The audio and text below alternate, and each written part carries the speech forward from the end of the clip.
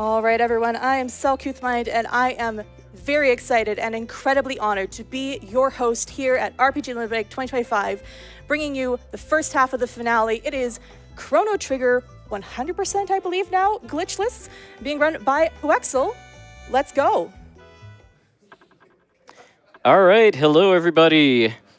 About to get started with our final run of RPG Limit Break 2025, and you may notice a little change on the stage right now, and that's, we had the idea too that since we're actually wrapping up Limit Break 2025 with the same game as the first Limit Break in 2015, we thought we'd bring back the comfy Christmas couch for a bit of a retro throwback to...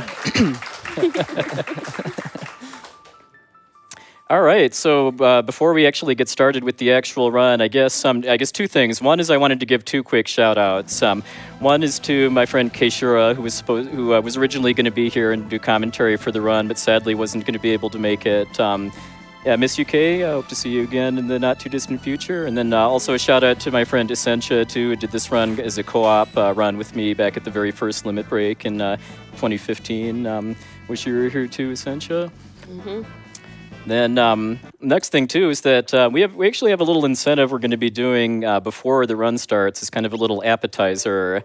If anybody noticed the file names I had there, we're going to be doing actually the last form of Spekkio, who's kind of this game's super boss. This is kind of a little appetizer. You have to be level 99 in order to actually fight Spekkio. And we don't quite have enough time left in RPG Limit Break to do probably 8 to 10 hours worth of level grinding that it would take to grind to level 99.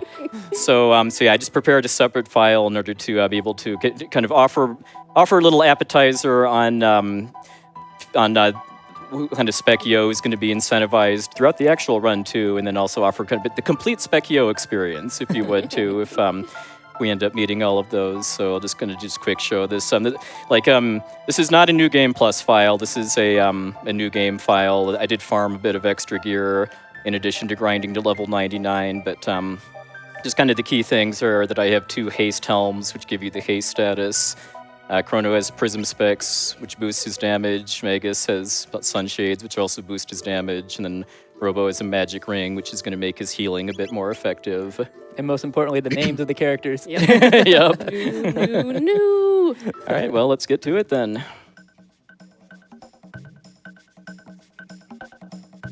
And the most upbeat, happy boss music, essentially. Yeah, this is a super boss, so it has pretty much all of the strongest attacks in the game. Like, this is Dark Matter, which is Magus's strongest spell. So Robo is pretty much going to be a literal heal bot for this fight. It's Robo's destiny. Yep. Main thing here is I just really want to make sure my HP is filled up after every one of Spekkio's attacks, because some of it, like, you can cast Luminaire, which is Chrono's strongest spell too, and that hurts really badly, along with an attack that takes me down to 1 HP. I cannot get over how epic this fight is while the playful... Yeah. Yeah, we're just slinging, casually, both sides are slinging some of the most epic attacks in the game while we're kind of driving along to Delightful Spekkio is what this is called in the soundtrack. Yeah, Spekkio could literally murder us here to the happiest music ever. Yeah.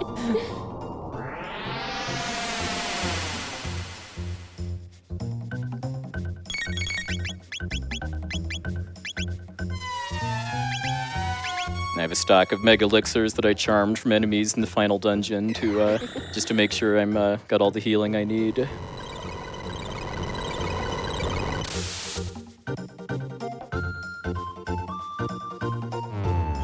It's hard not to head bob to this music too. It's so catchy. That's what I keep doing. And we will be hearing more of it.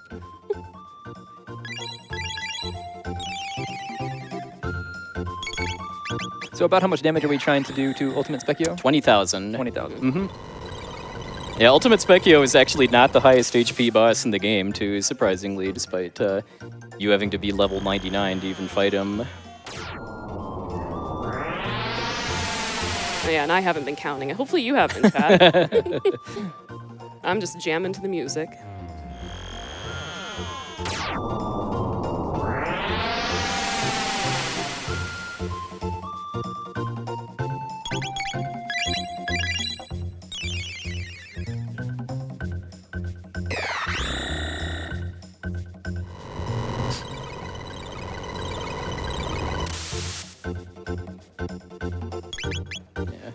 Should be getting relatively close at this point.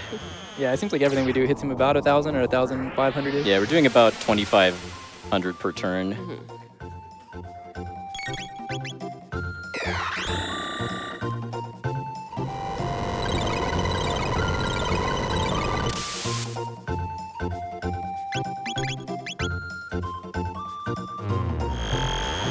I like that we're fighting for our lives out here and Spekkio is asleep. Let's take a nap. Yeah, news have very special sprite work too. I love this sprite too. Yeah.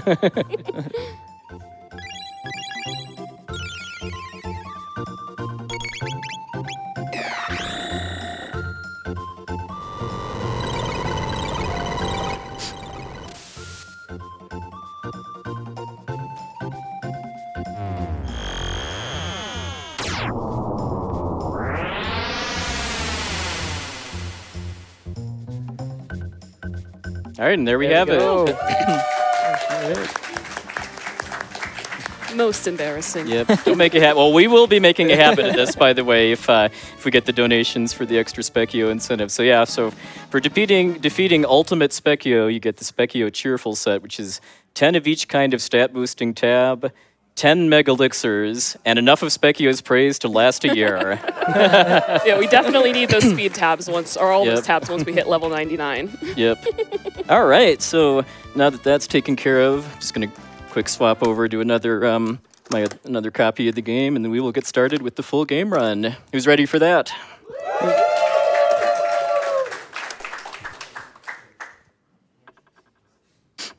The classic ticking. Yep. All right, so I guess we didn't really fully introduce ourselves, by the way, too. Hi, I'm puwexil. We're doing the Chrono Trigger run tonight. Hi, Puwexil. I'm Ambelie. And I'm SuperHandi. Yep. Oh, and we do have a third commentator on the mic. Yeah, Yep. we had our new friend Yeah, here. we got our new friend here joining us.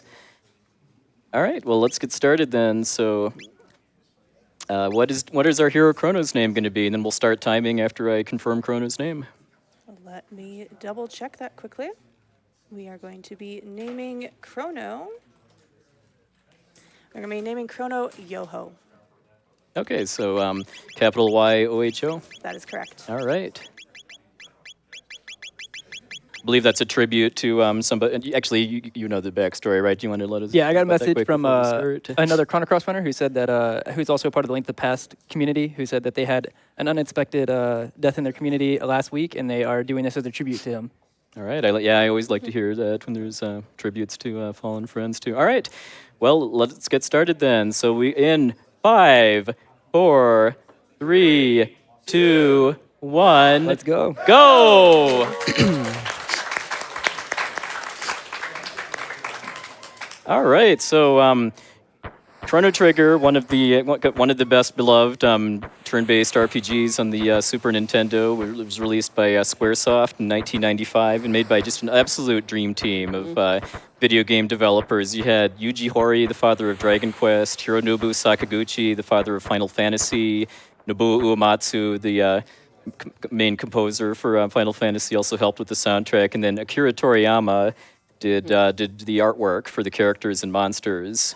And Chrono Trigger is celebrating its 30th anniversary this year, too. And I'm proud to say I'm actually doing this run on my cartridge that I got when the game first came out for Christmas. So I'm proud of that. And yeah, so. It's time to get out of bed. Yep. Just like me in real life, Chrono does not like getting out of bed. So, all right. So, first things first is we are setting the battle speed to the fastest possible setting and turning on the memory cursor. And what is our friend Luca's name going to be? Our friend Luca, let me do a quick refresh, make sure there's no snipes on that.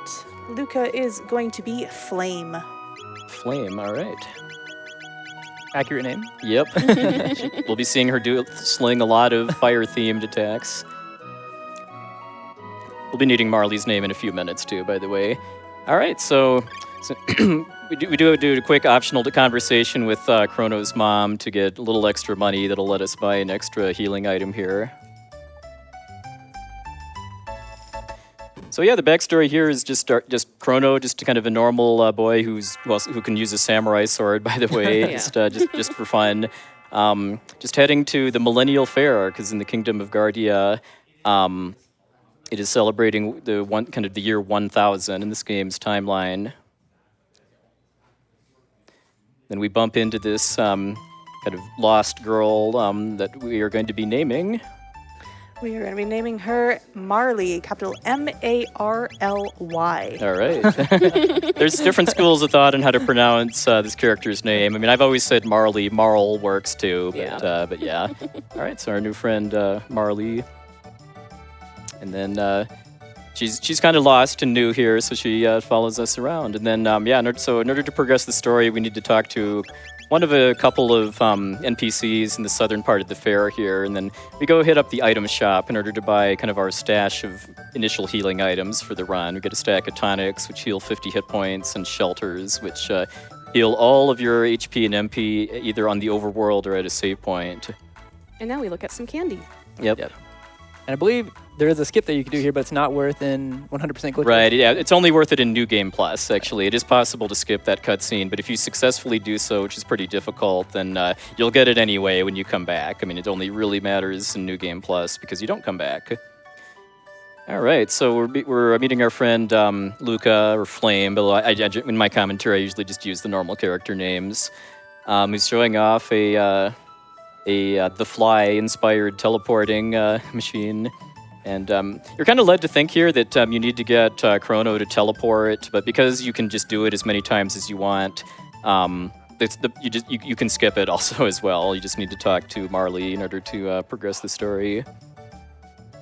All right, and then, so then we're about to kind of have things go awry where Marley's pendant kind of interferes with the teleporter, then makes Marley disappear into this mysterious blue portal, which we will be grabbing her pendant and following through. So I guess while we're wrapping up this cutscene here, I guess why don't you get things going with a few donations or other words, Sel? Oh, absolutely. We have so much love. But first, I want to remind folks that the Spekkio frog form is going to need to be met within that first hour. So if you're looking to be involved with that incentive, get your donations in now for it. But with that, we have so much love. $250 from Scout in the Night, who says, I'm really excited to see the Chrono Trigger speedrun, even if realizing it's been my favorite RPG for 30 years is making me feel old. And we have $150 to Nami from Aria. Let's get a little bit more Chrono Trigger and RPGLB with fighting the new. Good luck on the run, puwexil. Just to clarify, too, we're not talking about fighting one new. We're talking about fighting 6 news. Yep. That's a lot of news. Yep. And that incentive, let me grab a little update on that one if I can find it here. We are at almost halfway on that incentive. So nice. When you donate, scroll down, assign your donation towards the incentive.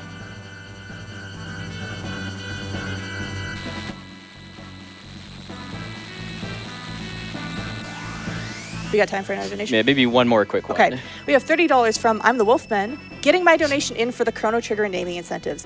Let's name the members of the final party after Akira Toriyama. Rest in peace. Yes. Less than 3. All right, so after we finish traveling through time here, we're about to fight our first battle against 3 imps, which are the kind of the weakest type of monster in this game. And then this fight is, for being the very first fight in the game, is actually somewhat difficult to do optimally too, because we want to try to kill all 3 of them before any of them get attacks off. And then the inputs for doing so is actually pretty tight, because I have to actually change away from the default target. Because if I just attack whichever the default target is, I'll get hit like twice or so. All right, nice. First battle down. Yep. I don't know how many battles there are in this game, otherwise I'd make a joke about how many there are to go. All right, and now we've got our first go with what we call the bird skip. All right, nice. Yes. And it just disappears. Yep. That's a 2-pixel window that I'm aiming on there. And if anyone's wondering why the screen kind of flickered a little bit there, it's not like an issue with our capture setup or anything. It's because when I'm trying to do like very, very, very precise movement in this game, I'll often actually do a pause buffering technique where I use the pause button to just kind of interrupt my movement and then try to make hitting like really, really tight movement windows a bit easier. All right, so we grab a power tab. We got a huge stash of those from New Spekkio, but unfortunately those don't carry over to this run too, because that was on a different copy of the game. But yeah, we'll be using a lot of tabs throughout the run, because each tab permanently raises a character's stat by 1. And we can do either power, magic, or speed. Speed being the most important by quite a bit. So after kind of coming out of the forest, we find ourselves we're kind of in our familiar territory, but not quite. And if we talk to some NPCs in Truce, our starting town, we'd kind of quickly find out that we've actually traveled 400 years back in time, back to the Middle Ages. And the world here is not quite as peaceful as it is in our present day. There's actually a war going on between Guardia, our home kingdom, and then these monsters called mystics that are ruled by a mystic named Magus. So then, as after going exploring a bit, we the queen or queen, and I've never been clear on whether it's lean or leanie or something like that. Acts a little weird. Then we kind of quickly find out that she is actually Marley, our friend that we just made. That since she went through the time gate first, she was kind of quickly found by people from Guardia and kind of mistaken for their queen because she resembles her for some reason. It's probably not terribly important. No, I doubt it. But things aren't quite. Things don't quite go according to plan. Where Marley just kind of panics and then disappears. But before we figure it out, we're gonna grab this chest on the way out. Yeah, we're gonna loot her room. Yeah, it's all good. We're just gonna steal this ether out of her room. Yeah. Typical RPG protagonist. I mean, it's not even behavior. hers. It's technically the queen's too. All right, so then we can also find out that Luca actually followed us back in time through means that we'll find out a bit later. And then we get one thing I do really, really appreciate about this game's story and storytelling style too is that, it's a story that's based around time travel, but it's intentionally kept kind of very simple and easy to understand because it's very easy for a time travel based story to get into like paradoxes and causality and types of things where it gets really complicated really fast. But this game just keeps it kind of a really simple kind of fun adventure story about friends trying to save the world. So so we and kind of as part of that storytelling style, we get this what I call a 100% accurate biology lesson on how human reproduction works here, along with an imp steals you, picks you off the screen, and sticks its tongue out. Explaining that Marley's existence is in danger right now because her being mistaken for the queen meant that the real queen, who was kidnapped recently, has not been rescued. All right, so we're just heading out of the castle here. Then we just have a little bit of menuing here too in order to swap some accessories around to boost Chrono's power and Luca's speed. And then give a power tab to Chrono to raise his power just to help with the first 2 fights I'm going to be doing here. So when we're heading off towards Manolia Cathedral, kind of the first dungeon area in this game, we're going to be taking 2 fights that aren't expressly required, but this is a great opportunity to talk about what's called the tech system in this game. So this game doesn't kind of have traditional magic like most other Square RPGs of the era. You have what are called techs, where each character has 8 special attacks, some of which are flat out magic, and others are like sword-based physical attacks or stuff like that. And then one of the really, really, really cool, unique things about the tech system is that characters can combine their techs together to make what are called combos. And doing these 2 fights here will because one of the rewards you get from battles other than experience points, which raise your level, is tech points, which lets you learn new techs. And doing these 2 fights here lets us get our first 2 techs, Chrono's Cyclone and Luca's Flame Toss, which let us do the combo Fire Whirl, which is going to be really, really, really helpful for the next fight we're going to be doing. And then we're going to be needing Frog's name relatively soon too after this fight here.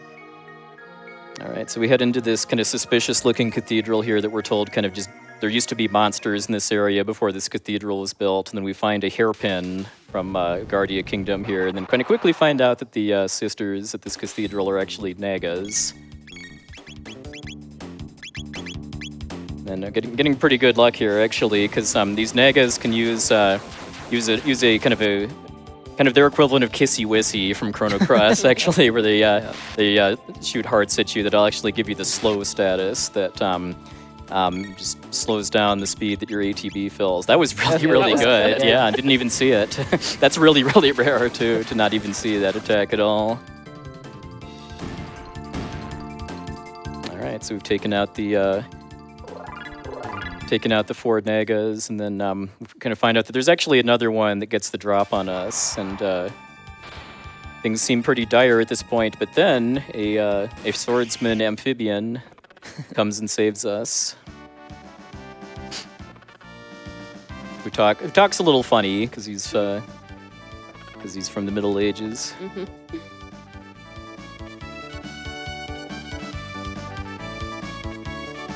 Person frog thing. All right, and what are we going to be naming our frog companion? We'll be naming it capital L, capital F, capital R, OG. All right, which I know very much is a reference to Le French Restream, our Restream friends, to make our marathon more accessible to French speakers, which we very much appreciated, along with our Japanese Restream. All right, so kind of the keys in this place are the organs, as we quickly learned. All right, so with that, we're heading into our first kind of dungeon-style area, the cathedral.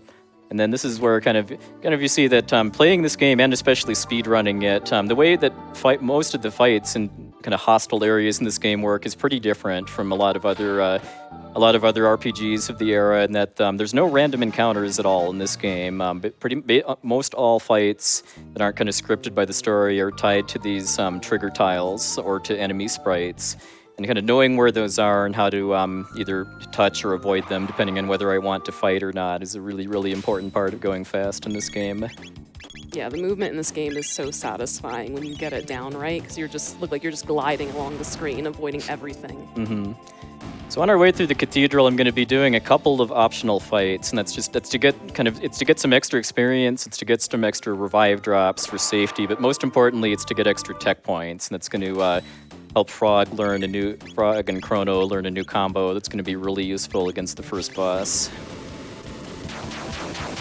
For all these fights I'm doing right here, kind of the positioning when I trigger the fights is very important too. Because like for that first fight, I needed to trigger it from the north side so that Luca is standing in the right spot to hit both of them with her flame toss. And then for this one, I do need to trigger it from below in order to get 4 enemies in it.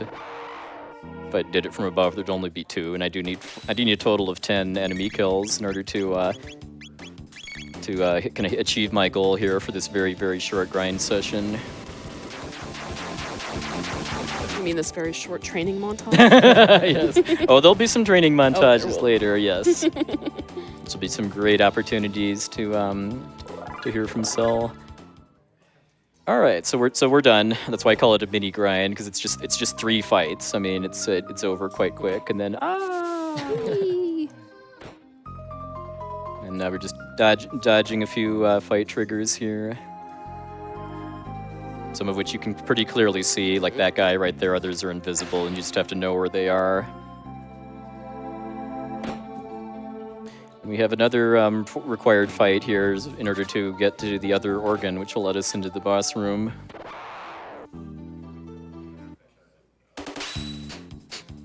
All right, so for this fight here, I have to kind of hesitate a little bit for the enemies on top to just take a little step forward, and that's to actually hit all 3 of them with a fire whirl. If I just went straight for it, I'd miss the guy on the left. Some of the fights in this game just have some really kind of particulars as far as positioning for enemies, as far when you're setting up quick kills.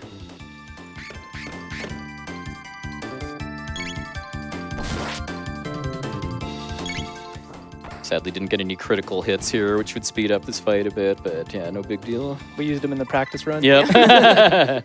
All right, so there we learned one of the most iconic combos in the game, X-Strike, which we saw a lot of in Handy's Chrono Cross run back on Thursday, I think it was, and yeah, we'll be seeing some more in this game too. All right, so we play the organ in order to open another secret door. There I do kind of a little optimization with how I go down that stairs in order to cut out an animation of getting surprised for falling for the same trap again. All right, right, so then we throw on some upgraded weapons that we picked up. Use a shelter to fully heal. Power tab to up Chrono's power bit and grab a safety save, and then we are on our way to fight Yakra, the first boss, who's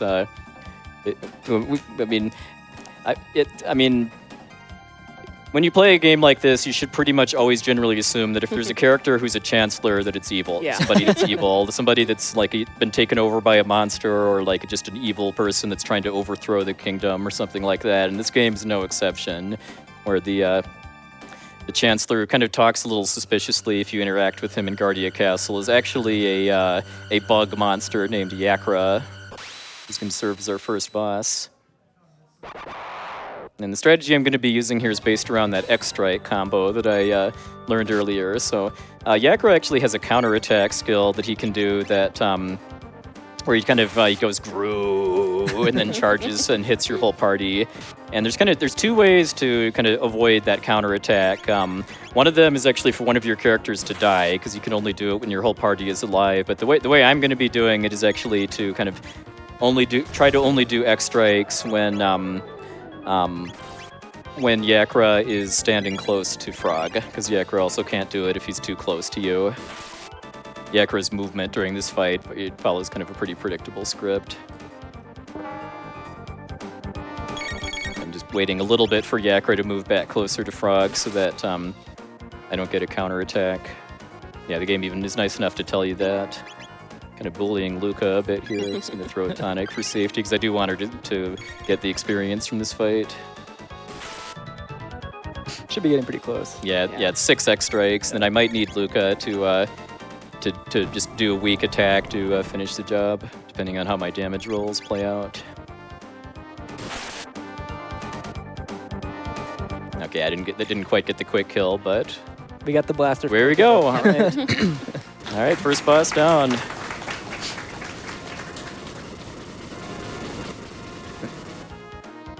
Yeah, and that's okay. So then we rescued the real Chancellor along with Queen Lean, who was being held prisoner here by Yakra, and then we head back to Guardia, and then also rescue Marley, who's now kind of rescued from oblivion by having her ancestor. Because we find out that we're going to be finding out that Marley is actually the princess of Guardia in present day, and that Queen Lean is her ancestor.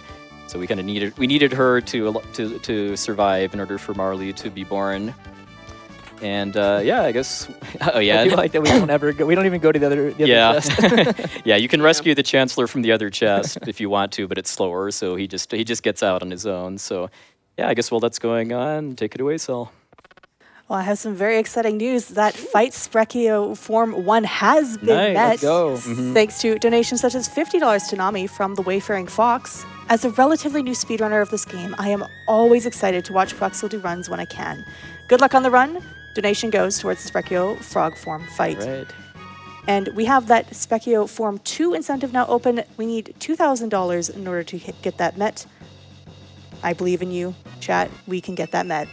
Yeah, we just want to hear that awesome music as many times as we can during this run, honestly. You can keep going, Sal, too. We got a little bit more cutscenes, Awesome. too.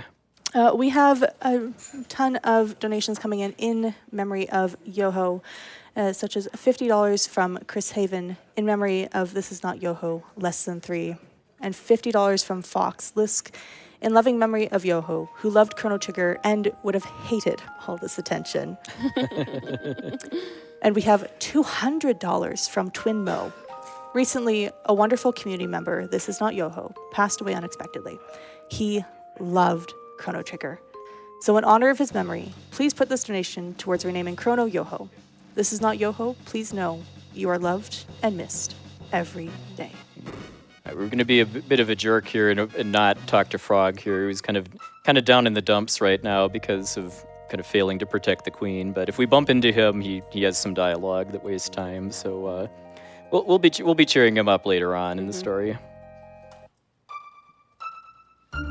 All right, and then we could maybe at this point too, just kind of, well, actually first, this is going to be our first unavoidable fight that I'm going to be running away from too. And then it actually, sometimes when I stream speedruns of this, every once in a while, somebody actually is surprised that you can run away from fights in this game, because it's not really, I mean, just given how this game doesn't have random encounters, and enemy triggers don't respawn generally unless you leave or come back to the same screen.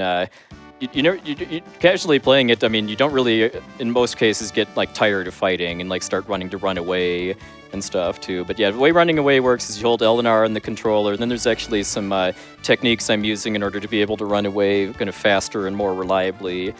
The first one is that when you're holding the L and R button, it's kind of that's incrementing a hidden counter in the game that takes about roughly 2 seconds of time in order to fill up, but that counter can start filling up before the fight actually starts. So kind of while the game is drawing the HUD for the battle, even actually I think even slightly before that, you're still getting credit towards running. And then another thing too is that counter also goes up if you're in the tech or items submenu. So for most fights where I just flat out want to run away, I will as soon as I lose control of Chrono, I'll hold L and R and then go into my tech menu and then kind of watch for my characters to change their poses, which tells me that counter is full and I'm ready to run away. And now we have a new best friend. Yep. We're gonna take home to the castle and then just kind of be on our way, and that's gonna be the end of our adventures for now. Because I mean, we saved the princess and just need to take her home. Yeah. Never mind that 6-hour estimate on the layout for the run. Yeah, we're being such a gentleman and escorting her back to the castle. Yeah, so in the Middle Ages version of this forest too, there were actually a lot of invisible fight triggers. But in the present day, which is where you're generally going to come here first in a normal playthrough, you can see all the enemies, so it's a lot kind of easier to get around there. But yeah, things kind of rapidly fall apart though, where the other Chancellor from present day accuses Chrono of kidnapping Princess Nadia, which is Marley's real name, and then we get thrown on trial. And this trial sequence right here, I think is just so ahead of its time too, because we're basically being put on trial for being a JRPG protagonist, as I put it, where like we have these witnesses come in and there's a lot of interactions we could have had at the Millennial Fair that affect this trial, and then like we could eat somebody's lunch that is left unattended to get a free heal, but then the Chancellor calls that person as a witness to impede our character. We could do a pointless fetch quest too of rescuing a lost kitty. And that would also affect it too. I'm sorry, rescuing kitties is not pointless. So the crowd didn't really like that. Yeah. And I guess we'll explain what the kind of the rule set for this category is at another point when we have some downtime. Kind of been throwing a lot of information rapid fire at the audience, but yeah, as far as this trial, so eventually going to have some jurors cast votes on whether Chrono is guilty or not guilty of kidnapping the princess. And the votes are all just, again, are tied to things that you, either to both dialogue prompts in this trial and then things that you either did or didn't do in the fairgrounds. And and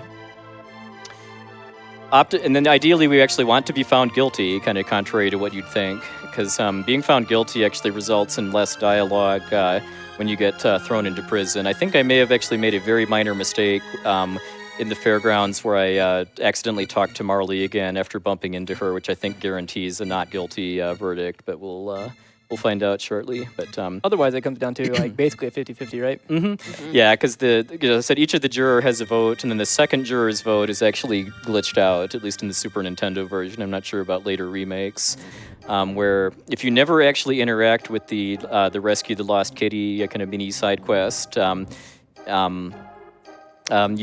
second juror is set to uninitialized memory, so it's kind of effectively a coin flip. And yeah, I saw we got a not guilty for the second verdict, so accidentally talking to Marley again isn't even going to matter.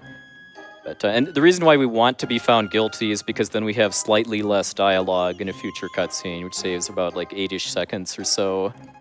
So it's not. I mean, I have yet to ever feel the need to reset over getting this, or even really see anybody else that's kind of trying to optimize this to the point where that just a few seconds matters. But it's just a little bit of an annoying way to kind of randomly lose time. And the question I get asked sometimes too is, well, couldn't you just kind of do more stuff at the fairground to guarantee a guilty verdict? And the answer is that you could. But since the time savings from getting found guilty is only a couple of seconds, all of the things that you could do to guarantee guilty cost more time than that. Because like if you eat the lunch, the chancellor calls a new witness, and there's more dialogue, and then it ends up costing more time than you save from the guilty verdict.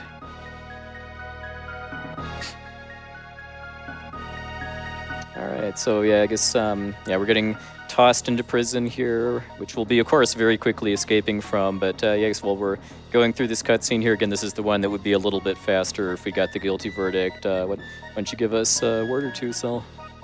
Absolutely. We have $300 from Shuffy. Thank you. Some games are great because of their story or gameplay, but what makes them personally the best is the experience you have with them. Chrono Trigger is that with me because it was the last game my brothers and I played together. Huddling on the couch while we witnessed the terrible future that needed saving, defeated the fiend Lord Magus, taking in the magic kingdom of Zeal, and most importantly, knowing that indeed mountains are nice.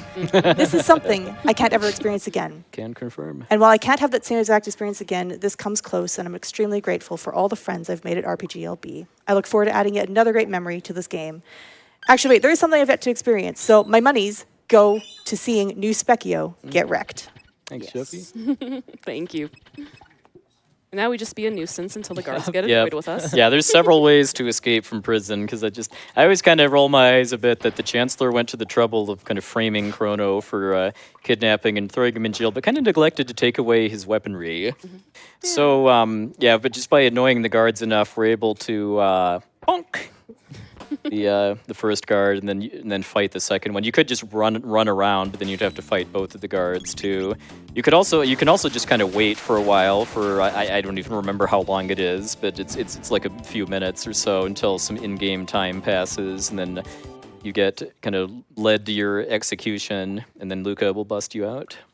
This is a very tight skip here. Nice. And for all of these guards that I'm fighting, even though they're only single targets, I'm using Chrono's Cyclone because they have 60 hit points, and a Cyclone will guarantee a one-shot. If I was using... Cyclone does do a little bit more damage, I think like 25% or so compared to a regular attack. So regular attack, it would take 2 hits or a critical.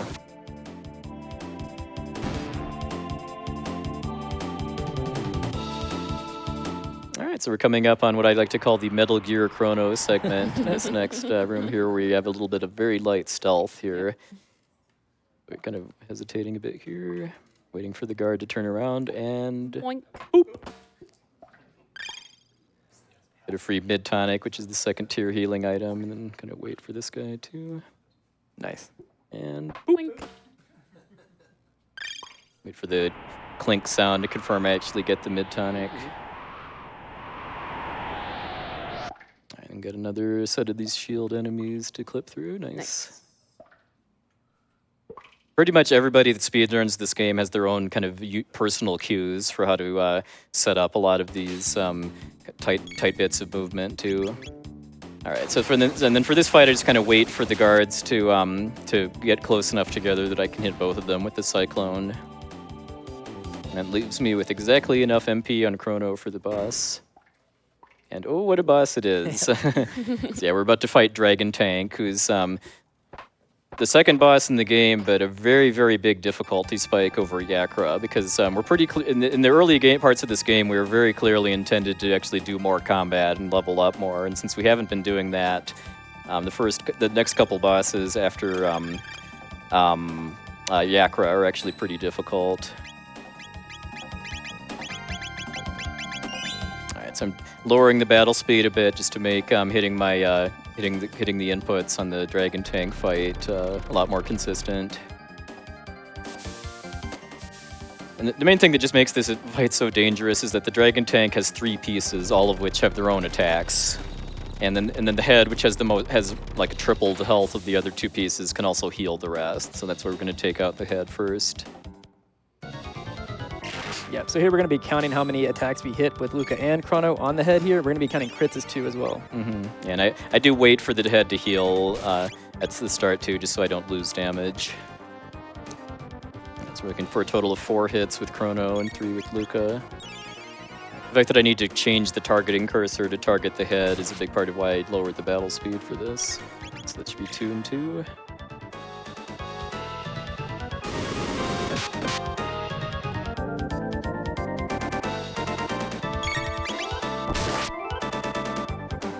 before I do Luca's third hit. I'm just going to wait for Chrono to get a full ATB bar.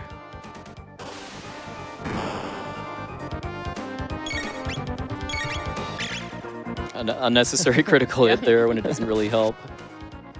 All right, so the head is almost dead at this point. So if I tried to use Cyclone earlier, that would proc healing from the head. But since it's going to die to this Cyclone here, I'm just going to go ahead and do it now.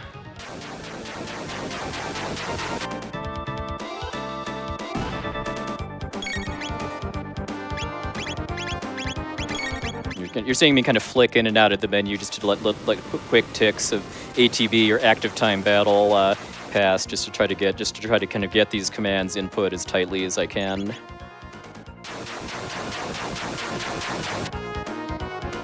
Right, so he's going to take out the wheels and shoot a nasty laser at Chrono, but he's got enough health that if the tank gets a last missile off. Oh, nice! Nice. Got skipped the missile too, but just how kind of tight my inputs were. It is unfortunate that Chrono does not learn this next move until the end of the fight. Oh, yes. Yeah. All right, so that's the Dragon Tank, and finish him. All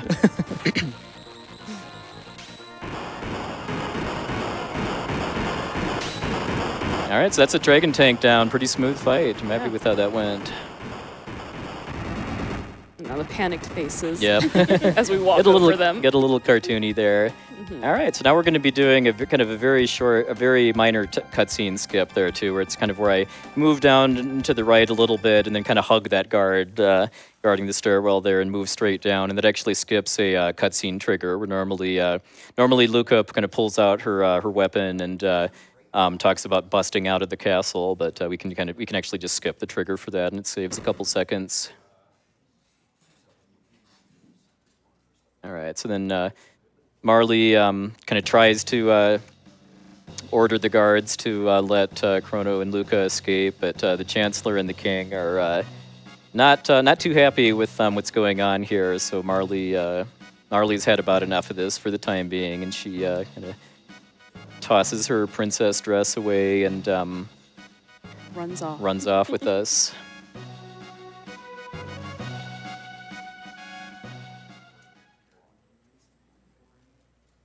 King not too happy about that though, but we'll be revisiting that little subplot quite a bit later in the run. All right, so unfortunately, since the guards have blocked off the way through the forest, we have to kind of take the path to this dead end clearing in the side of the forest, where seems like we're at our limit. But then we find another time portal here, similar to the one we used to go back and forth to the Middle Ages a bit ago.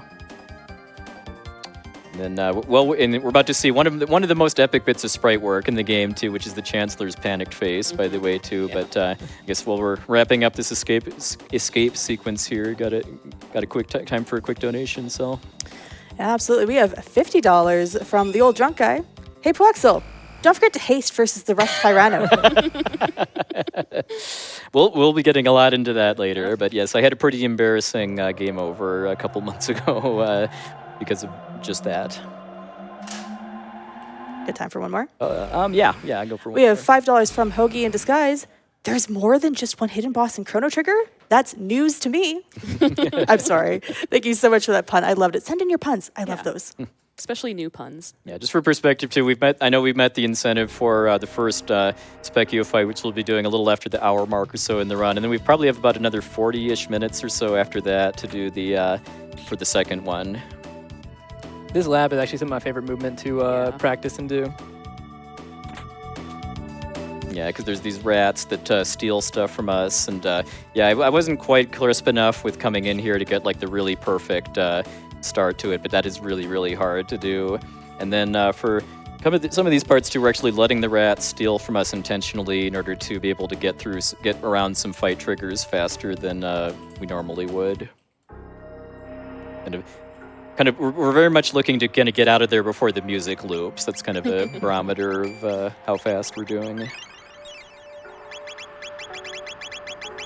All right, so got a pretty important safety save because we have yet another pretty dangerous boss fight coming up here. So yeah, we're in this very strange alien world where just everything seems just absolutely desolate, and we find these people living in domes, just kind of slowly starving because they don't have real food. They just have a very special machine that we'll be paying a visit to after we're done with the boss fight here. And we kind of quickly agree to help the people of Arisdome here to go try to go find some food that's in storage, kind of in the basement of their dome, but guarded by monsters and or robots.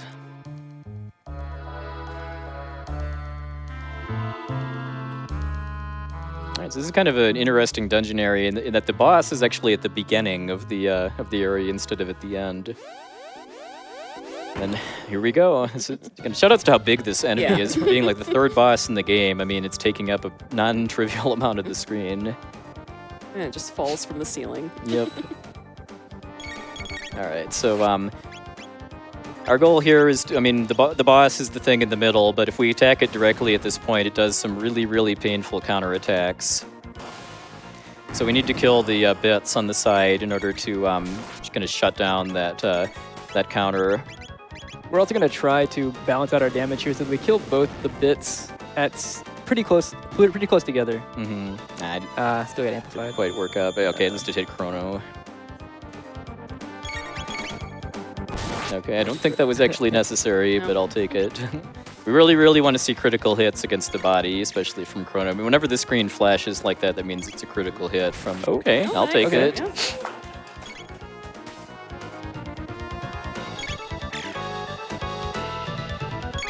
So then, yeah, once we've disposed of the bit, we kind of get basically 5 turns to just wail away on the kind of the now helpless Guardian's main body. We do want to make sure we're not kind of setting up to attack as soon as the bit's it's revived, though. So we just need to kind of be kind of mindful of where that counter is at.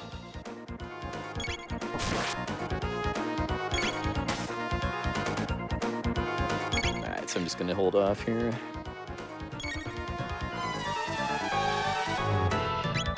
And go ahead. I was gonna say, so ideally we're trying to 2-cycle this boss here. We don't want to see them come back a third time. I'm getting very lucky with the movement RNG for the bits too, and that they're lining up to get double hits.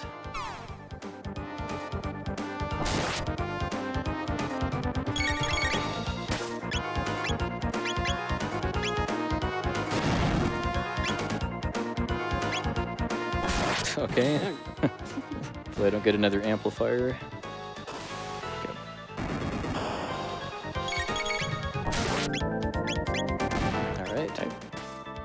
Should be a pretty safe 2 cycles since I did get the crit on the first phase.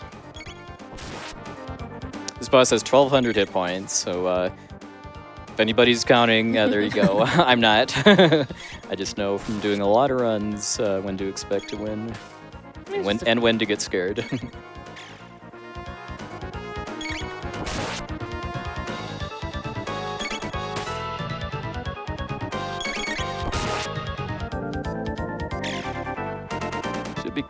Getting pretty close at this point. All right, there we go. There we go. All right.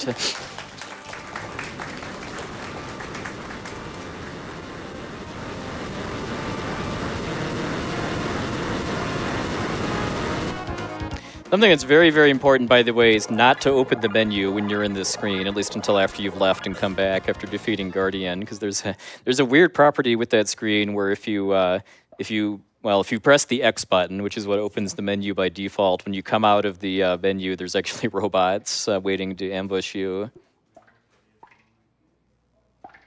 All right, so we find out that unfortunately we got here quite a bit too late to try to find food to give to the people upstairs, that the refrigeration in here failed quite a bit ago and all the food went bad, and that somebody that somehow got past the boss that we just defeated got in there too and kind of passed away, but left behind a hint that we do need to read in order to be able to progress forward, that this rat here has the secret to continue. I thought that rat statue looked a little suspicious earlier. Yeah.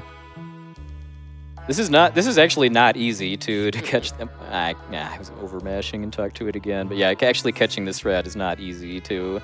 They actually turned it down a lot in the PC remake of the game too. It's fairly difficult on the SNES version. Yeah, most of the time when I play this, I catch it almost at the very end of that. Mm-hmm. got some more kind of fun movement to dodge all these fight triggers with these insects here. Yeah, luckily all these enemies in here are on a set pattern, so when you practice the movement, you get to kind of just repeat it in runs. Mm-hmm.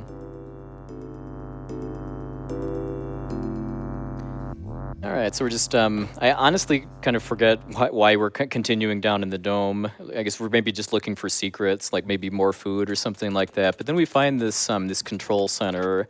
Or actually, no, I take that back. We're looking for information on how to get home at this point, as far as like where to find another time gate. And since but just from talking to people around here, we kind of learned that we've actually gone into the future. Like we're from the year 1000 AD, and we are in the year 2300 AD, and we're in this ruined world. We're quickly about to find out why, but then we use the technology to find a time gate, and then Marley just kind of presses a random button that I have to call the plot button, because we access a recording from the futuristic year of 1999, when there was an event called the Day of Lavos, where we're kind of seeing that a giant insect monster kind of emerged from the Earth's crust and laid the world to waste. And then we kind of very quickly we're actually seeing right now something that was kind of talked about a fair bit in Chrono Cross too, about how we're learning that our world is doomed, even though it's going to happen almost 1,000 years after our lifetimes. We quickly make the decision that we want to stop it, and I guess while that's going on and while we're heading back upstairs, why don't you give us a few words, Sil? Well, I have a very exciting donation here. We have $1,000. Thanks to everyone on the couch for such engaging commentary, and especially to puwexil over the many years. Thank you, anonymous donor, for that incredibly generous donation towards Nami. I just wanted to quickly say I love how this music just persists after this. Yeah, this game's soundtrack has no duds really at all in it, and it's just it's part of what makes this game just kind of holds up so well after 30 years too. Yep, every time we've changed to a different song, I've had to stop myself from saying, this is a good song. This one's a good song. Yeah. Just a little note, too, where I hesitate a little bit there to get that bug to move out of my way, mostly just to kind of line up getting past these rats here, too, without having to wait on their cycle, too. But, we head back upstairs, and we didn't find any kind of traditional food, but we did find some seeds that we give to the people to kind of plant to grow their own food, and it kind of becomes a metaphor that it's the seed of hope for the future, kind of giving to people that have lost their hope.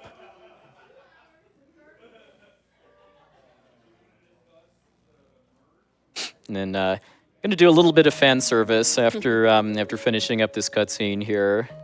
Where we learn, what is it, heal thy? Is that how you? Heal thy. Yeah. We want to get. We took a lot of damage from the Guardians, so we want to get heal thy too. All right. I'd like the audience to join in on this too.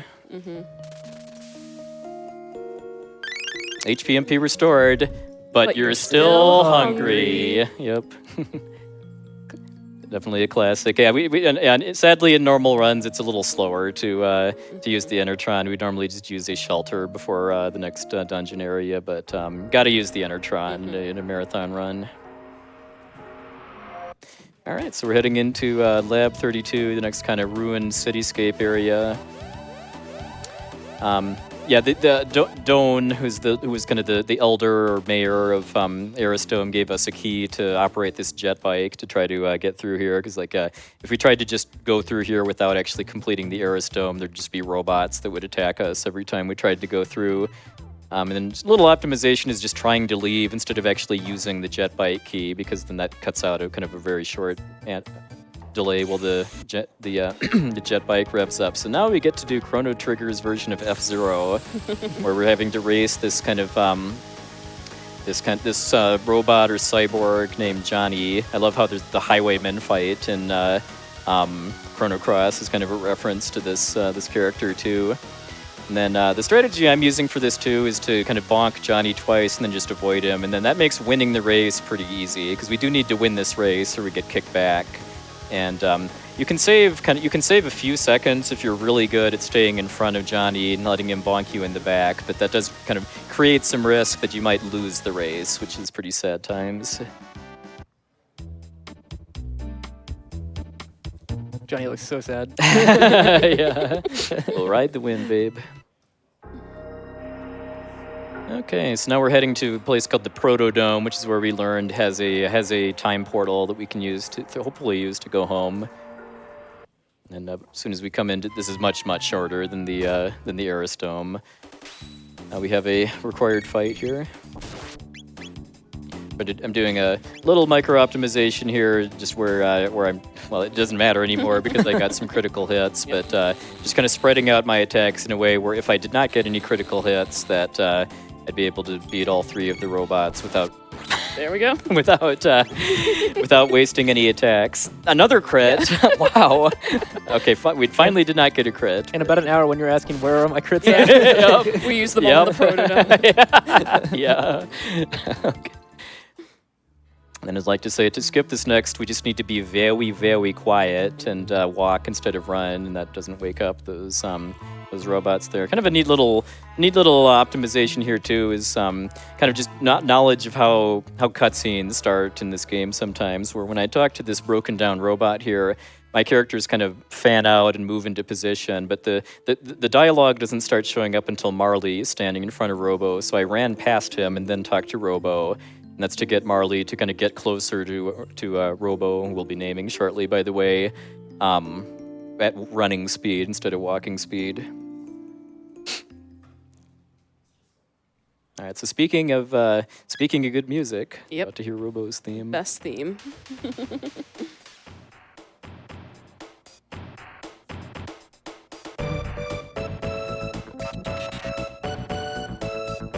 We find out that we were a little concerned about this robot attacking us, but it's actually very, very friendly and very, very polite.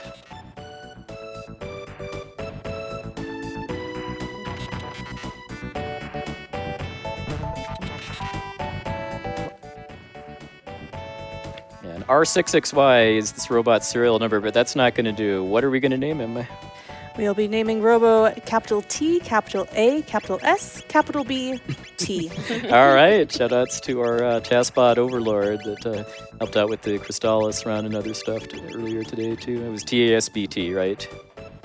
That is correct, capital TASBT. All right, we have named R66Y taskbot. Do we still have Taskbot in the audience? Oh. Fantastic. All right, so then, we find out though that door that's right behind at the top of the screen kind of leads to where we need to go, but unfortunately it's locked right now and has a remote power source at a nearby factory that's currently shut down. So Robo offers to accompany us to go to that factory to try to restore the power. We actually get to choose who to take with us to the factory, and we take Luca. It's honestly not terribly significant, but it has some very, very minor impact on experience distribution too. Just because we're going to be using Luca a lot more than Marley in the run, we take Luca, and it helps that she's the default option too. All right, so we're going to commemorate Robo joining us by overclocking him, as I call it, too, by giving him the Berserker, an accessory we picked up in Lab 16 that it does what it does in a lot of Square RPGs, where it makes you just automatically attack every turn and have increased damage. Nice. That would have one-shot it too. Jeez. This run is off to an interesting start. That's all I have to say. All right, so then the factory is a really kind of interesting dungeon as far as how we do it in the speedrun, and that this is kind of meant to be a two-part dungeon where there's kind of an east and a west half to it. The west half is where the generator is, but there's a password that we need to learn in order to be able to reach where the generator is. In order to get that password, we need to go to the east side. But if we already know what the password is because of having played the game before, or the magic of the internet or something like that, we can actually just completely skip the east side of the factory and go straight on to the west. And if anyone was wondering why I didn't do that, went up a little too early. If anyone was wondering why I didn't do that in the Aerosdome, it's because you can't. You do actually have to learn the LRA password in order to open the door there. And that's my theory on why that is because if you could open that door early, you could skip the boss too. And the game designers didn't want you to be able to at least easily skip a boss fight. We'll say that last encounter was RNG manipulation. Yes. All right, let's see. Okay, so this is a pretty obnoxious fight because we get five randomly colored slimes. The more greens, the better, because the reds have slightly more health, but they have way more defense, and they're also worth less experience too. So it's just bad all around. And of how quick this fight can be done in like 2 or 3 turns if you get a lot of greens and get kind of lucky with damage rolls. We're also trying to not attack any of them like that are different colors right next to each other because they will counter or can counter. Right, yeah, there's a chance that they might use, okay. Oh, Nice. Yeah, that could have procced a counterattack, but it was a one-shot. And that's the main reason why I give Robo the Berserker at this point. I am going to need it for a boss fight later on in the run, but I throw it on now just because sometimes, depending on how this fight plays out, that extra attack power I'm getting from the Berserker might actually matter on this fight. Alright, so since I'm down to 2, I'm just going to use regular attacks to finish the job. The downside to the Berserker is that you can't control your targeting, too. Otherwise, if Robo could just go straight after the greens from the start, that'd be pretty nice.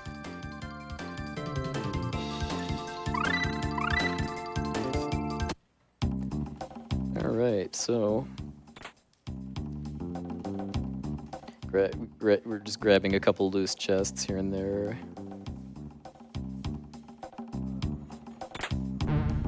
Grab a plasma gun for Luca, kind of like our prize back there. And I do the difficult password entry of just holding all 4 face buttons at the same time. Because the password is Zabby, which is XABY on the controller. That's what you learn if you actually kind of do the factory as intended, as far as solving a couple puzzles to gain access to a computer terminal that tells you what the password is. All right, but unfortunately, turning on the generator trips a security system. So we need to escape ASAP. Epic run down the hallway. And Robo uses his incredible strength to hold the doors open. Yep.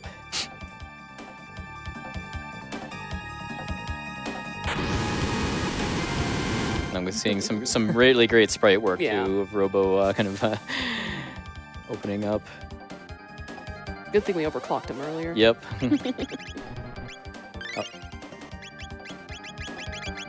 Alright, so I'm healing up Chrono and Luca. Robo's fine, he doesn't really need healing right now. And then lowering the battle speed a little bit, because we are at the boss of the factory.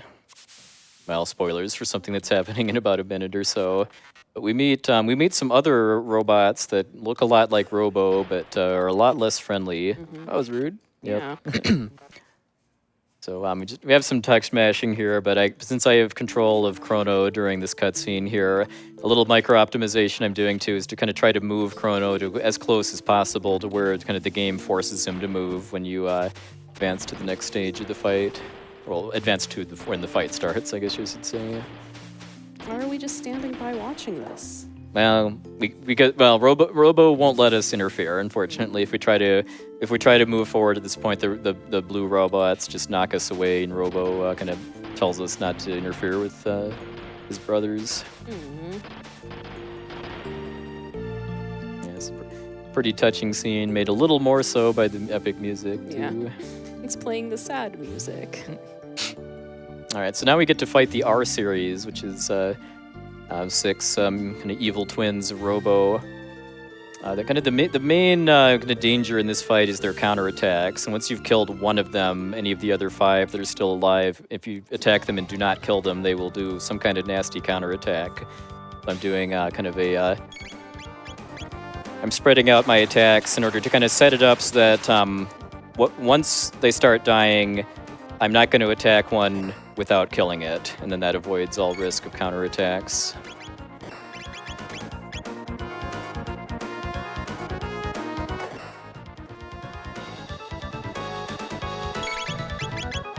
So do the front row and then the back row.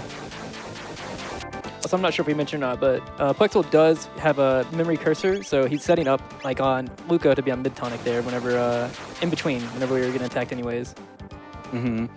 Yeah, there's some kind of interesting nuances to how exactly the memory cursor works. When we're dealing with items specifically, that's something we can kind of pre-stage to have the cursor pointing at what we want in advance. Right, and then our series of 150 hit points, so 2 cyclones takes care of them. Nice. All right, and there we go. Nice fight. Yeah. The number of level ups I'm getting after each of these boss fights, by the way, I think should really show just kind of how badly under-leveled I am. Like, my whole party has gotten 2 full level ups off the last 2 boss fights. Let's get that. I'll just hold this now. All right. All right, so since we've disposed of the R series, we kind of rescue Robo from like a trash disposal unit or something that they tried to throw him down, and we take him back to the Protodome so that Luca, despite being a kid from the present day, is able to repair a futuristic robot. That's because Luca's the best girl. Yep. She knows the importance of TaskBot. Mm-hmm. We can't survive without TaskBot here. But speaking of, I've been keeping an eye on that bid war between the who gets to hug Chrono later. And I see that Luca's not winning, which I said Luca is the best girl. So if you agree, I mean, Luca's the one that saved us from prison, repairing Robo. Yeah, Marley hit the plot button, but you know. I want to see more people donate for Luca for the hug. All right, so head on through the open door to use the time portal, but then things go a little weird, and that's because this is an RPG, and RPGs have arbitrary limits on how big your party can be. And I do very much appreciate that this game has some in-game lore to explain why you can't have all of the characters that have joined you be in your battle party at the same time. That's just that there's an arbitrary limit as far as how many people can go through a time gate at once, which is 3. All right, so actually can probably squeeze in a quick word from our host or so while we're getting some backstory on how time travel works. Absolutely. We have, I want to update on that Fight Spekkio Form 2 incentive. Right now we're at $765 out of the 2,000 needed. I believe that's going to close in about 40 minutes. So you have a little bit of time, everyone, but not a lot of time.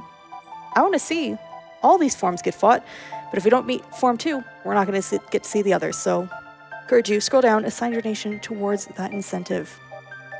Speaking of Spekkio, by the way, we're about to meet Spekkio, who's the master of war, who's seen a lot of battles, and asks us if he looks strong or weak. He looks a little weak at this point, to be honest, and that's actually because Spekkio's form Spekkio is kind of meant to be a mirror of yourself, and that's kind of implemented in the game by his form is tied to your party leader's level. And it surprises a lot of people seeing speedruns of this too, that there's a frog version of Spekkio, because when you play this game normally, you're not going to see that. If you're actually taking fights as you go, you're going to be over level 10 by this point, which is kind of the cutoff for the next version of Spekkio. And then Spekkio is kind of a benevolent jokester here and makes us run in circles around his room and think magic. And then proceeds to teach us magic, which we'll give all 3 of our party members their level 3 techs and any techs below that they didn't already learn, which my whole team is benefiting from. Then in a normal run, we'd be doing what's called the Spekkio skip right here, which is where we say no here. But because we had the donation incentive, Matt, we're going to be fighting Spekkio, who has these kind of friendly sparring matches with you periodically. So I have a really hard time not head bobbing to this music too. It's so catchy. Yeah, we really want to hear this music more, so make sure you donate for that. Yeah, the frog version of Spekkio is very weak. I mean, if you mess up the so-called Spekkio skip, it's actually faster to actually win the fight rather than lose, which kicks you out. All right, well, that is Spekkio Form 1 down. Thanks, everybody, for donating to add that to the run. Not counting the new Spekkio fight that we kind of did as a little appetizer beforehand, there are actually a total of 5 forms of Spekkio that we want to see all of those throughout the run tonight. So yeah, let's get that second Spekkio form incentive met as soon as we can. All right, so we're in kind of a little interesting situation here. We're basically, yeah, we're in this place called the End of Time, which is where kind of all time travelers kind of intersect. And there's a pillar of light that takes us back to our time period to 1000 AD, but it's taking us to a different part of the world than where we live. This island called Medina Village that has descendants of the mystics that are kind of basically the fiends in the Middle Ages. And the mystics don't really like humans that much. So, and there's that suspicious fellow named, I think it's Ozzy the Eighth or so, too, who's the descendant of Magus's general from the Middle Ages. And he's kind of a jerk, so we're stealing from his house. We're stealing a speed tab and a magic tab. And tabs permanently raise your stats. Imagine being those imps, and you just find out you have a time gate in your cabinet, Yeah. and you have to go on about your life. I'm glad they were at least nice to us. They're just like, oh, well, you popped in. All right, cool. Some of us might hate you, so be careful. All right, so we meet this friendly weaponsmith that we could have interacted with at the Millennial Fairgrounds called Melchior, who were able to buy some upgraded equipment from. We buy a red katana for Chrono, which raises his attack power and also his magic stats slightly, which is going to be useful for the next leg of the run. And then also it's going to spend the rest of our money on mid tonics, and then we do a thing that I wish was kind of a little more useful in speedruns too, which is actually to kind of to do menuing while you're in the shop system too. That's actually a little bit faster than the normal menu system because you don't have animations of the different layers of menus sliding up and down when you're going through your equipment. So as part of my setup before the R series, I actually lowered the battle speed to 2, and that was both for the R series fight itself to make it safer, but then also for this next dungeon called Hekran's Cave, where there's quite a few enemies here that are pretty fast, and on battle speed 1, it's actually extremely difficult to run away before they attack you. So lowering the battle speed a little bit, even though it makes my ATB bars feel a little bit slower, there's a lot of cases in the run where being on a slower battle speed makes it a lot easier to outspeed enemies, and then so I'm coming out ahead because I'm like defeating enemies or running away before they attack, so I'm skipping their animations. Also, this next skip is pretty tight. Yeah, this is a pretty tight skip with these bats here. All right, got it. Nice. This skip is not tight at all. I just need to give some space to that bottle on the side. All right, so we're coming up on Hekran, who's another bitter kind of descendant of the mystics. Let's see. Okay, I'm good. And then Hekran is meant to be kind of this whole dungeon is kind of meant to be a bit of a tutorial on just the magic and tech system in this game, because only magic really works on Hekran. And then, so yeah, Hekran follows a very, very predictable pattern where he does 3 attacks and then goes into a defensive pose where you have to kind of wait for him to come out of that, or else he casts the Water 2 spell on your whole party. And then kind of what those 3 attacks are changes once he gets below half health to become a lot more dangerous. So we're kind of following a pretty tight script at this point in order to do enough damage to get him to right above half health. He has 2100 HP, so get him to above 1050 hit points before we progress, kind of do more damage to progress to the next stage of the fight.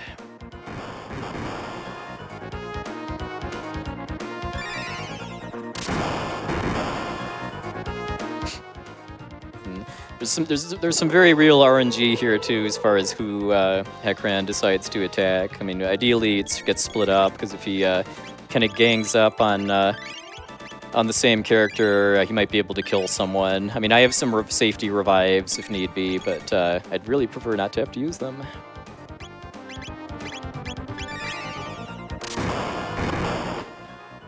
And again, we do not want to attack Hekran when he's daring us to attack him, because then he does a water wave on our whole party, which hurts a lot. All right, so after these hits here, Hekran is right above that half health meter. So I'm actually waiting here for Hekran to attack. And that's so that once I push Hekran into his second phase, which makes his attacks power up a fair bit, his ATB is empty. So that just kind of that makes this fight a fair bit safer as far as guaranteeing that when I go into this next stage of the fight, he's not really going to be able to easily kill anybody.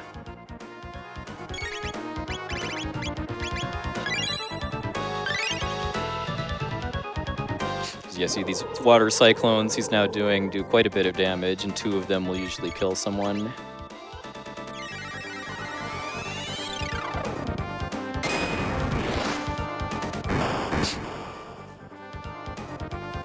Trying to squeeze in he's gonna have to revive Marley now, but that's okay. Squeeze in another slash here. It switched to slash at this point, even though it does a little bit less damage, just because the animation's faster. The nice thing about the defense poses during this fight, though, is this just gives you some natural breakpoints to catch up on healing if you need it. All right, so just because I'm at the start, I'm still in the dangerous part of the fight. I'm actually just having Chrono hold his turn at this point so that he can heal whoever Hekran attacks.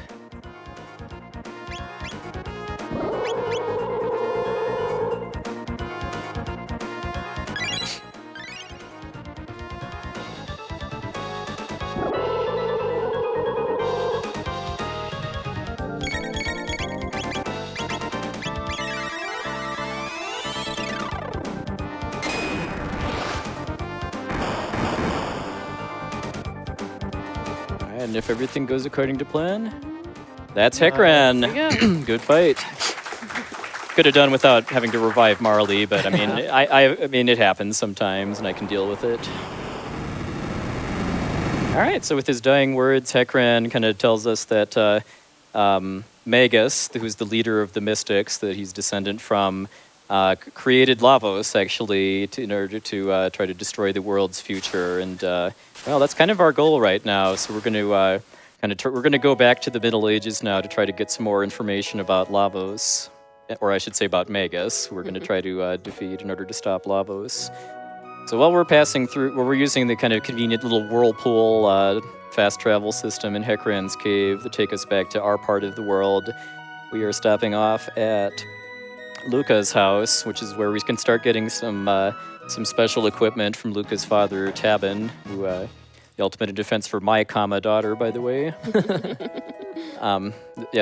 It's exclusive equipment for Luca that kind of helps with some of her weaknesses, because Luca actually is extremely slow at the start of the game, and the Tabin vest makes her faster, along with better some fire protection and just better defense, by the way. And also, yeah, now that we're cleared of charges, we're going to go eat the eat his lunch. eat the chicken. And also, we got a friend to sing to, by the way, here. They call me Gato, I have metal joints. Beat me up and earn 15 silver points. So, yeah, Gato is one of the mini games that you can do at the Millennial Fair at any point, and then there's a currency at the Millennial Fair called Silver Points, and it's generally just kind of a for fun thing that lets you kind of get certain collectibles and stuff. But there is going to come a point in the game where we do need 40 silver points to complete a quest, and it works out just kind of for movement efficiency. To get the silver points now, even though it's not going to be like for over 3 hours until we need them. So we do 3 rounds of combat with Gato once we're kind of at the point where we can just one-shot him. Let's do the Japanese version next too.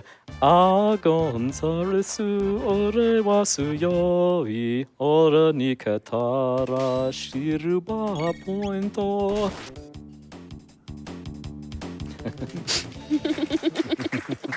Thank you.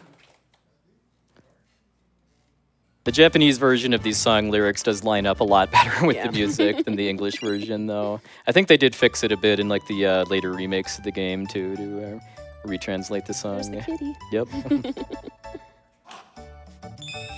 All right, so after that's taken care of, we head for the Middle Ages now, using the time gate we kind of accidentally discovered about an hour ago. And this is going to be our second round with the bird skip, and then we've got a fair bit of walking around at this point because we need to go we go find out that things aren't going too well at this point in the war between Guardia Kingdom and Magus, the leader of the evil mystics. Let's hold on a second here.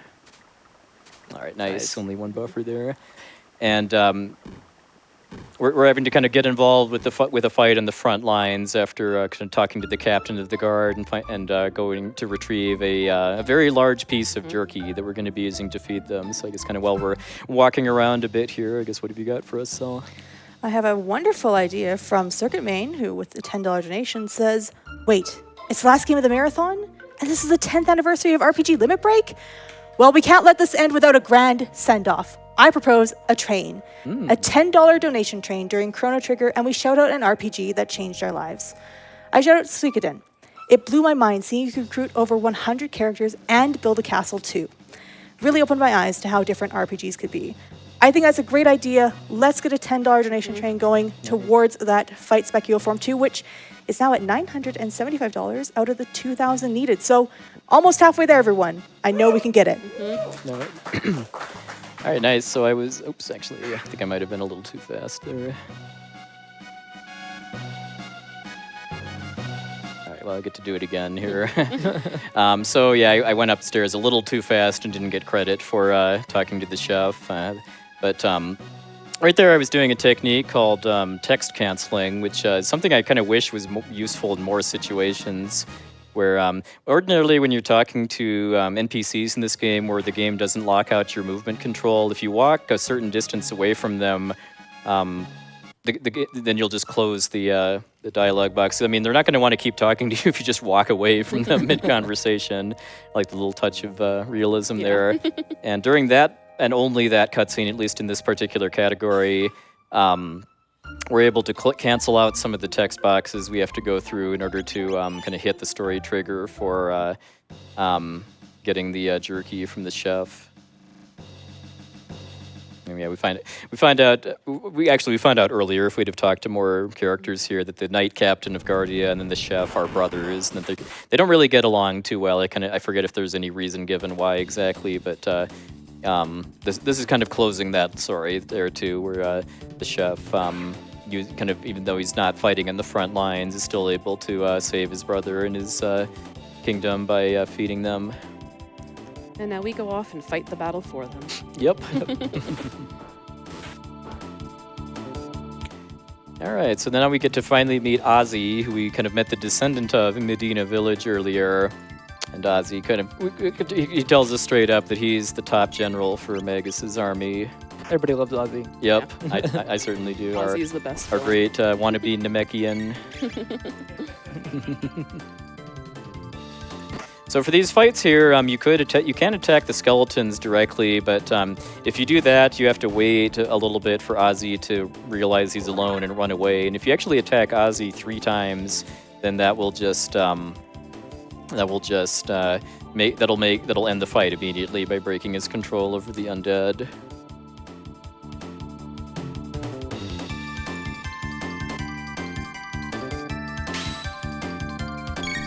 Great battle theme too. I don't know if we've said that yet. Yeah. We'll probably say it again. Yes.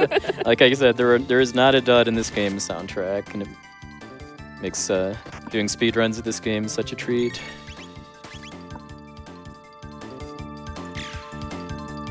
All right, so after we're done with the second Ozzy and Skeletons fight, we do have a bit of menuing here to prep for the next boss that we're very quickly about to fight.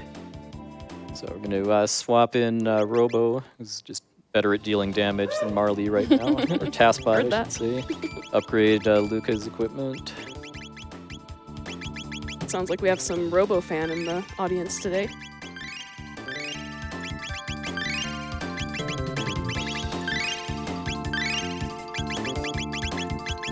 And then you just use some stat boosting tabs that we've been carting around for a while and heal up, and we're ready to fight Zombor, who's a kind of a composite of a bunch of skeletons. It's 4 skeletons in a trench coat. Yep. Zombor actually has 2 targets. The head and the legs are independent, and then we want to kill the head first, and that's because if we don't do that, then after killing the legs, the head would do a really nasty attack that might potentially kill us. So we really hope that Taskbot hits the head here. All right, come on, Taskbot. All right. Let's go, Taskbot. Good first turn.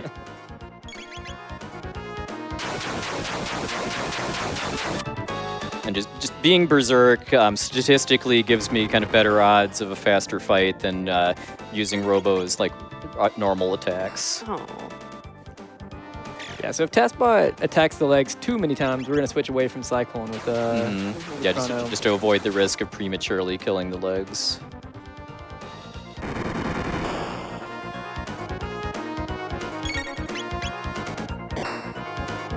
Generally, after 3 hits on the legs is where, especially if I'm going for marathon safety, is where I just stop using Cyclone. It's okay, I have faith in Taskbot. The next one's going to be a crit on the head. Crit. Yep, let's see it. Oh, Nope, he's dooming. yep.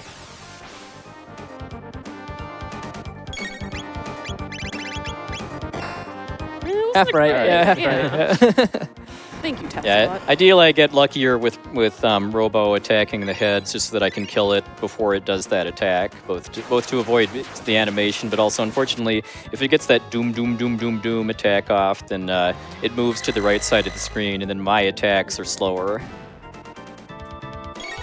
Alright, but now that the head has been disposed of, now we just kind of wail away on the legs, which are weak against fires. Now I just bust out the fires. Kind of optimally, it's Robo that kills the head too, so that Chrono doesn't lose his MP and he can use Slash instead. Well, there we go. 'Cause yeah, Slash has a little faster animation, especially when Zombor is on the far right side of the bridge. All right, so going to be selling off some ethers and some loose weapons I've been carting around. Make sure not to forget to buy the heals. Yep, I was watching. Because a really nice thing about this game, especially for speedrunning too, is that most healing items in this game are actually extremely cheap. Like just the money I've been getting from required combat and boss fights, along with just a couple sells I did there as far as selling some loose weapons that I don't need anymore, and then some ethers that I don't really kind of need in the near future for recovering MP. That just gives me enough money to just totally bankroll all of the recovery items I'm going to need for really the next like 2-3 hours of the run.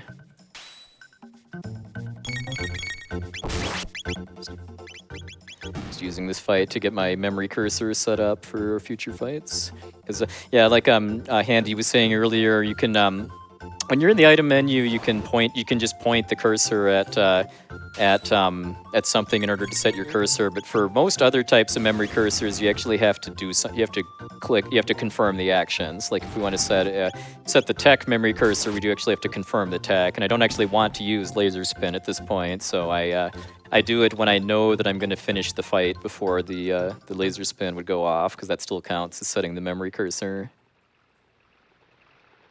All right, so now I guess story-wise too, we kind of what we're meant to do at this point is actually go find Frog, who lives in a forest to the south of here, and find out that he's still kind of not in a good spot right now because he doesn't believe he has what it takes to defeat Magus, and but he knows that there's a sword called I call it the Masamune because of the Masamune from Final Fantasy 1, but Masamune is, I think, technically the more accurate pronunciation, but there's a sword called the Masamune that is the only weapon that can defeat Magus, and it's rumored to be in this forest. I love this dungeon, by the way, too. Just love how you have kind of the goofy music, and then all of these monsters jumping out of the bushes and barely missing and stuff, and just barely missing.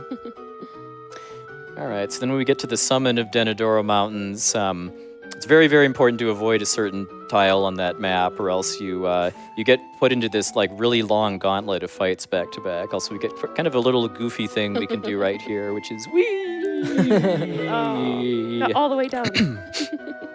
Also, the landing animations for the other characters are fantastic. Yep. Yeah, and there's another accessory called the Silver Stud that reduces the MP cost of text up there, but the only thing that we really need for the speedrun is the Silver Earring, which gives you more HP, and we're going to need a little bit of audience participation for this next talk right here, by the way. Mountains are nice. This is the life. Mountains are nice. Man, you're nosy. Here, take this. Yep. Another example of us bugging somebody until we get what we want. Yep. So that is something I do in normal runs too, just because all throughout the game, I'm going to eventually, in a normal run, I need to get at least 5 magic tabs to give to Luca as part of kind of getting her magic stat to kind of the optimal level for the final boss. And kind of the earlier I get them, there's other fights that can be sped up a bit too by just Luca having a higher magic stat. So going to be a little bit before we actually use that one, but we've got it for now. All right, so we find a hidden cave where the legendary sword Masamune is kept, and there's these kind of weird kids that are guarding it named Masa and Moon, and they want to test us to see if we're worthy of claiming the sword. These kids really talk funny too. Yep. If we talk to the first one too, he kind of runs around saying, "I am the wind, whoosh." But yeah, we find out that they are not like little kids after all. Yeah, so here we're looking to hypno-wave them. We want to put them to sleep.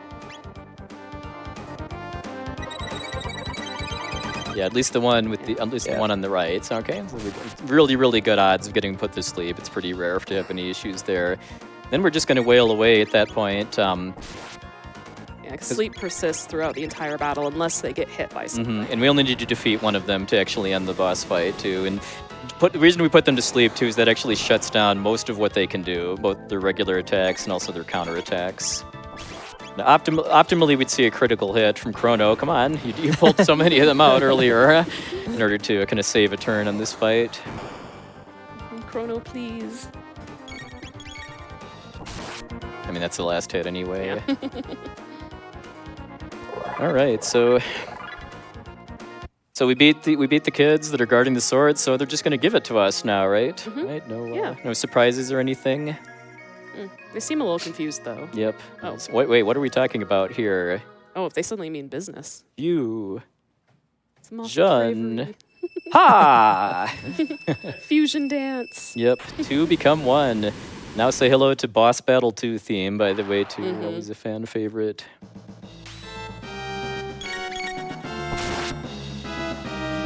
All right, so like Heckran, the last boss, Masamune is kind of a 2-stage fight where it's not really terribly dangerous at the start, but then once the boss is below half health, it powers up and it doubles the damage of its attacks.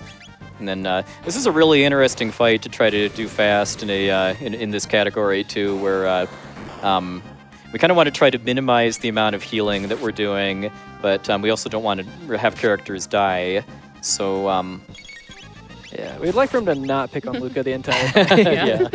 And then what I'm kind of trying to do is to kind of try to read who the boss is aggroed against, because Masamune has to walk up to whenever he's about to do his punch attacks, he has to walk up to that character in order to punch them. So I'm often able to use that as a tell on who he's about to attack. So then periodically, like at the start, after every 3 turn attacks, then after the second phase, after every 2 attacks, he goes into this tornado phase where he charges up this really nasty AoE wind attack, and really bullying Luca too. A nice thing about having him actually attack other people too is that just because the tornado phases are based on the number of punches or wind attacks he does. Okay, now he's in his second phase. Okay, he's looking at Robo, so hopefully that means he's... Okay, I guess not. Chrono. Yeah, better than Luca. Yep. If he walks across the time, that kind of gives me more ATB text to fill up. We get the exact amount, but we can kind of keep track of damage based off of Luca's MP left, correct? Yeah, I mean, if I don't get good luck with crits, which I was fully expecting after how the earlier parts of the run were going, it's usually when Luca is down to about 4 MPs. So when we're done here. Okay, now he's finally stepping away from Luca. Yeah. Yeah. He's finally tired of wailing on her.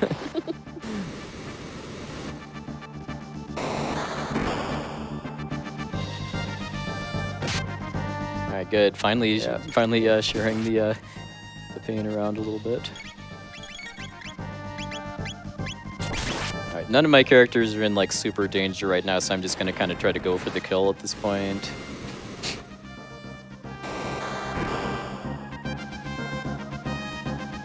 Okay, well, I'm glad he's walking towards Luca, because that hopefully buys me enough time to get the last hit now. Oh, come on, come on, come on, come on.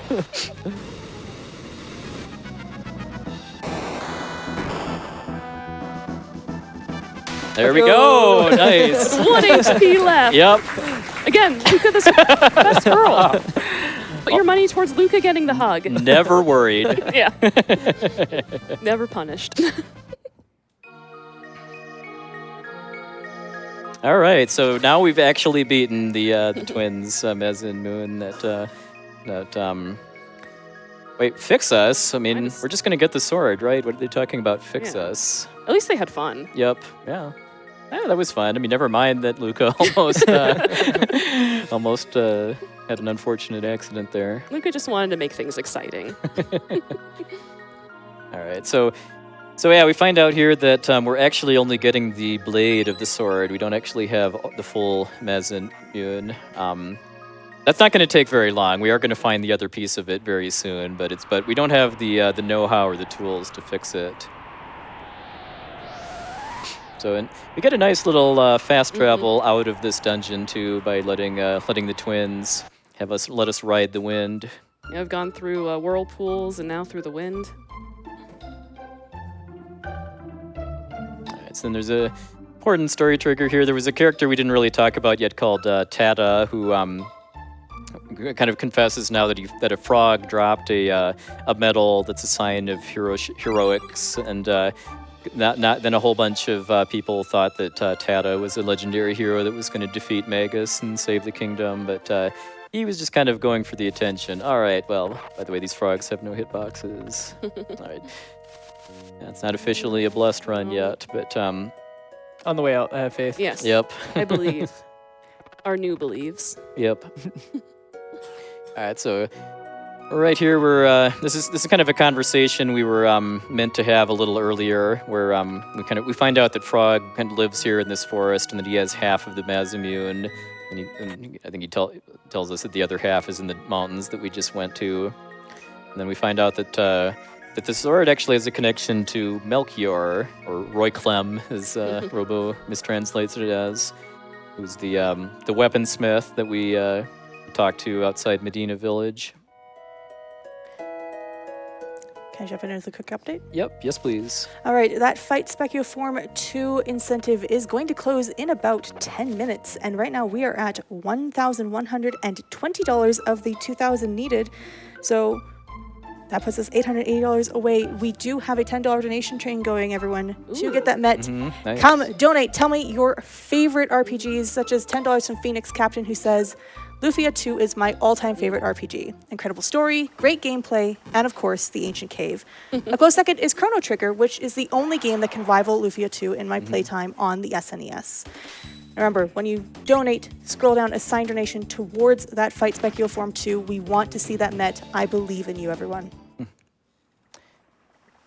Yeah, it's probably a little more than 10 minutes at this point, and I could also put it off for a little bit until after getting the Mazimune. But we'd like to get that met as soon as possible too. So yeah, get those donations in to have another Spekkio fight added to the run. But yeah, so we're gonna go pay a quick visit to Melchior back at Medina Village.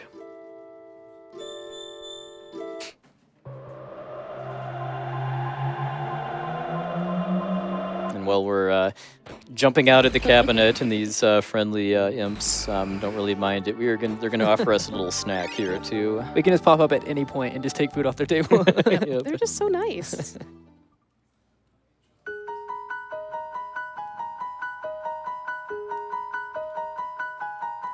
All right, so then we talk to Melchior, who's very, very surprised to see the Mazimune. He immediately knows what it is, but music's so good. Yep. This music's going to have a lot more significance later too, but right now it's just kind of a little teaser. But Melchior could fix the sword, but he needs more of the red stone that the sword is made out of, called the Dreamstone, which is a prehistoric mineral. But fortunately, even though the Dreamstone no longer exists, we can time travel. Yep. So we're going to go back into prehistoric times to try to find some Dreamstone to fix the sword. Where I'm sure we'll land nice and comfortably, just like Oh, we yeah. can. Yeah. Yeah, most of these portals have been very convenient for us.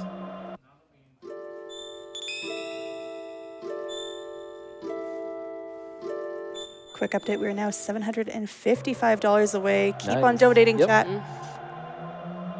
Yeah, kind of after I'm done with Prehistoria, which is going to be some cutscenes and This isn't convenient. Oh. is going to be where we'd like to do the next Spekkio fight. All right, so we meet some dinosaur people called Reptites, which we had a lot of lore about in Chrono Cross the other day, as far as kind of an alternate timeline where the Reptites ruled the world. But yeah, this is our first introduction to them, where there's these kind of half person, half dinosaur that are kind of in a feud with the cave people that live in this world. Oh yeah, and we're gonna need Ayla's name cut off pretty soon too. Who's come to our rescue, despite the fact we took those other ones out in one turn, but you know. I mean, we're still outnumbered, but Yeah, it is in the long term. It is a little bit slower to as far as dialogue to use Robo for these fights, because there's some extra dialogue in the next cutscene after this. But for this rule set, it's not really consistent to do these fights fast without him, because it's a lot more dependent on how they move and what they do. And if those Reptites get attacks off, it's nasty because they can put you to sleep. All right, so what is our new cave woman friend going to be named? She's going to be named Andi, A-N-D-I. All right.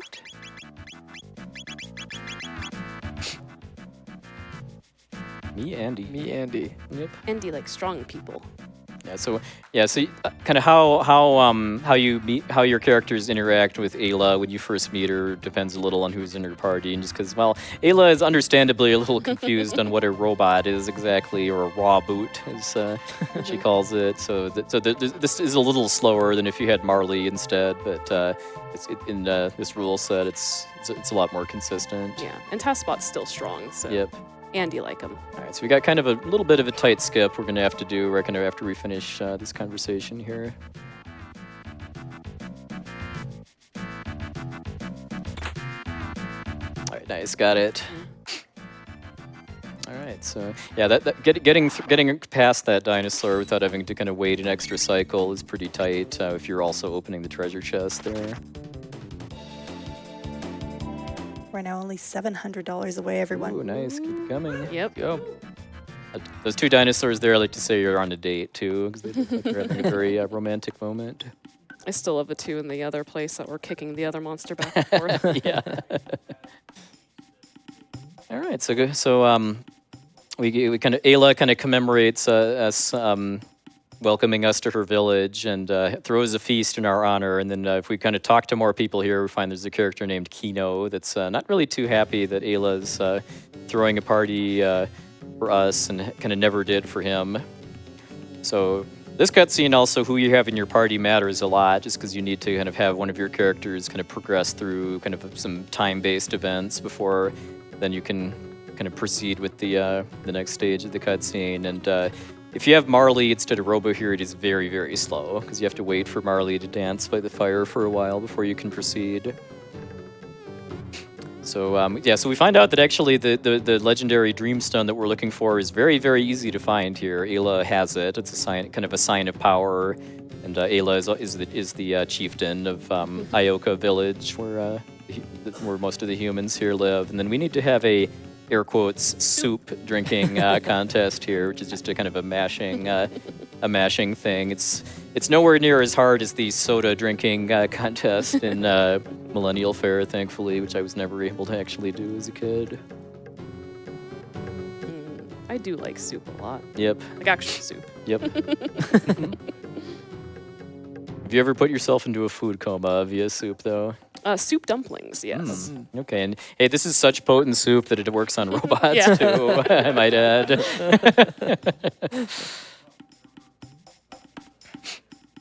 All right, so then while we were unconscious from the soup, we find out that the gate key, which is what we need in order to use the time gates, has been stolen.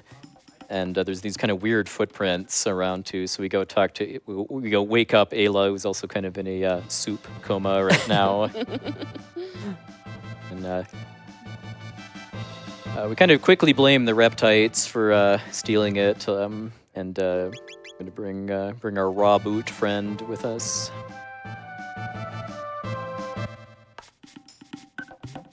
Towards the nearby reptites lair, which is in the middle of this forest area. Then we kind of quickly find out that it was not actually the reptites that stole the key. It was Kino who kind of stole it because he was jealous of Ayla kind of showing more attention to Chrono seemingly than to him. But then Kino very quickly had the key stolen from him by the reptites, which are what are creating these kind of webbed footprints on the ground. So Kino quickly apologizes, and then we kind of proceed on our way to try to recover the key. So yeah, the forest maze here is another kind of fun movement-based dungeon where there's no required fights at all. Everything, if we move optimally, we'll be avoiding. Then, or go ahead. And it's honestly just like a beautiful map with all of the shadows and everything in the flowing grass. That is spaced out and stepped away. Haven't seen this enemy sprite in quite a while. I do think that's one of the funnest things about learning the CT run is like learning down the movement, getting it. It feels really nice to move smoothly throughout the game. All right, so while we're proceeding towards the reptites lair, how are we doing on that Spekkio incentive cell? Right now we are at $1,375 out of the 2,000 needed, so that puts us at, if my math is right, 625 away. We have time for a couple quick donations. Yep, maybe like one or two more. All right, we have $5 from Cree, who says, Super Mario RPG is my favorite, but the SNES is so unbelievably loaded with amazing RPGs. Great job by everyone this week. And $10 from Darius, Chrono Trigger might be the game that opened my eyes to RPGs. Earthbound is a close second place, though. All right, so then kind of I'll take that, although I don't need it. The main gimmick to the reptites lair is that there's these pits that the evil weevils, by the way, that's a delicious name for a monster, can dig. But fortunately, we do not have to engage with that mechanic at all. We can just jump down the pit that's already there, and then that takes us straight to the boss. But there are two fights that we have to take kind of on our way down. I just love this sprite too. Yeah, it's just so Toriyama. And then this is where we're very much meant to take advantage of a hint that one of the townspeople at Ioka gave us, which is I think it's Thunder Stun Dinosaur, and that when we use Chrono's Thunder Magic on these dinosaurs, it paralyzes them for a couple turns and also reduces their defense by a lot. And this thing has a lot of health, so we very much want to shock it. If my inputs are super crisp, I can get the thunder off before it attacks, but that's pretty tight on Battle Speed 1. We're like seeing that donation bar for Spekkio moving on the layout. We have $375 left to go. Nice. All right, so we're on the bottom floor. I just need to wait for this winged ape to turn around to sneak past it. And this last fight that we're going to run from here.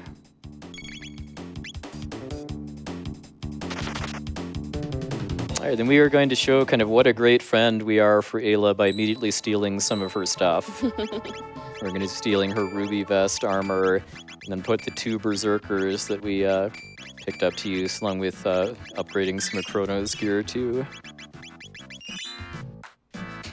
And then we were about to meet Azala, who, not to be confused with Azala, who ran Radical Dreamers for us a couple days ago. This is Azala with an A, who runs the reptites, I guess. Azala is the queen of the reptites. Azala might also be a Radical Dreamers runner. We don't know. Yeah. And Izala might be a reptile person. We don't know that either. Yeah. Yeah, so then Azala six her hired muscle Nizbel on us. And yeah, so this fight, we're going to be leveraging the Berserkers very heavily. So I'm going to wait for Nizbel to hopefully take a turn.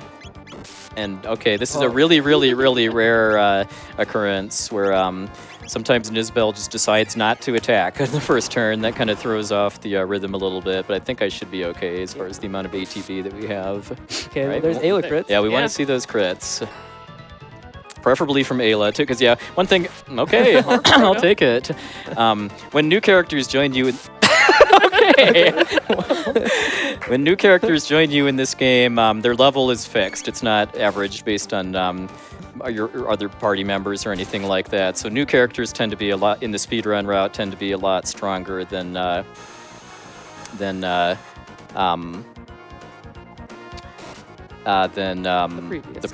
previous ones. Also, with the amount of crits we already have, I think we're kind of already set to be on a fast cycle. Just a little nervous because the ATB is off, but I'm just going to make sure to heal Chrono first, so that we don't have any surprises if the turn order gets off. Speaking of Zella, I have a donation from them if you have a moment.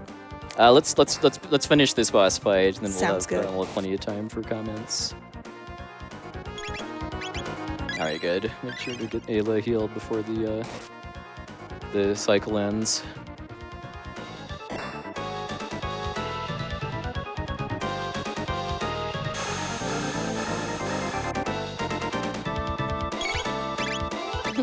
Oh, missed a hit. I've gotten so many crits here, it doesn't really matter though. Alright, so then yeah. So it should be kind of obvious how the mechanics for this boss work, where you use lightning to drop his defense, and then you kind of wail away.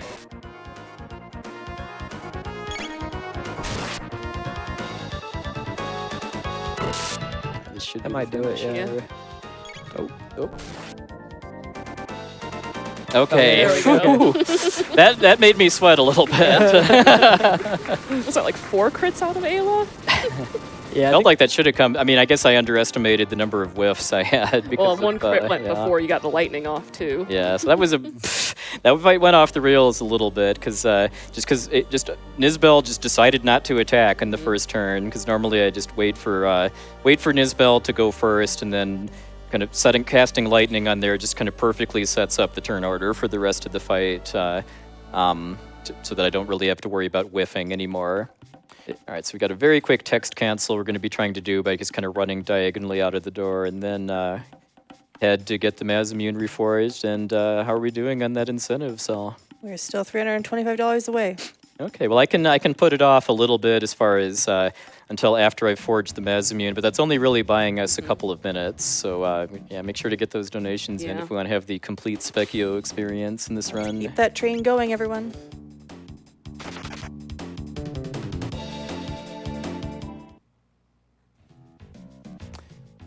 All right, so yeah, again, we got the Dreamstone. We're gonna say goodbye to Ayla for now, and then use the time gate to go give the Dreamstone and the 2 pieces of the Mazimune to Melchior in order to reforge it.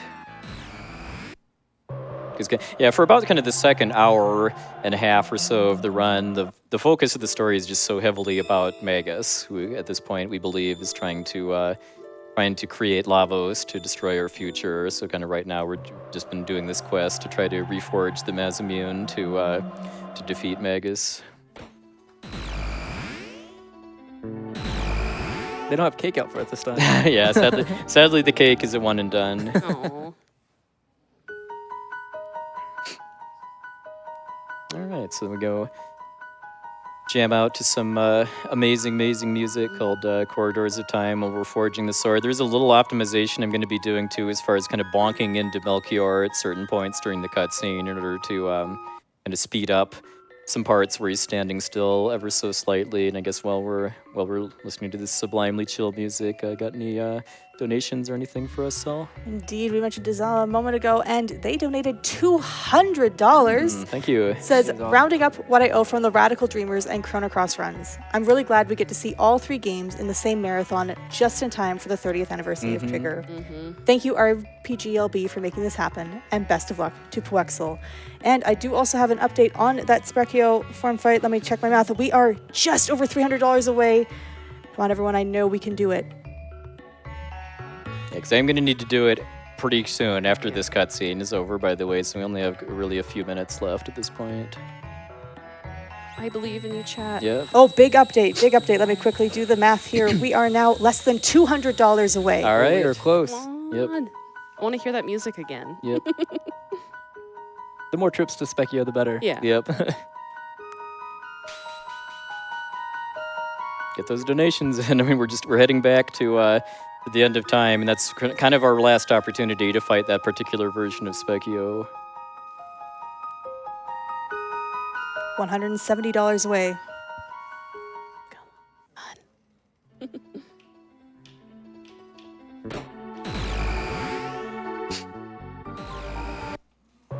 And that has been met. All right. Oh. Thank you, chat. Thank you, everyone, for your donations.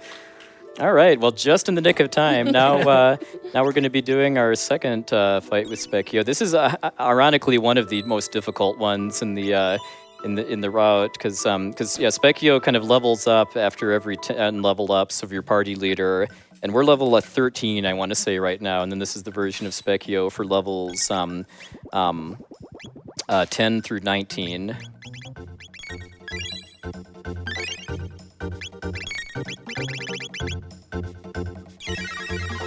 So Spekkio just does a lot of damage to us at this point. Like, he can actually one-shot Marley if he uses lightning on her, which is kind of common to happen at the start of the fight. So I'm really just having Chrono be kind of a heal bot here.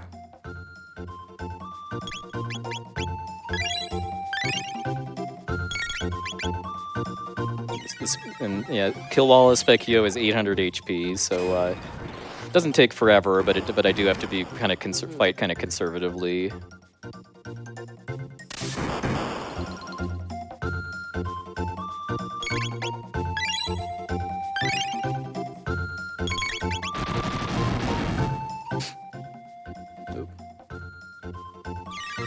This should do it though.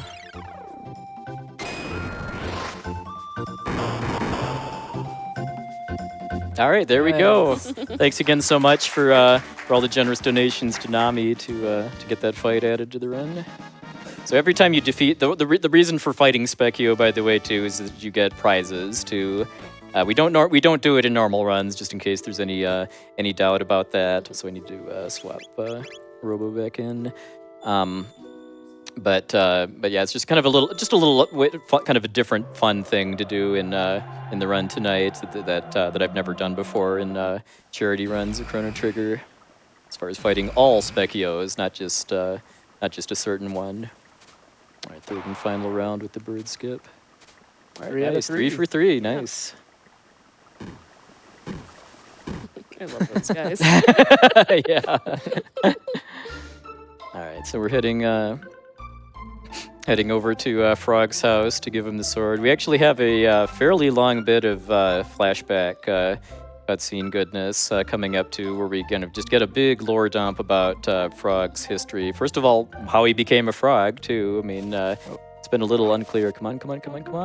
Aw, got one more chance. What we've been kind of getting hyped for, too, is that when you go through Frog's Forest, you have a random chance that I used to know the probability of, but I kind of don't remember right now, to see a new, kind of like our friend on the couch here, which is just one of the mascot characters for Chrono Trigger is the new. We'll be seeing a lot more of them later, but you can find them in weird places in the earlier parts of the game, like the hunting grounds in the prehistoric age or in Frog's Forest, and in a casual playthrough you can fight them to get a lot of tech points for the current stage of the game. But in speedruns, we like to, whenever we see news, we consider that a sign of good luck and that the run is blessed, or it's officially the run. Mm-hmm. So unfortunately, we haven't seen any news yet, but we do have one more chance. But yeah, so anyway, just big lore dump that a Frog basically used to be a knight from Guardia named Glenn, no relation to the Glenn from Chrono Cross. It's kind of a neat throwback reference, but the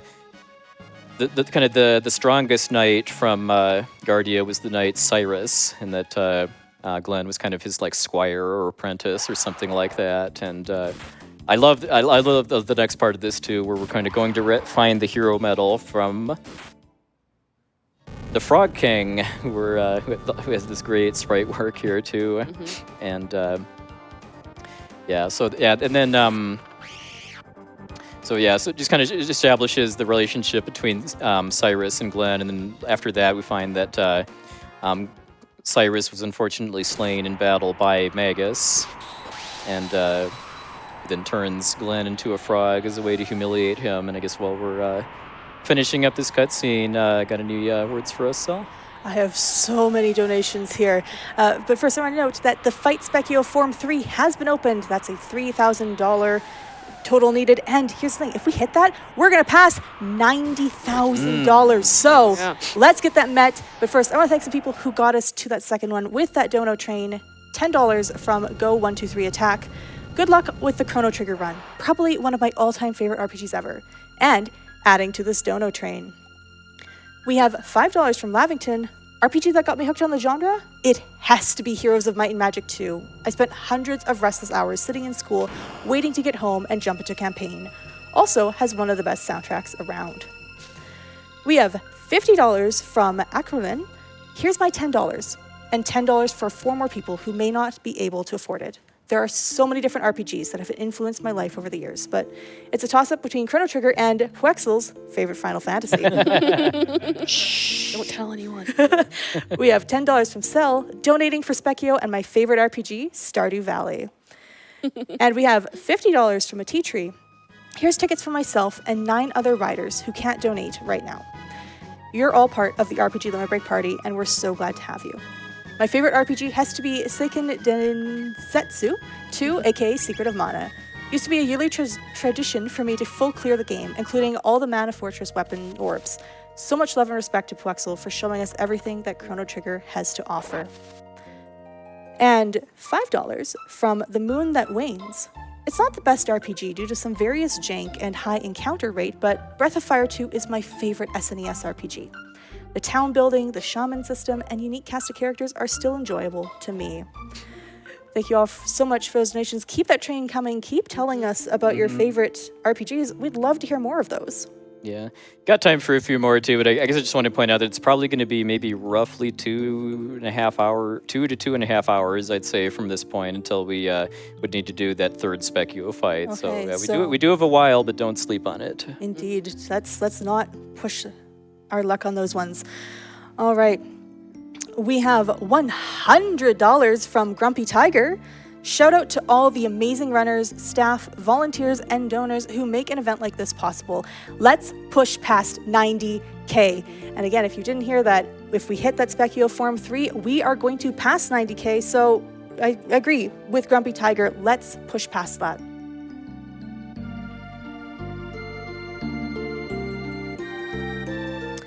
And we have $200 from Venklos with no comment, but thank you so much for that generous donation towards Nami.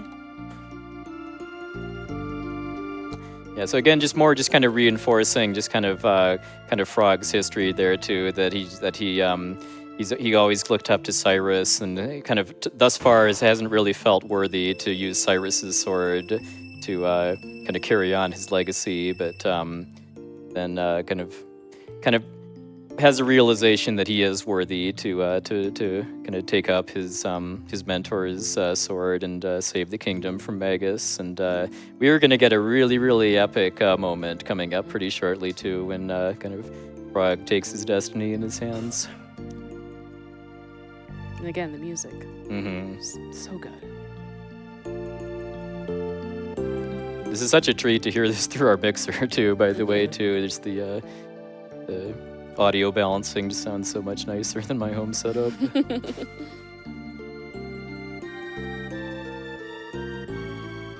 right, here we go.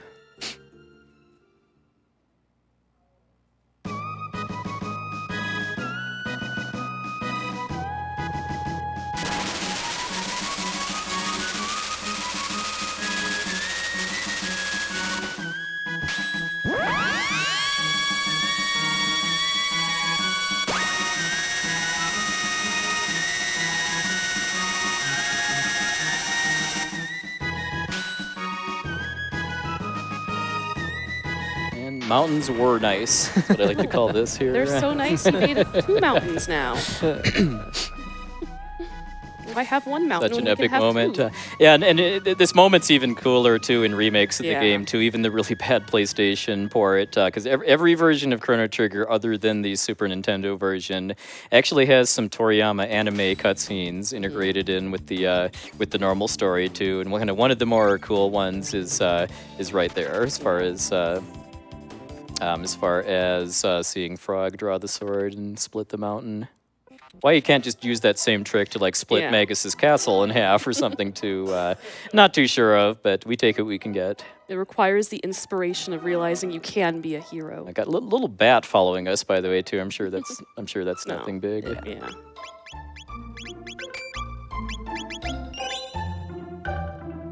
Also pay attention to the save file names too, because some of them are pretty fantastic. Yeah, because when your save file kind of notes your progress through the story with kind of a chapter title, and those have a lot more significance if you do a New Game Plus. Which yet another thing about this game that was pretty ahead of its time. Once you've beaten the game, you can play again and carry over a lot of stuff from your file, and I mean, the most of the combat is not challenging at all when you do New Game Plus. But a really neat thing is that you gain early access to the final boss, and depending on what chapter you're in when you beat the game, you actually get a lot of different endings. This game has a lot of endings.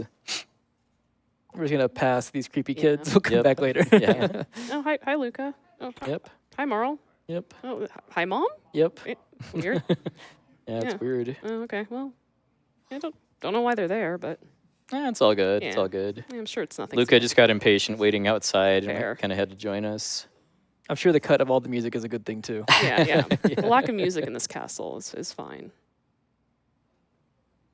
And more children? Yep. So yeah, we just have to kind of pay quick visits to the 2 wings of the lobby of Magus's castle in order to progress. Kefka, is that you? Pretty sure that's actually just the Kefka laugh slowed Yeah. down. It's our favorite villain. Yep.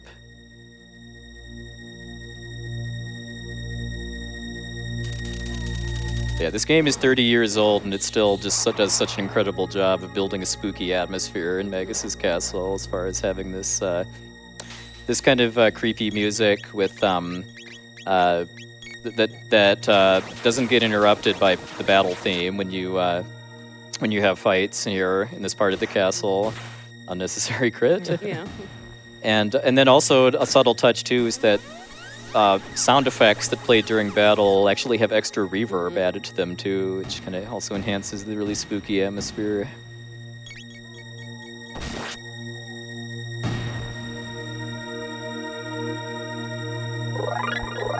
Yeah, Like the the tones level for up. leveling up and like moving your cursor around have more reverb. Maybe they're that bad again.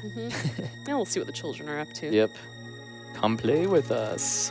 Okay. These is like the girls from The Shining. Yeah. All right, so this is an optional fight too. I could just walk past the kids again, but I get 2 things out of this. One is I actually get the chest, which has a very rare battle item called the Barrier, which increases your magic defense by, well, it reduces magic defense by 1/3 for a while. And then I also want the attack points from that fight too. It's only 4 attack points, but I need every point I can get right now.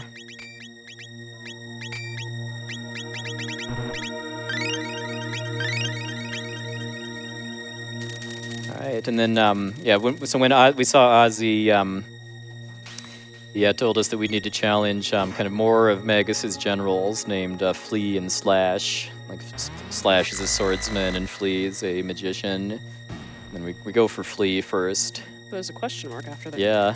Well, that was easy. Let's go Yeah. on to Slash now. Oh, the bat's doing something. Yep. Oh, that's the real. So anyway, this is the main reason we do Flea first, is just because the bat flies away at the start of every fight, so it saves a bit of time to do Flea first.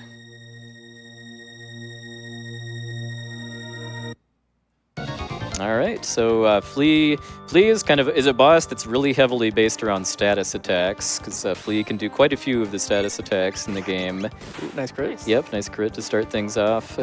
We're also hoping that there's a little bit of a quirk that could happen in this fight where kind of do with Frog's ATB and Flea's ATB kind of lining up, where Flea can just kind of be locked out of doing any moves until the second half of the fight. Yeah. Yeah, in a run that uses RNG manipulation, which isn't used in this category, getting what I call laughing Flea, which is where Flea's AI kind of gets a little strange and just keeps laughing, because I think behind the scenes Flea's kind of AI is retargeting against different characters without actually doing anything. Well, looks like we're getting a little bit here. Yeah, Okay. I think we're in it. Yep. Yeah, so this isn't going to last for the whole rest of the fight, but I take what I can get. Nice. I do have to be really careful too on this fight, because Flea actually has a pretty nasty counterattack called the Stare, which hits your whole party for a better part of 100 damage, and I don't want to get into a situation where I'm risking getting 2 of those in a row. But fortunately, Flea cannot use counterattacks unless your whole party is alive. So I'm actually not healing Robo up, because kind of shutting down Flea's counterattacks is worth a bit more to me than having a full party. Frog is critting right Yeah. Yep. And then also the Mazamune that is actually a real weapon that Frog has equipped. It's not just a pure story item. Does do extra damage against magical type enemies, which pretty much everything I'm going to be fighting inside Magus's castle counts as. So just kind of for marathon safety, I'm more or less just kind of letting Frog solo Flea, and as long as Robo is alive, which is no longer going to be the case. And then kind of after I heal up here, then I'm actually going to have Chrono start attacking now that Flea can no longer use counterattacks. Love the little heart-shaped flames here too.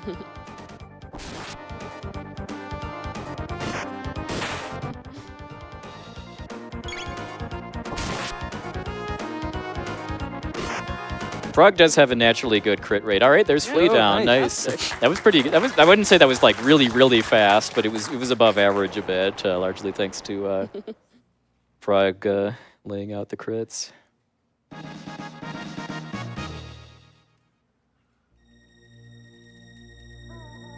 And then once you've kind of woken up the castle, if you actually interact with any of these characters, you find out that surprise, surprise, they're monsters and they attack you.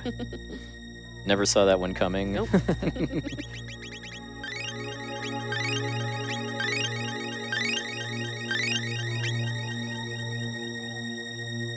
All right, so now I wait until I'm coming back through here to open that chest, because there's a guy standing in front of it before you wake up the castle. Now we're about to go try to find Slash, the swordsman. By the way, shoutouts to these generals' names in the Japanese version, by the way, too. They are very Akira Toriyama. Instead of Ozzy, Flea, and Slash, it is vinegar, mayonnaise, and soy sauce. I'm not kidding, by the way, too. That is their name in Japanese. So for this skeleton fight here, I'm trying to kind of optimize where I can as far as having Chrono and Robo attack skeletons that are close to them to minimize the amount of walking I have to do as part of the attack animation.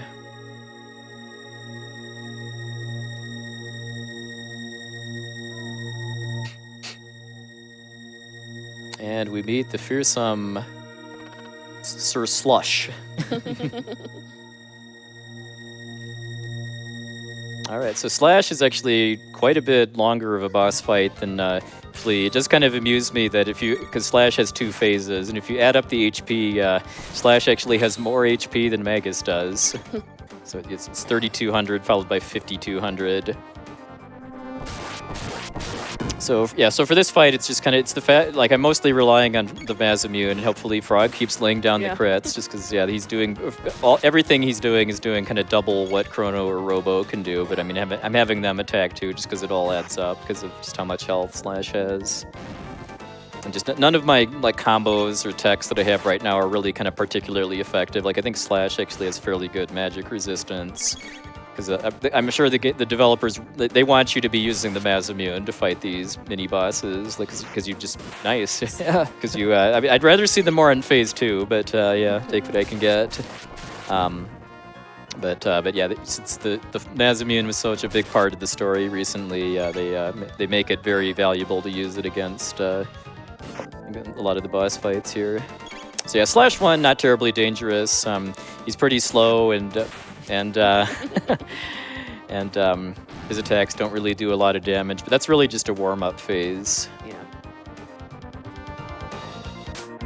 All right, now we find out why he is in fact called Slash. Oh, because he slashes. So when he's in phase 2, he's actually kind of effectively using Chrono's attacks against him. Like he uses Slash, Chrono's move of the same name.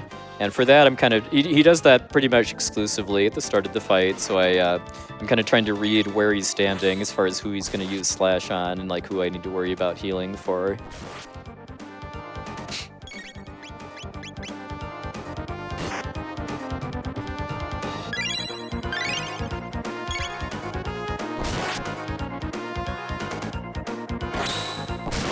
Oh, okay. Nice. Somehow that missed Robo. That's weird.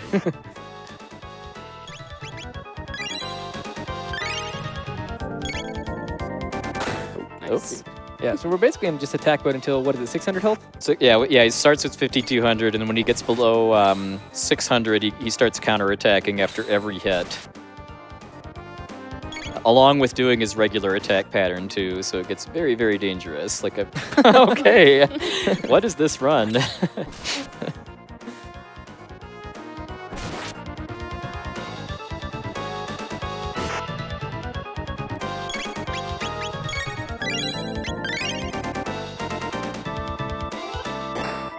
So when I kind of feel like he's starting to get close to that 600 range, I start to try to take it a little more cautiously, just so I'm not opening myself up to risks of him Slash potentially getting like 3 attacks in a row.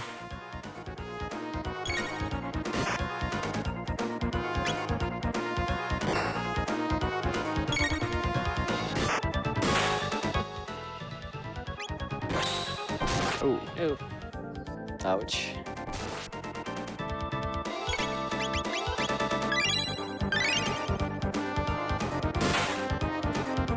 A little side benefit of the Berserker, by the way, too, is getting more defense in addition to more attack power, and that does help in the Slash fight a bit.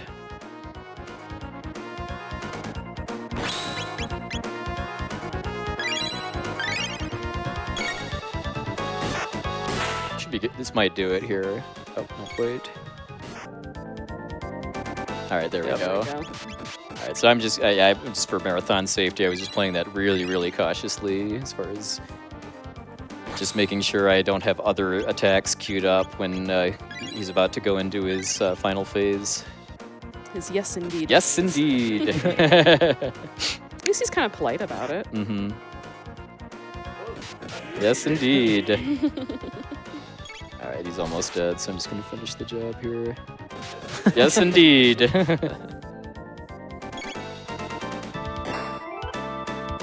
All right, and that There is we go. Slash down. Decent fight overall. I mean, the first phase was really fast because of all the crits I got. Kind of hoping for a few more crits from Frog in the second phase, but played it pretty safe for the marathon too. All right, so that basically more or less kind of completes the first half of Magus's Castle as far as the Flea and Slash fights. We actually get a nice weapon upgrade for Chrono in the form of the Slasher Sword, which it's a weapon upgrade that also increases speed. Speed, again, being a very, very important stat.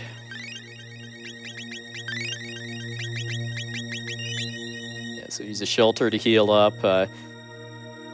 Get the Berserker off of Frog so that I can actually control him in battle for the next part of Magus's Castle, and then also just pop a bunch of magic and speed tabs that I've been carrying around. All right, so in this hallway, there's just a lot of unavoidable fight triggers. Although for the second fight here, I'm actually going to be taking this fight instead of running, because this fight is worth 10 tech points. And then this is all kind of setting up learning a Oh, I think did I target the wrong one? I lost control of the... Oh, okay. Well, okay, as long as I didn't go for the one on the right, at least. And the gargoyle there was a little bit of a jerk and backed away. But yeah, I'm 13 tech points short of learning spin cut with Chrono before I get to the end of this castle, and I really, really want to get that before I fight Magus. Alright, so yeah, that fight could have been a little faster, but yeah, it's not dangerous at all. Just get through it.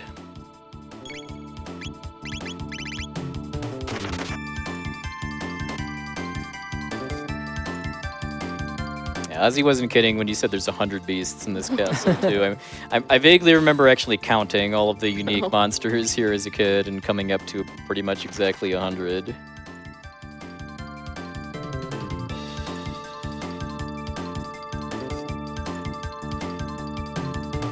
Alright, could use some audience participation right here, by the way. Ozzy's in a jam. Get some armor that'll eventually be giving to Ayla. Then we go through all of Ozzy's elaborate traps. Yep. He set all this up and we go through it in 5 seconds. Yeah. You have to these guillotines do hurt you if you touch them, so you need to hesitate a little bit. And you can't really damage boost through them, too. They do stop you. Alright, now we've got some pretty important movement here, too, just because if I actually get into fights on these outer wall segments of the castle, I can't run, and these fights are very slow, so trying to avoid all of them. But fun fact, if you just stand still, they miss you.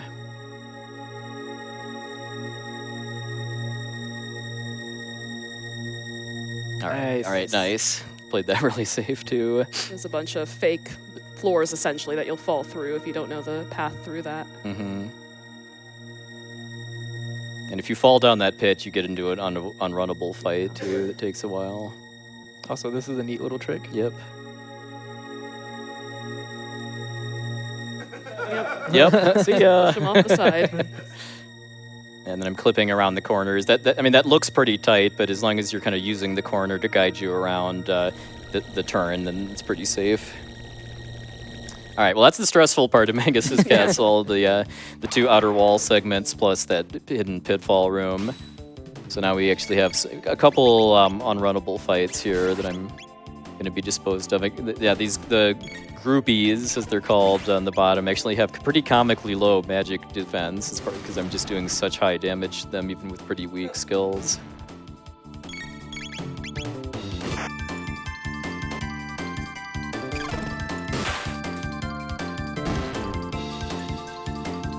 And all these other points I'm getting to are kind of feeding into just the overall leveling and tech learning route, too. I only needed just 2 extra fights in order to kind of hit my next goal. And for whatever reason, the second of the forced fights in here, you can just run from. But not the first and the third. Those you do have to fight. That fight would be pretty annoying if you actually had to do it, too, so I'm glad you can just run. Alright, and then this is our one and only time we're actually having to fight jugglers, which are called that because they actually juggle their defense stat. They start out weak to magic and resistant to physical attacks, but by using Hypno Wave, which counts as magic, even though it doesn't work on them, it will actually get them to juggle their defense to being weak to resistant to magic and weak to physical attacks. I want an X, by the way. That was more like an I or an L or something. So yeah, I just do that and then use X-Strike to take out all of the jugglers. I had to do some kind of specific preparations for this fight, too, as far as my equipment, too, because the jugglers have 450 HP, and like you see there, I just kind of barely did enough damage. So I needed to throw like a power glove and a power scarf onto Chrono and Frog to actually guarantee the kills here. There's my spin cut, just because that's the last fight I'm taking before the end.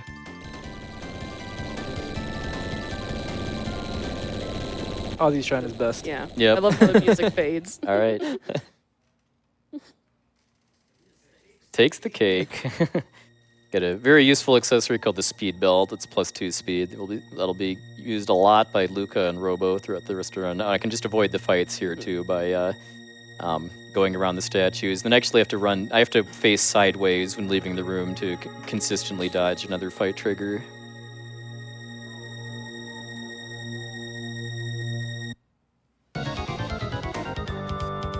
All right, so finally corner Ozzy, who's kind of created this like ice or crystal barrier around himself. If we actually attack him directly, it doesn't really hurt him, and he counterattacks and hurts us. But he's got all of these mysterious chains kind of sitting around him.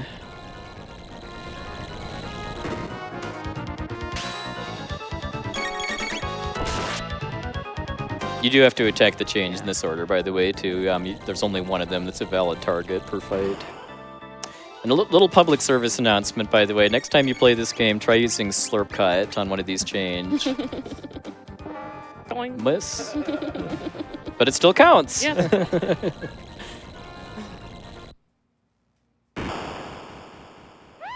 No, bye-bye.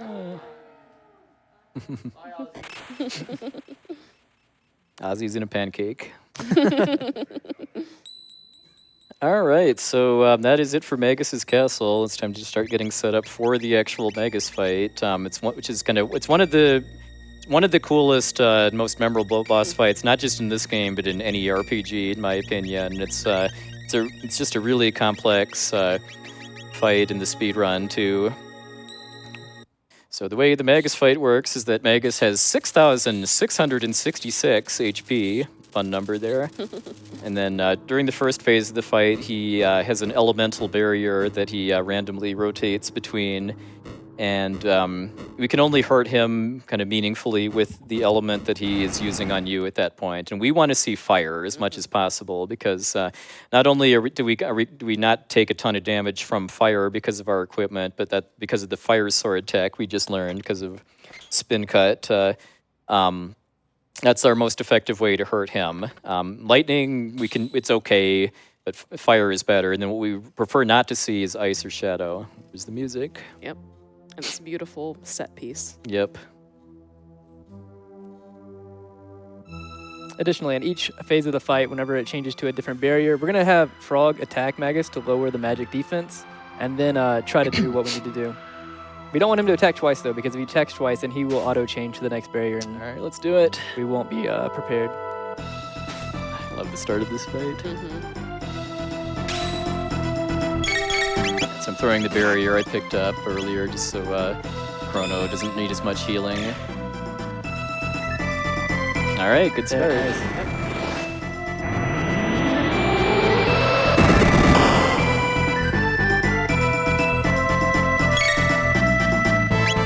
During the first phase, really the main threat from Magus is his elemental spells that he does as a counterattack every time he changes his barrier.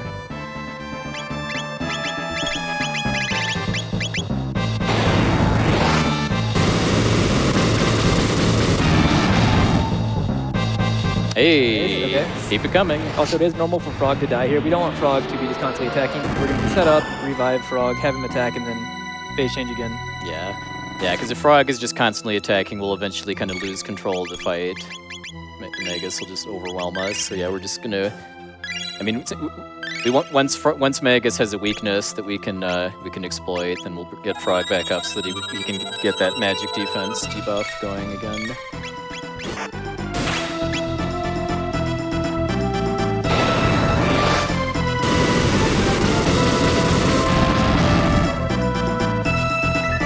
Water is what we don't want to see, because I can't hurt him with I don't have water attacks at this point, and it hits my whole party.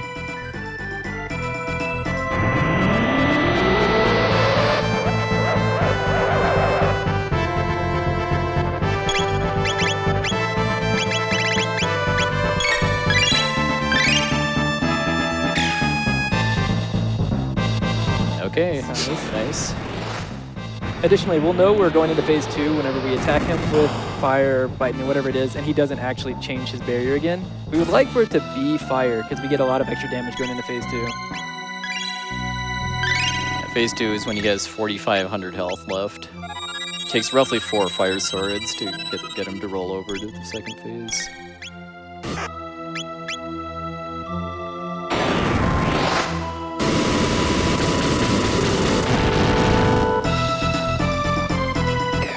Shadow also not great, but it's not as annoying as Ice because it only hits one character.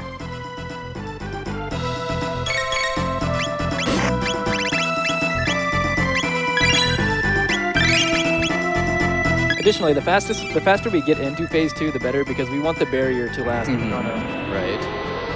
Yeah, that barrier helps a lot in phase 2 if it's still active.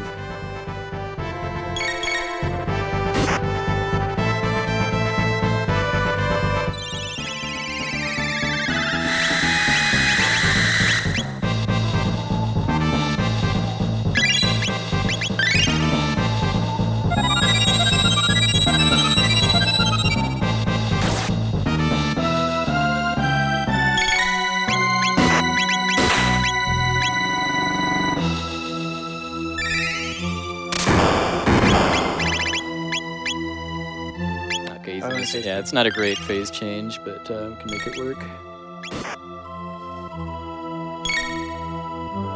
Should have gone for an extra lightning too, but oh well. Should definitely have the barrier up too. So okay, so once he's in his second phase, literally all he does is charge up to use Dark Matter, which is one of the strongest Shadow Elemental techs in the game.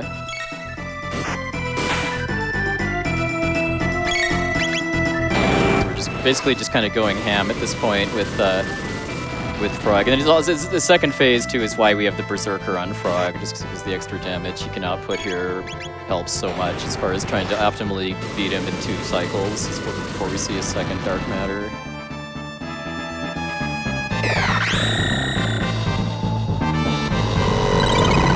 They should kill, I think, everybody but Chrono here. But Chrono, yeah. He takes about 100 less damage from that if he has the barrier, which in a marathon run like this means like I only need to heal him once instead of twice in order to guarantee he can survive another one if need be.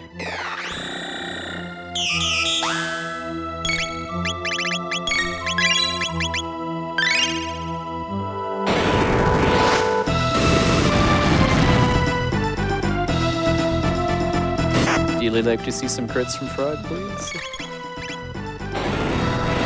In a non-marathon event, you can definitely kind of send it if it's kind of close a lot of the time, so it's definitely safer to heal in a marathon, even if you see a second Dark Matter. Nice group.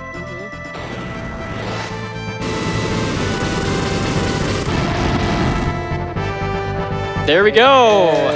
Nice! Got the 2 cycle, even with playing it safe for the marathon, too. Yeah. Only thing I was kind of a little sad I didn't get to show off too is if he's weak against fire when I push him into his second phase, there's a kind of a neat thing I can do where he's weak against fire and but his stats change to his second phase stats, and I can hit him for like 900 damage basically if I'm able to squeeze in another fire sword kind of in between the phases. But yeah, I still got enough good luck with Frog crits to still get the what I call the 2 cycle, which is where I kind of beat him before he does Dark Matter a second time. All right, so we get sucked into we find out that in fact Magus was not trying to create Lavos. Lavos already exists, and Magus was trying to summon him, or summon it, I should say, to Magus's castle for currently unknown reasons. And then we get a pretty odd kind of dream sequence here, and I guess while this is going on, and while we're waking up again in the prehistoric era, what have you got for us, Saul? I have so many donations for you. That train is still going. We have $10 from Kelly Shepard. Favorite RPG of all time? Shining Force, Legacy of Great Intention, Sega Genesis version. We also have $10 from LLK. My favorite RPG? Parasite Eve. There's nothing quite like seeing a rat clutch its chest as its mitochondria rebels and causes its skull to outgrow its face while its tail shoots fireballs, all while Yoko Shimomura jams out on the piano. Good times. Oh, the mitochondria. And Powerhouse of the cell. we have $10 from French Toast, joining the $10 train. My most influential RPG and what may be the most influential game I've ever played is Earthbound. My older cousin got it when it came out, but didn't really play it much. When I would stay over at his house when visiting family during my summers, I would absolutely devour Earthbound when I had their SNES to myself. Super goofy, introspective, mind-blowing. I still love that game so much. Thanks y'all for raising money for a great cause. Good luck, puwexil. And a quick update on that Fight Spekkio Form 3. We are at $135 out of the 3,000 needed. And I just want to remember, when you donate, your donations don't automatically go towards that. You have to select that incentive when you donate. So scroll down, assign your donation towards the incentive. Keep donating, keep telling us about your favorite RPGs.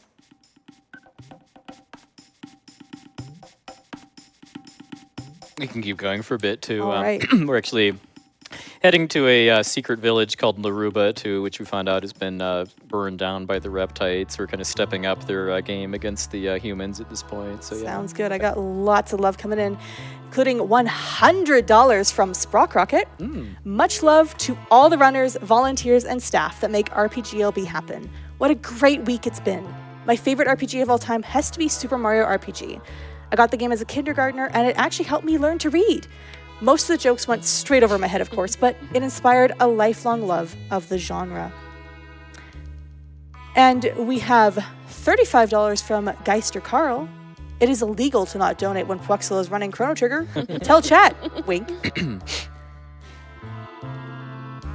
And $100 from Vitrelia. Here's a donation for the only Final Fantasy that hasn't gotten a remake. All life begins with new and ends with new. This is my belief, at least for now. All right, so we're doing just kind of a little short quest here in order to gain some dactyls, which we're going to be using to fly. Because we already went to the Reptites lair earlier, but there's actually a real Reptites lair, which is called the Tyranno lair, which is an actual castle instead of just kind of a cave. And it's surrounded by a field of lava, so we need a means to fly to get there. So this is a pretty short dungeon area, but the second part of it actually has 2 pixel perfect skips that I hopefully I'll be landing both of. Both of them I'm going to be using my pause buffering technique in order to try to make the movement more accurate. There we go. That should be it. All right, nice. That's the harder of them too, just because there isn't really like a really clean visual cue for it, at least for me. And for the second one, I'm kind of aiming for the notch and the what I view as the heart pattern on the ground. All right, nice. Got them both. Nice.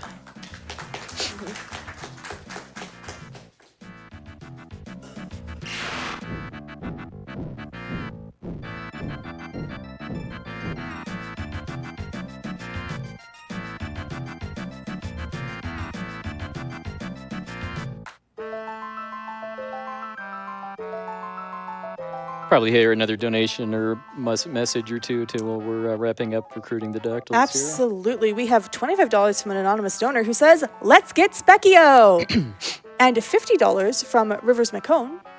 "Miss Andy, please do not promote violence unless it's against Spekkio." And $25 from Kaylor. First off, a big, huge, heartfelt thanks to puwexil, the couch, and the rest of the RPGLB crew. I adore this event and supporting Nami. A few years ago, I donated to rename Isla for my then-girlfriend, who had just finished Chrono Trigger for the first time, and we were watching her first RPGLB together. We're now watching our first RPGLB as husband and wife, so I'm dropping the rest of my donation budget to rename her favorite Chrono Trigger character again. Love you with all my heart, Andy. Aw, that's so sweet. Yeah. All right, so just did a little. Basically had Chrono and Luca switch their accessories, just so that because I'm gonna. I want Chrono to be faster and Luca to have more HP, in particular for the mini boss here. So in keeping with this game's theme of very incompetent prisons, in this one we can just make the guards disappear by running away from them.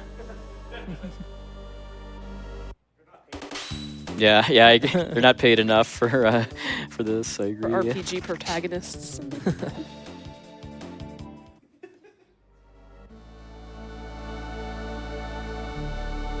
Alright, So we're going to rescue Kino from being the main course for the Reptites shortly.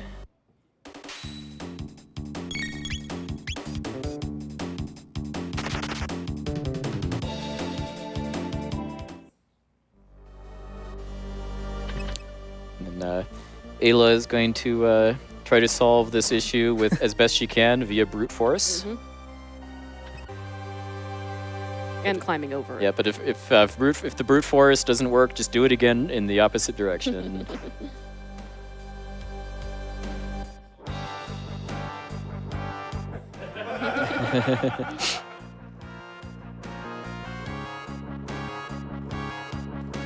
Kind of a little heart-to-heart between Ayla and Kino, who's kind of telling Kino he shouldn't come with us. He should go make sure he survives, so that because he's next in line to be leader of Ioka if Ayla doesn't come back.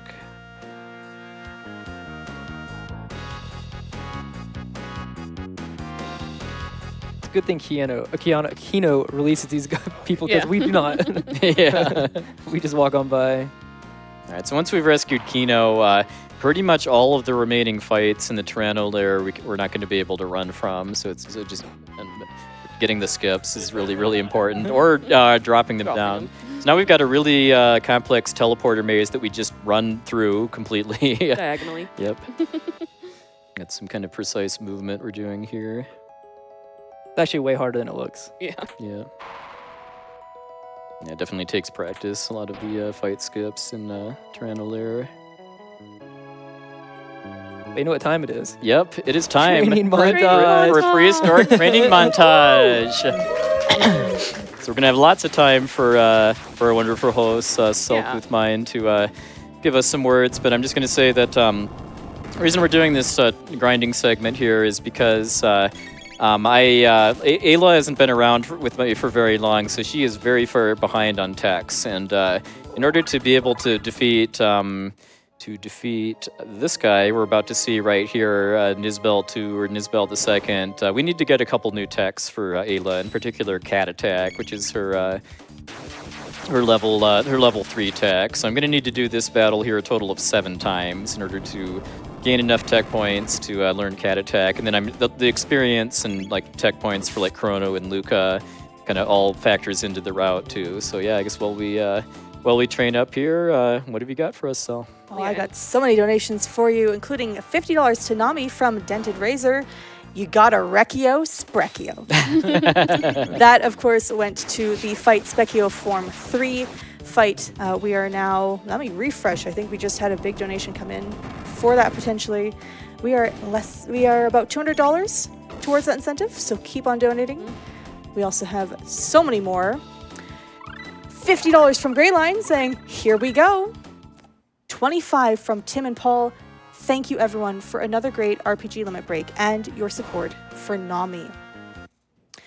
And we have $25 from Eccentric Rune. Chrono Trigger is my spouse's favorite game, and puwexil is favorite runner. We and our offspring love watching Limit Break every May and on YouTube throughout the year. Thank you all, runners, couch, audience, staff, and chat. And happy 14th anniversary to an awesome husbando from your waifu. Nice.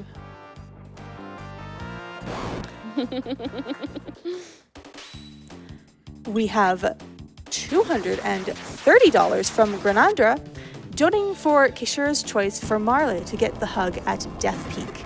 Wish you could be here, Kay. Hopefully next year. And that is a reminder, we do have a bid war open for who's going to get that hug at Death Peak. Right now, Marla is very much in the lead at $730 with Luca at $255. If you want to change that, if you want to see Best Girl Luca get that hug, you can donate to that. Of course, we are also working on that Spekkio Form 3. We got so many incentives going on. Pick which one's your favorite, get your donations in.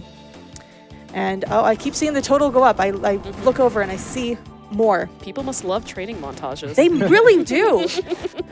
We have $40 from Prof Ness, who says, oh, actually, sorry, I mirrored this out of order. Let me fix this. First, we have $10 from Prof Ness, who says, received a mid-tonic. followed by $40 from Profness, who says, "Amazing! You found 5 of them." Really though, Mention that. Thanks, Profness. Yeah. really though, I wish I thought a little further ahead and been on site for the finale this year. But shoutouts to everyone and good luck, puwexil, closing it out strong. And with that, we have passed $88,000. Nice. And that fight, Spekkio Form 3, is now at $335, so it's going up. Keep on going, chat. Keep on scrolling down, signing your donation towards that incentive if you want to see it met.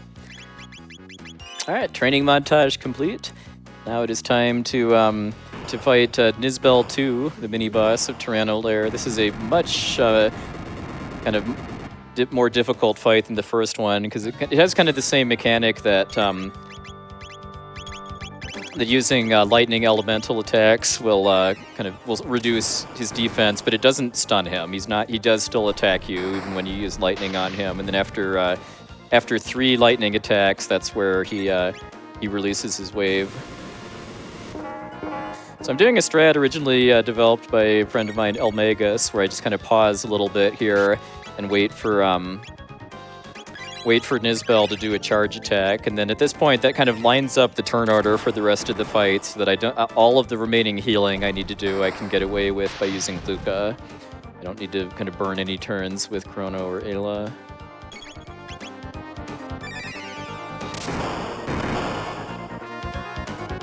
So Nizbel 2 is 6,500 HP, and this is again why I needed to do that grinding, because you're seeing just how much damage Volt Bite is doing.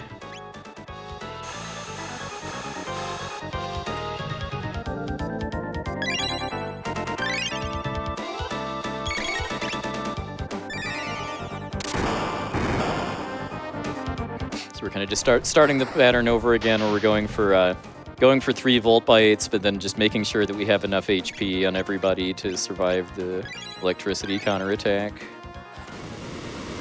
If you're gonna have to get hit by an AOE, at least it makes the boing boing boing.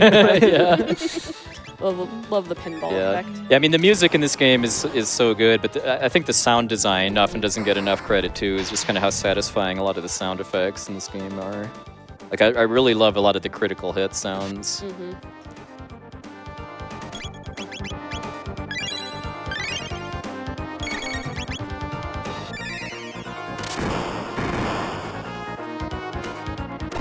That's just how absurd this animation is, Yeah. by the way, too, for Volt Bite.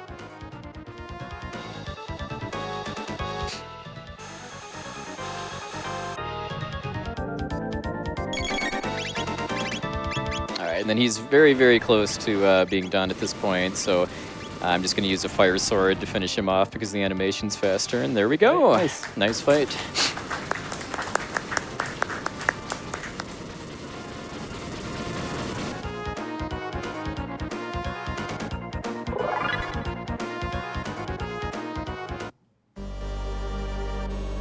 Some more kind of precise movement.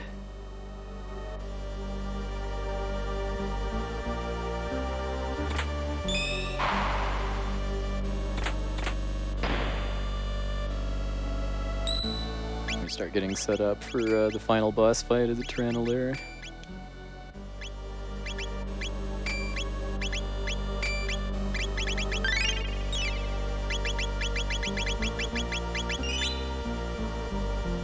Pretty important safety save there. That it's because I got a fairly touchy. Nice, got it. Fairly tight skip there. That if I fail that skip, I get not 1 but 2 unrunnable fights back to back. So if I were to fail that, I would just reload my save instead of actually do the fights. All right, so we've cornered Azala in her throne room. The whole Lavos thing is kind of on hold right now, as I see it. We're kind of just helping out Ayla and her people to try to kind of protect them from extermination at the hands of the Reptites right now. What a nice puppy. Yep. Yeah. It's a good doggo. So yeah, we see there's an ominous red star. This is kind of our second sighting of, but yeah, now Azala is showing off her pet Tyrannosaurus called Black Tyranno, which is going to be our final boss for this part of the game. So Black Tyranno is quite a bit more simple of a fight than Magus. I kind of view it as more just listening to the boss battle 2 theme for about 5.5 minutes. Well, So- Azala takes him. Yeah, Azala is unfortunately a very, very heavy sleeper and is going to be snoring through a roaring Tyrannosaurus right next to her. But yeah, at the start of the fight, Black Tyranno's defense is way too high to do any kind of meaningful damage. And then there's kind of 2 ways to change that. One is actually to defeat Azala, and the other is just to actually wait a while until the Tyranno gets too hungry to stay in the current phase. In this category, it's just not. It would take too long to defeat Azala to be worth it. So we actually just wait out the cycles. All right. So now that the Tyranno lowered its defense, now I just kind of start spamming my spamming Cat Attack and Fire Sword. Nice, and then a little bit of randomness kind of at that particular juncture too, as far as kind of whose menu comes up first between Chrono and Ayla, and I really want it to be Ayla, because if Chrono's menu comes up first, then I have to kind of fumble around to get to Ayla's menu to do Cat Attack, but as long as that doesn't happen, now their ATB bars are desynced from each other enough that I don't have to worry about it anymore until the end of this countdown. But this very ominous-looking countdown, I might add, to something happening.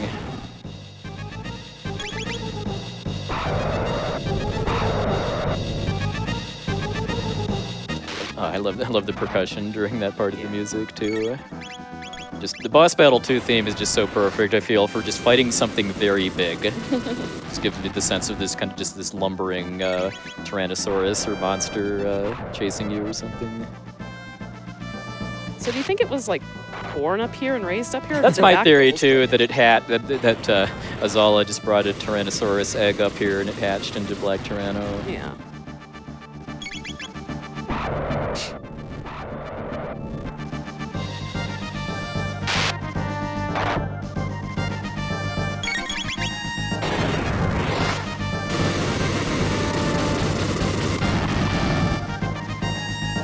Yeah, I just barely missed the window for it. That's fine. All right, so I like to call this barbecue breath. This is part of why I wanted the ruby vest on Chrono, just that he's got nice defense against that. All right, so now we're in kind of a transition period in the fight where the Tyranno has its defense up again, but kind of not in full. So we are able to do some amounts of damage, but Also, note we're not healing on purpose here because we don't want to give Black Tyranno more HP every time he. yeah, it was just a misclick in the menu there. Oh, yeah. I don't normally heal heal here. I didn't even see that you did it. I was just. Yeah. Because yeah, we ideally want to reduce the amount of healing that the Tyrannos get from nomming on us. All right, so I'm doing a couple flame kicks here to do roughly 1,000 damage before the Tyranno lowers its physical defense again, and that's kind of to set up both cutting out a roar animation later and also to preserve some of Chrono's MP coming out of this fight, which I'll need for the next fight.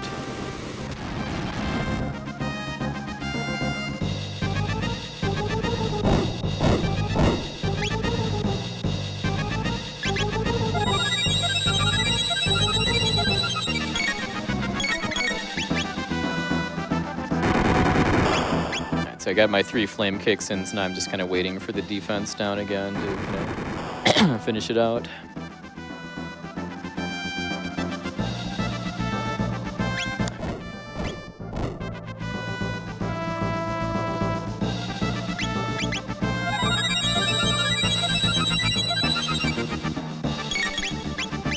Oh, there it goes. There we go.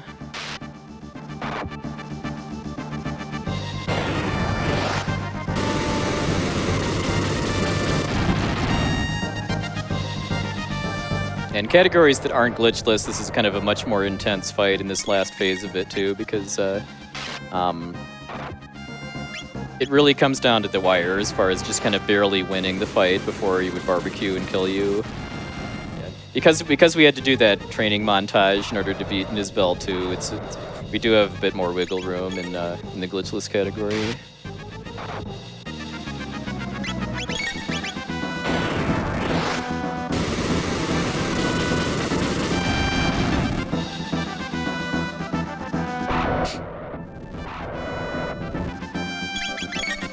be getting close. Pretty close at this point, yeah.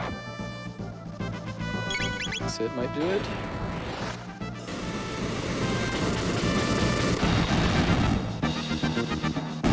There we go, Black Tyranno down. All right, so get kind of a little bit of a lore dump here, where we kind of just happen upon the true origins of Lavos at this point. That Lavos isn't like a demon or anything that was created or summoned by someone else. Lavos is in fact an alien parasite that comes to Earth in the far distant past and then burrows into the ground to start kind of consuming the energy of the world from within, and then kind of if nothing is done about it, then in the year 1999, Lavos will kind of become strong enough to emerge from the Earth's crust and lay waste to the world unless we can stop that. So I guess while we're doing this, take it away, Sel. Absolutely. We have $75 from Bangarang Orangutan. I'm here to do two things. Get to the $200 donation mark, so I'm in for the Switch 2 bundle, and make the host say, Bangarang Orangutan. Good luck, Sel. Donation goes to host choice. And good luck on the run, puwexil. For me, that went, of course, to the Fight Spekkio Form 3, which is now at almost $1,000 out of the $3,000 needed. Yeah, we do have a little bit before that's going to need to happen. Just people familiar with the game, it's going to be after I get the time machine, so we do still have a little ways on that. Get the time machine with wings, I should say. So it is a bit for that, but again, don't sleep on it. We do want to make sure that happens. Please continue, by the way, so we've got more cutscene goodness here. Absolutely. We have $500. Let's go. Nice. And this is coming from Tantrum. Now, if those of you who are not familiar with Tantrum, they are one of our sponsors here at this event. Exclusive RPG Limit Break X Tantrum merch is now live. Shop the RPG Limit Break collection featuring shirts, blankets, tote bag, and much more. And what's better, Tantrum merch will donate up to $5 per item sold to the National Alliance on Mental Illness and its mission. Grab your gear now at tantrummerch.com/RPG Limit Break. And I believe that is going to close after the end of the event, so you don't have a ton of time left to get that, to go get your merch.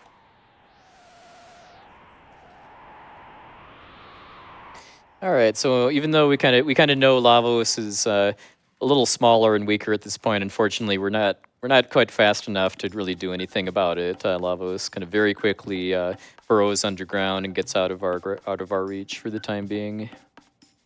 But Lavos' fall, we find, does create a new time gate, which is going to take us to a completely new era that we haven't seen before, called the Dark Ages.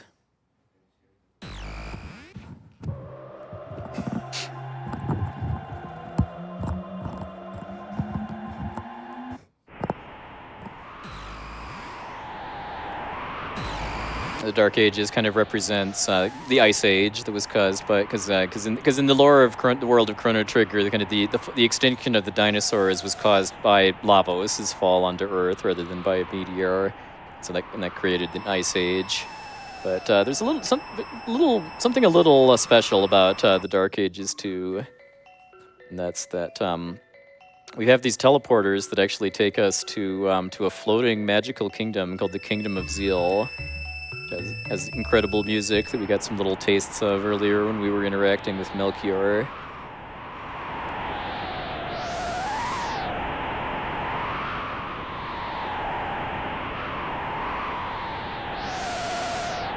This must make commuting here really a pain. That's always my theory too. Yeah, I feel bad for people that live in Enhasa, that town we just walked past, that have to commute to work and other places on the main island.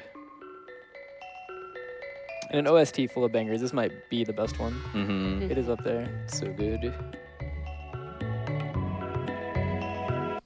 Yeah, we gave a shout out to Nobuo Uematsu, who kind of helped with the soundtrack, but the primary composer for Chrono Trigger is Yasunori Mitsuda, who also did Radical Dreamers and Chrono Cross after this too.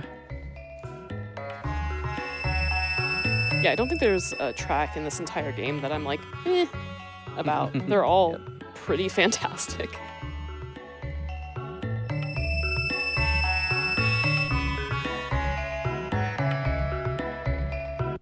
All right, sadly we don't get to kind of hear the full loop, but got a pretty good sampling of it, especially with me popping into Kajar to pick up an extra speed tab. It's just a pretty minor detour that ends up kind of saving me more time than it costs over the rest of the game.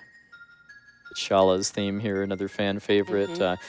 If we'd have talked to more people, we'd kind of learn that the royal family of Zeal kind of has two children, Shala and Janus, or Yanis. And Yanis has a pet cat named Elfador. We could have actually met Yanis if we went to Enhasa, where he'd be kind of rude to us, where he'd give us some kind of cryptic comment about how one among you will shortly perish. Yeah, that can't mean anything. Can't mean anything in particular. Yeah. No. At least we get some news in this. Yep. We see these mysterious black doors that we saw a couple of in the future, actually, that we couldn't do anything about because they were sealed by magic. But then we see that Shala is actually able to unlock that door using her pendant, which looks suspiciously like the same pendant that Marley has.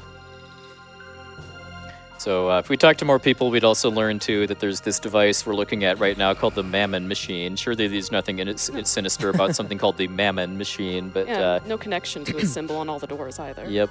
But yeah, the Mammon Machine is actually the source of power for Zeal Kingdom, and the source of power is Lavos, actually, that the Mammon Machine is kind of being used to tap power from Lavos, who's sleeping deep underground, and use it to... power this floating kingdom. Surely that can't be a bad idea. Yeah, oh yeah, that's a great idea. I mean, nothing could go wrong. They've thought it through, for sure. Yeah. Yep.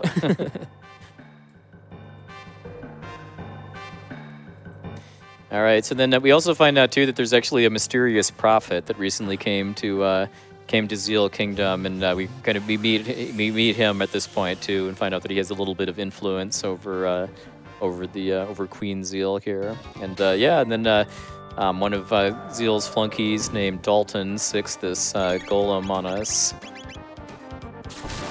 You do not actually, in fact, have to win this fight in order to progress the story. So, GG. Well, so much for the rest of the 3 hours of this. Yep. Yeah, my theory on why that is just it's kind of because you're exploring a castle and then you're just kind of unexpectedly thrust into a boss fight in what kind of isn't meant to feel like a really overly hostile area, so that just kind of feels like a little bone that the game developers throw a player if they're not prepared to fight a boss, just kind of unexpectedly.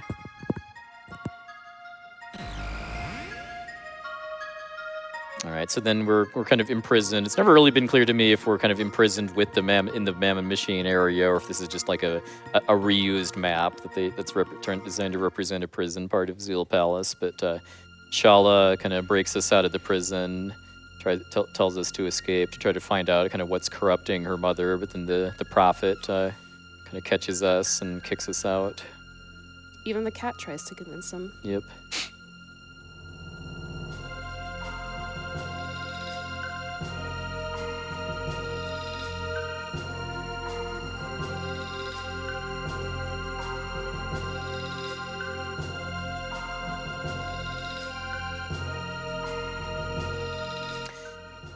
Then, so we're getting kicked back out of the Dark Ages, and then the Prophet makes Shala use her powers to seal the Time Gates. That actually cuts us off from access to the Dark Ages completely, which is a bit of a problem. So then, kind of after that, we're actually going to have a flashback to something we didn't do. When we were in the future, there was another island that we could have gone to where we would have met a mysterious old man who has a pet new. Good choice, by the way, too.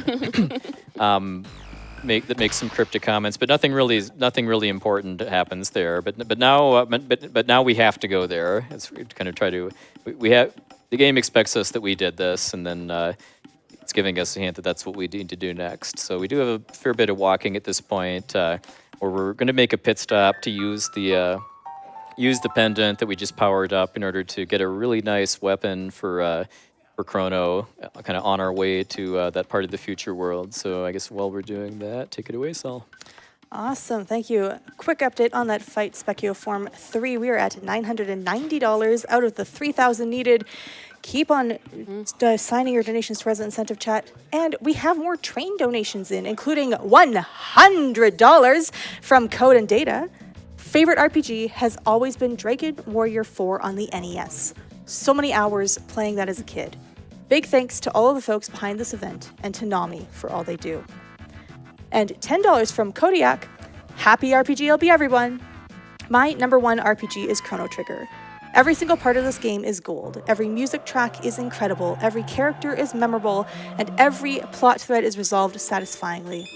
I love lots of 90s RPGs, but nothing else comes close in terms of having virtually no false steps anywhere. Thanks for everything you do.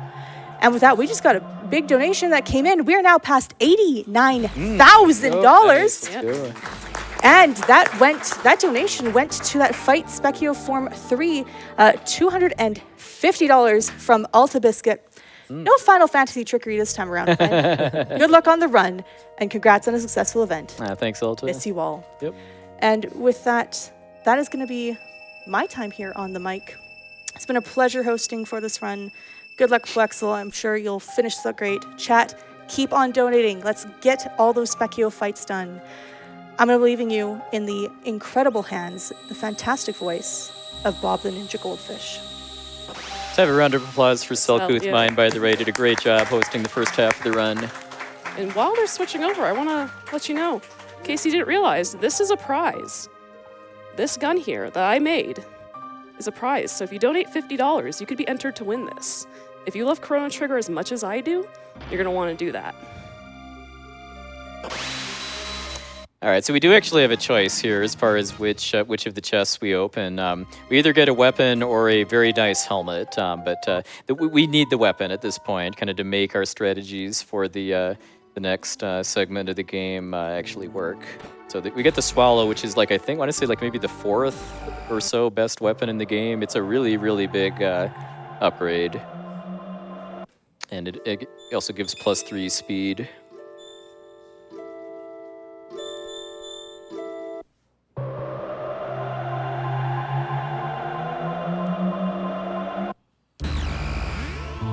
So once again, when we're coming through the Protodome, like the first time, we do need to be very, very quiet as we're sneaking past these robots here. Still don't want to wake them up.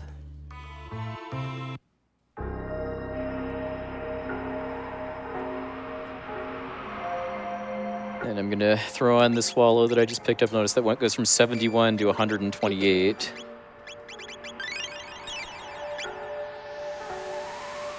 Unfortunately, we don't get more Johnny. I mean, we see him. We do see him. He's still sulking over there. Yep. Yeah, after we bopped him in the race earlier. We could actually do the Johnny race again, but since the game isn't forcing us to do it like the first time we came through Lab 32, it's faster to just walk through and then run away from the two unavoidable fight triggers here.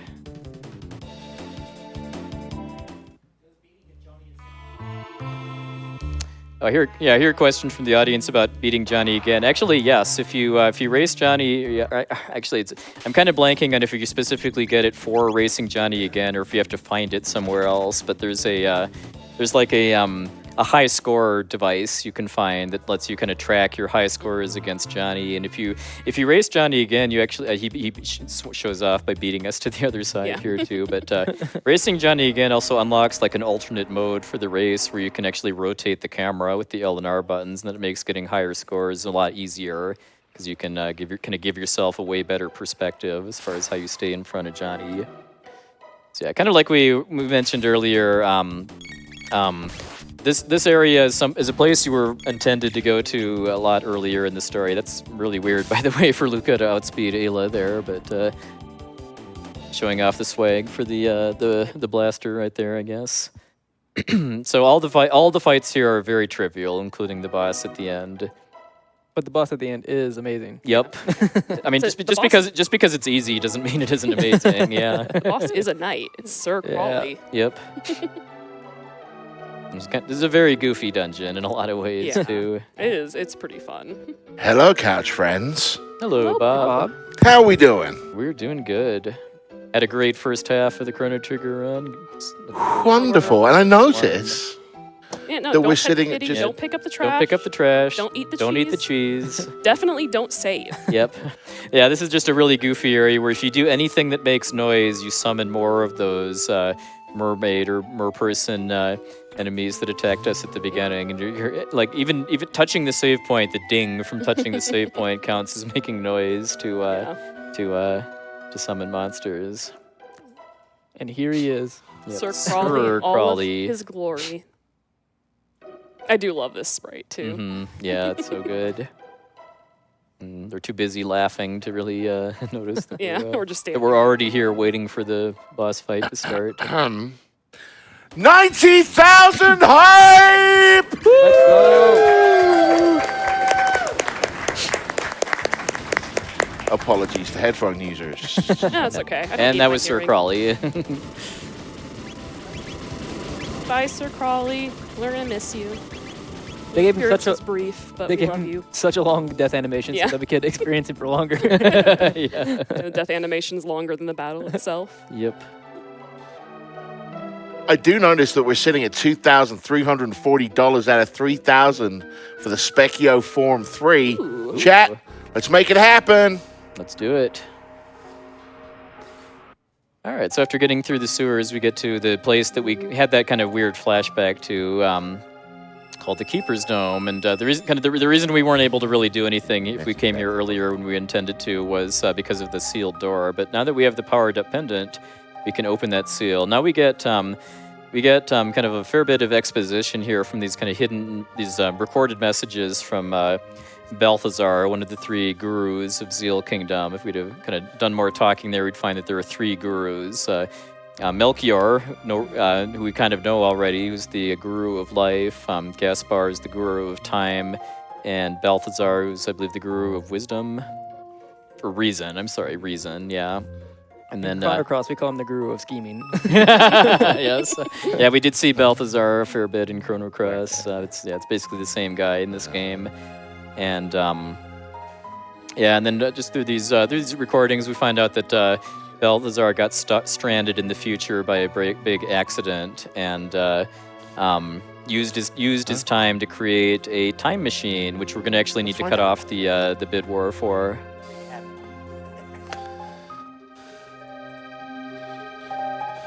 So yeah, let's have that name cut off for the time machine. All right, I am going to do a quick refresh here.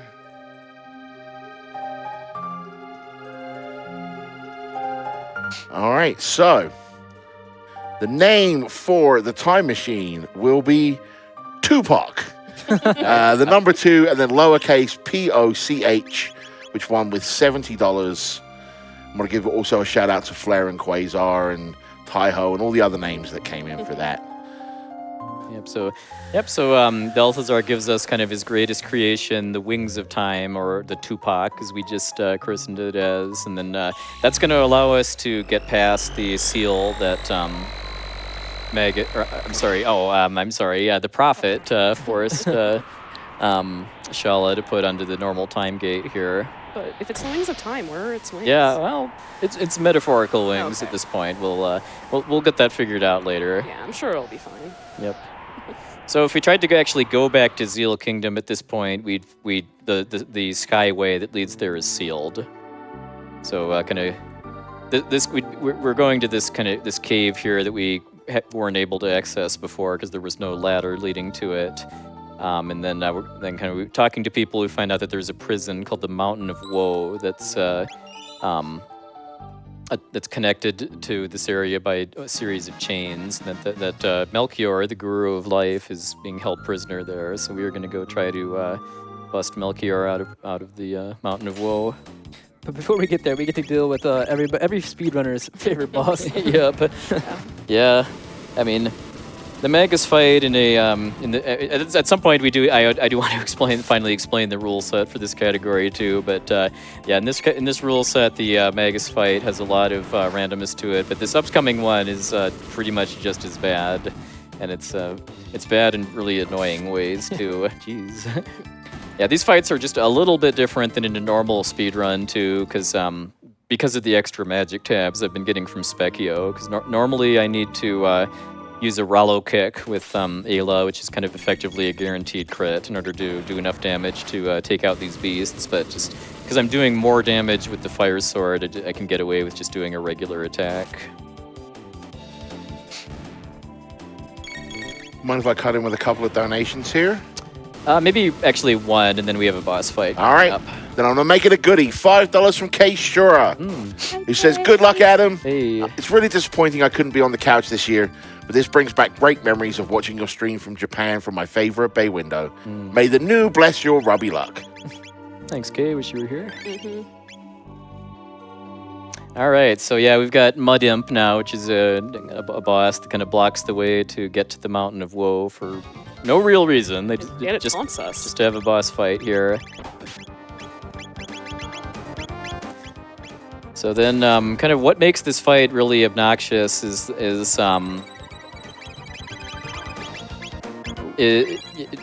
maybe I'll just explain kind of the intended mechanics for this fight. So yeah, the Mud Imp has red and blue beasts that accompany it, and the way you're kind of intended to approach this fight is to defeat the two beasts. Because once you've done that, the Mud Imp, which has very, very high defense at this point, loses most of its defense, and you can actually one-shot it with certain types of triple techs. But the beasts both have 5,000 HP, which is quite a bit at this point, and that would take a long time to chew through. So because Mud Imp has good defense but not impregnable defense, we just basically just kind of we put one of the beasts to sleep, because if they're both awake, if you attack the Mud Imp, they do an earthquake counterattack, but you can shut that down by putting the blue one to sleep, and then we just kind of go ham on Mud Imp with magical attacks. And then this is a big part of why this fight is annoying, is that Mud Imp can randomly heal, and each heal kind of extends the fight by about a full turn. And then we haven't yet seen the other obnoxious thing too, which is that Mud Imp has a rock throw attack that can put your characters to sleep, and we don't really have any means of avoiding that at this point.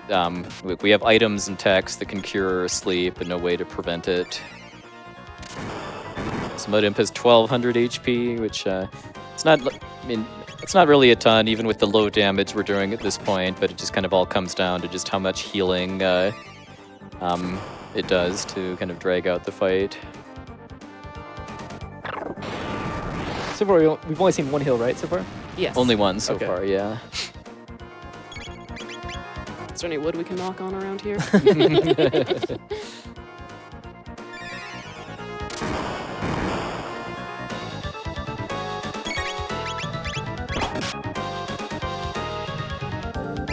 Getting kind of unlucky here is probably going to kill him. Oh, All not. right.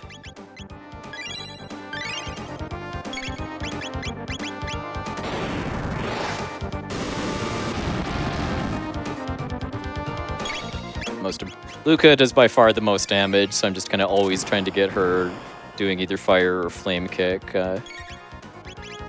every turn.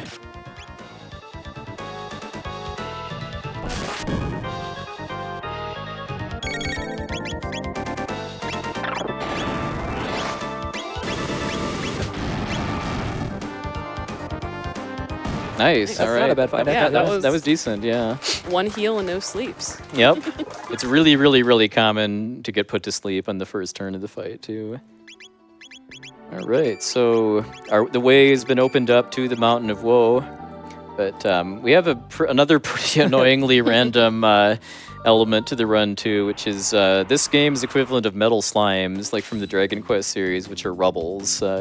So rubbles have 515 HP. They completely disable your ability to do anything at all other than regular attacks, and then they'll run away after a couple of turns pass. So they, yeah, I forget if I said how much HP they have, but it's 515. So it's generally one hit from Chrono and one from Ayla, or two from Ayla plus one from Luca. And Rubbles are worth a whopping 1,000 experience and 100 tech points, which is like the second highest possible award in the game for a fight. So we need one of the. We need to kill one of these as part of the overall leveling route for the run. This one's not looking too hot at this point, unless I get a crit. We do have a couple of tries, but Yeah, every one we do takes time. It's probably a little too late there. Oh. Like 100 left. Yeah. Hey! Oh, yeah. Nice. Now we don't have to do that again, luckily. And then I'm also situated at this point where I actually learned some new techs off of that point. And then that's where we actually get affected by something that you could definitely say is a glitch, but it's something that's totally unavoidable through normal gameplay. So it's allowed in glitchless runs, which is the double tech point glitch / exploit, whatever you want to call it. And it's just a weird thing where whenever a character learns a new single tech after a fight, the game will award the tech point value of that fight twice to that character. So both Ayla and Luca actually got 200 tech points instead of 100 from that rubble kill, which is why I've been able to kind of optimize the route enough to eliminate needing to fight more rubbles, but I do still need the one in order to kind of very quickly learn rock throw with Ayla, napalm with Luca. So I was supposed to take my berserkers off before this fight. Just kind of show what we think about birds here. I have these double crits here. It's not really jerk birds, but they're still not fun. Yep. All right, so I just need to shuffle some accessories around here. Got the power scarf. Hers trick doesn't really matter, so we're doing side scope. Bandana, berserker, and speed belt. Like some of these equip changes aren't actually going to matter for a while, but just because I'm scrolling past those characters in the menu, I just get it out of the way now. All right, so now we're going to get our first taste of, as the in-game text says, Yoho's Falcon Hit. Watch the little dance Ayla does too. And that is a lot of damage. So yeah, Falcon Hit is it's an attack that hits all enemies in a horizontal line. And the scaling for the damage is completely based around Chrono's attack power. So Chrono right now has one of the best weapons in the game, and and a power scarf that further boosts his power, along with some power tabs I've given him. Let me just double check to make sure I picked up the barrier. Yeah, there it is. Gonna need that later. So it's always fun watching people play this game for the first time and then just learn Falcon Hit and then just use it and like, oh, that is nice. So these gargoyles I've been fighting, I could actually run from, but they're worth decent experience and they die pretty quickly. So I'm just taking a couple sets of them just for extra experience I need as part of the run.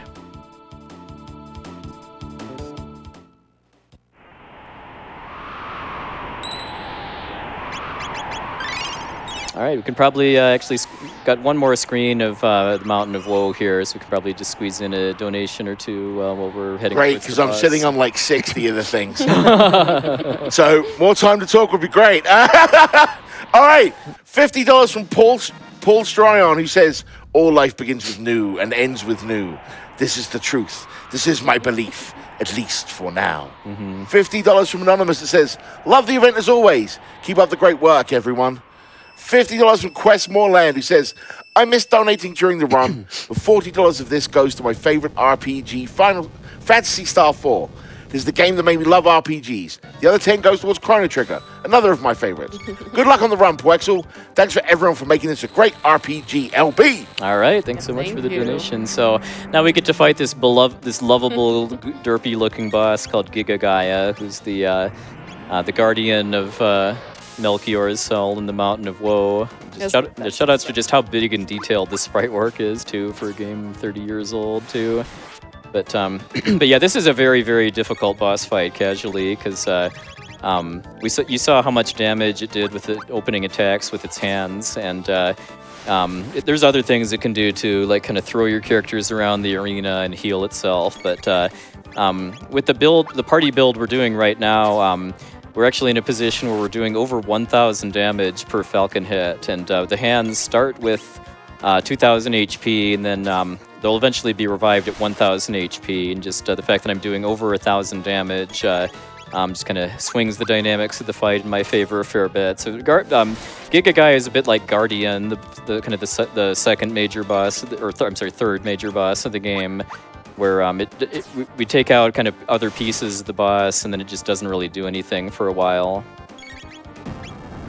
Still trying to figure out what that expression means on Giga Guy's face. Yeah. It's just happy to fight us. It's probably been up here for quite a long time. Yeah, just begging for somebody to try to try to rescue Melchior that it can try to fight. Subscribers to the RPG Limit Break channel, by the way, can leverage RPG What, which is this boss's lovable face. So 3 more Falcon hits to take out Giga Gaia. The routing works out really cleanly too, that we have just exactly enough MP to defeat Giga Gaia without needing to use ethers at all. See, we've got some Falcon hit animation action going on in the audience too. I love it. Yeah, and if everything goes well, we'll beat Giga Gaia before it revives the hands again. And there we go. All right, so with Giga Gaia taken care of, we rescue Melchior, who doesn't really know us at this point because it's kind of earlier in Melchior's life than we knew him, because it's a time travel story. We'll figure it out eventually, and then we kind of try to hatch a plan to stop the Mammon machine from potentially awakening Lavos by using a red knife that we're given to try to throw at the machine. So I guess while we get that underway, take it away, Bob. Thank you very much. I've got $15 from Gato, who says, I lost, you won, $15 donation to Nami. Wouldn't that be fun? And I've got $11 from Bonnie, who says, good evening. It's almost midnight here. As good a night as I will send you my last shiny pieces. I drew another 11 bobs, which means there are 46 bobs in total this year. Well, and 1 Larpus. They are all powerful and lovely like everyone here. Keep up the good work, and remember, no feeling is final. Good night from Germany, less than 3. Also, to give a bit of a shout out, I want to give $250 from Alec Redian, who says, I've been watching RPG LB for years, and I donate when I can. Thanks for all that you do when supporting Nami and all the speedrunners that take part in these events.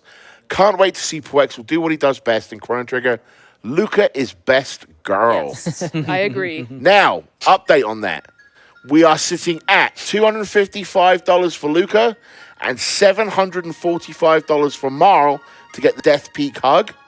And we are sitting at $2,680 out of 3,000.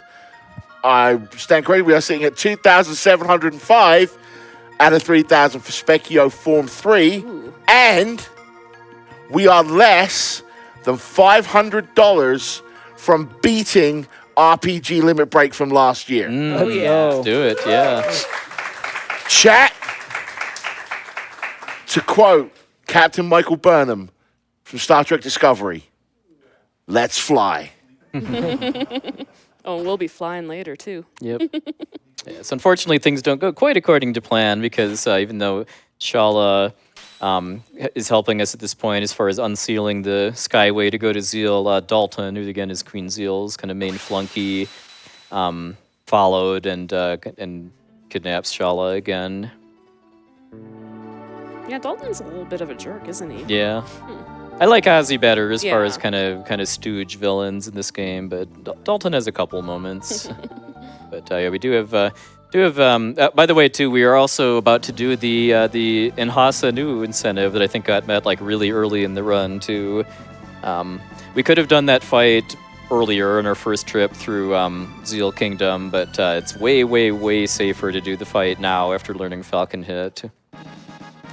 So while we're walking to there, we could probably get another donation or two in. Oh, lovely. Let's go back to the train. $10 from Matrimony. Spekkio 2, choo-choo. $10 from Mike. $20 from Nonstop. Good luck, puwexil.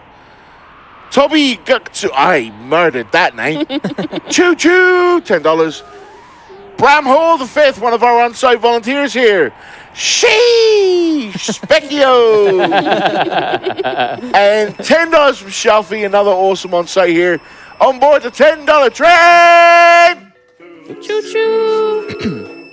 I was holding the wrong button when coming out of the Skyway, so we get to do it again. Yeah. Now, time for one more donation, at least. Well then, $200 from Control Z. I said $200! Chrono Trigger was one of my favorite games growing up and my intro in RPGs. I remember playing this game on a CRT TV, and hopefully it will bring more memories to new people. Thanks for showing this off for a great cause, and good luck on the run and everything else. And with that, we have beaten RPG Limit Break 2025! The news have blessed us. Hey, now let's see if we can hit 95,000. I believe in you, chat.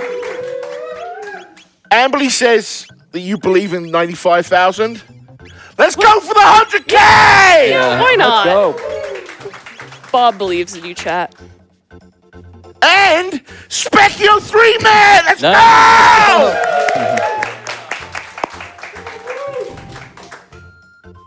Apparently my audio's peaking a little. And just a little. It's okay. I don't think my eardrums are blown yet. Chance I might have to reload this fight because I kind of forgot to heal before coming in here, but let's give it a shot at least. Yeah, so tell us a little bit more about this battle now that we've gone right, over all that. So yeah, news have two attacks. They can either actually, you know what? Actually, no. They can either do 1 damage to you, or they can reduce you to 1 HP. Okay, good. Nice. We're good now. But yeah, they generally start with the reduce you to 1 HP attack.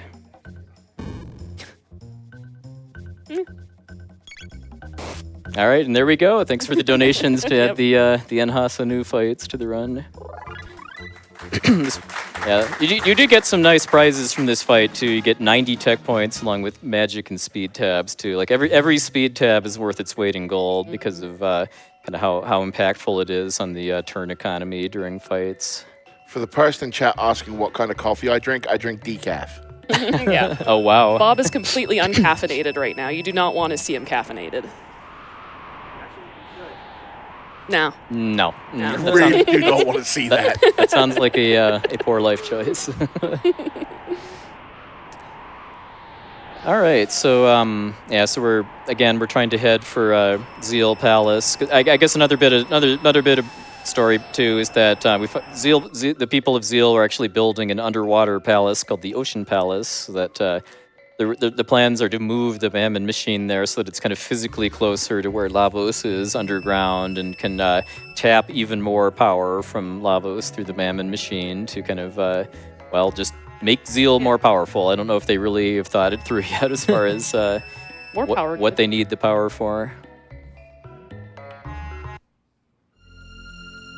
All right, so yeah, this is going to be a 100% run, which requires doing all of the major story quests in the game. Most of the quests are going to eventually be opened up just through story progress, but this one right here is an exception where we need to talk to this NPC that's canonically known as Plant Lady and tell her to kind of plant or to kind of care for a plant that was given to her by the Guru of Life. And that's a requirement in order to activate one of the story quests that we're eventually going to need. All right, so now we are fighting Dalton, and this feels kind of a bit like a joke boss fight at first, where all he does is just counterattack by halving our HP, and he can't actually kill us. But once we've actually depleted all of his health, he does a counterattack that hurts very, very badly and will kill us if we're kind of not careful about it. But it works out so that as long as my characters only get their HP halved once, that I'm not really in any kind of serious danger. And then I'm able to manipulate who gets counters for the Falcon hit by just whose menu I use to queue it up. So yeah, this will finish him off, and then look a little dicey as far as the HP, but we should be totally fine. So I guess while we're teleporting down to one of the most hype parts of the game, I might add, to the Ocean Palace. Just phenomenal music and visuals and pacing and stuff. I think Bob looks like he has something to say. I do, because we've opened up a donation incentive for Spekkio Form 4. Nice. Which is already at $50 out of 3,000. So come on, chat, let's start working towards that next amazing fight from puwexil. And while I have the microphone, I'll just slip in a quickie. $50 from Kefka. Yes, there are 4 Fs. Who says, miss you, Yoho. And let's see here. $250. Nice. From BD Jeffy P, who says, my final donation for the week. Thanks for the great times and laughs over this past week, as well as the last 6 years that I've been watching these marathons. Congrats on your 10 years and the work over that time to raise money for this cause and highlighting the importance of mental health. I look forward to the future, and hopefully I'll be able to actually attend in person after I couldn't make it twice. We look forward to seeing you, Jeffy. Yep. Again, just this place is just so good too. Like the music and the fact that it doesn't get interrupted by the battle theme when you get into fights, and then the little kind of intermission cutscenes you periodically get just really ramps home the feeling of trying to race the clock at this point to stop something really bad from happening. Yeah, but in terms of atmosphere, I think this is my favorite dungeon in the entire game. Yeah. Get Chrono a little impatient to get off that platform there. All right, so once we're once we hit the switch, which opens up a bridge to get through here, now we've got quite a few enemy skips we're going for, and then a couple that we just can't skip and have to run away from, like this one here.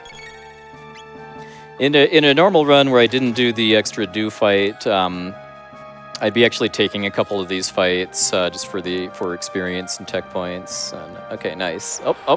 Premature there. I should have stopped again. There is some randomness as far as those jumping guys there, as far as kind of how desynced they are from each other. I guess since they were all in perfect sync, I mean, yeah, that actually makes it kind of hard to try to get past all of them without waiting a second again. All right, nice.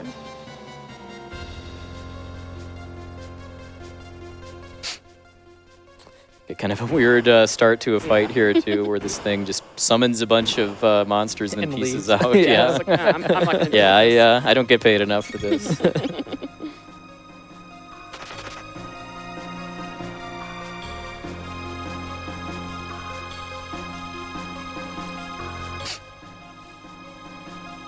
Get another one of these kind of little intermissions here, showing how time is running out to to stop the Mammon machine from being brought to full power.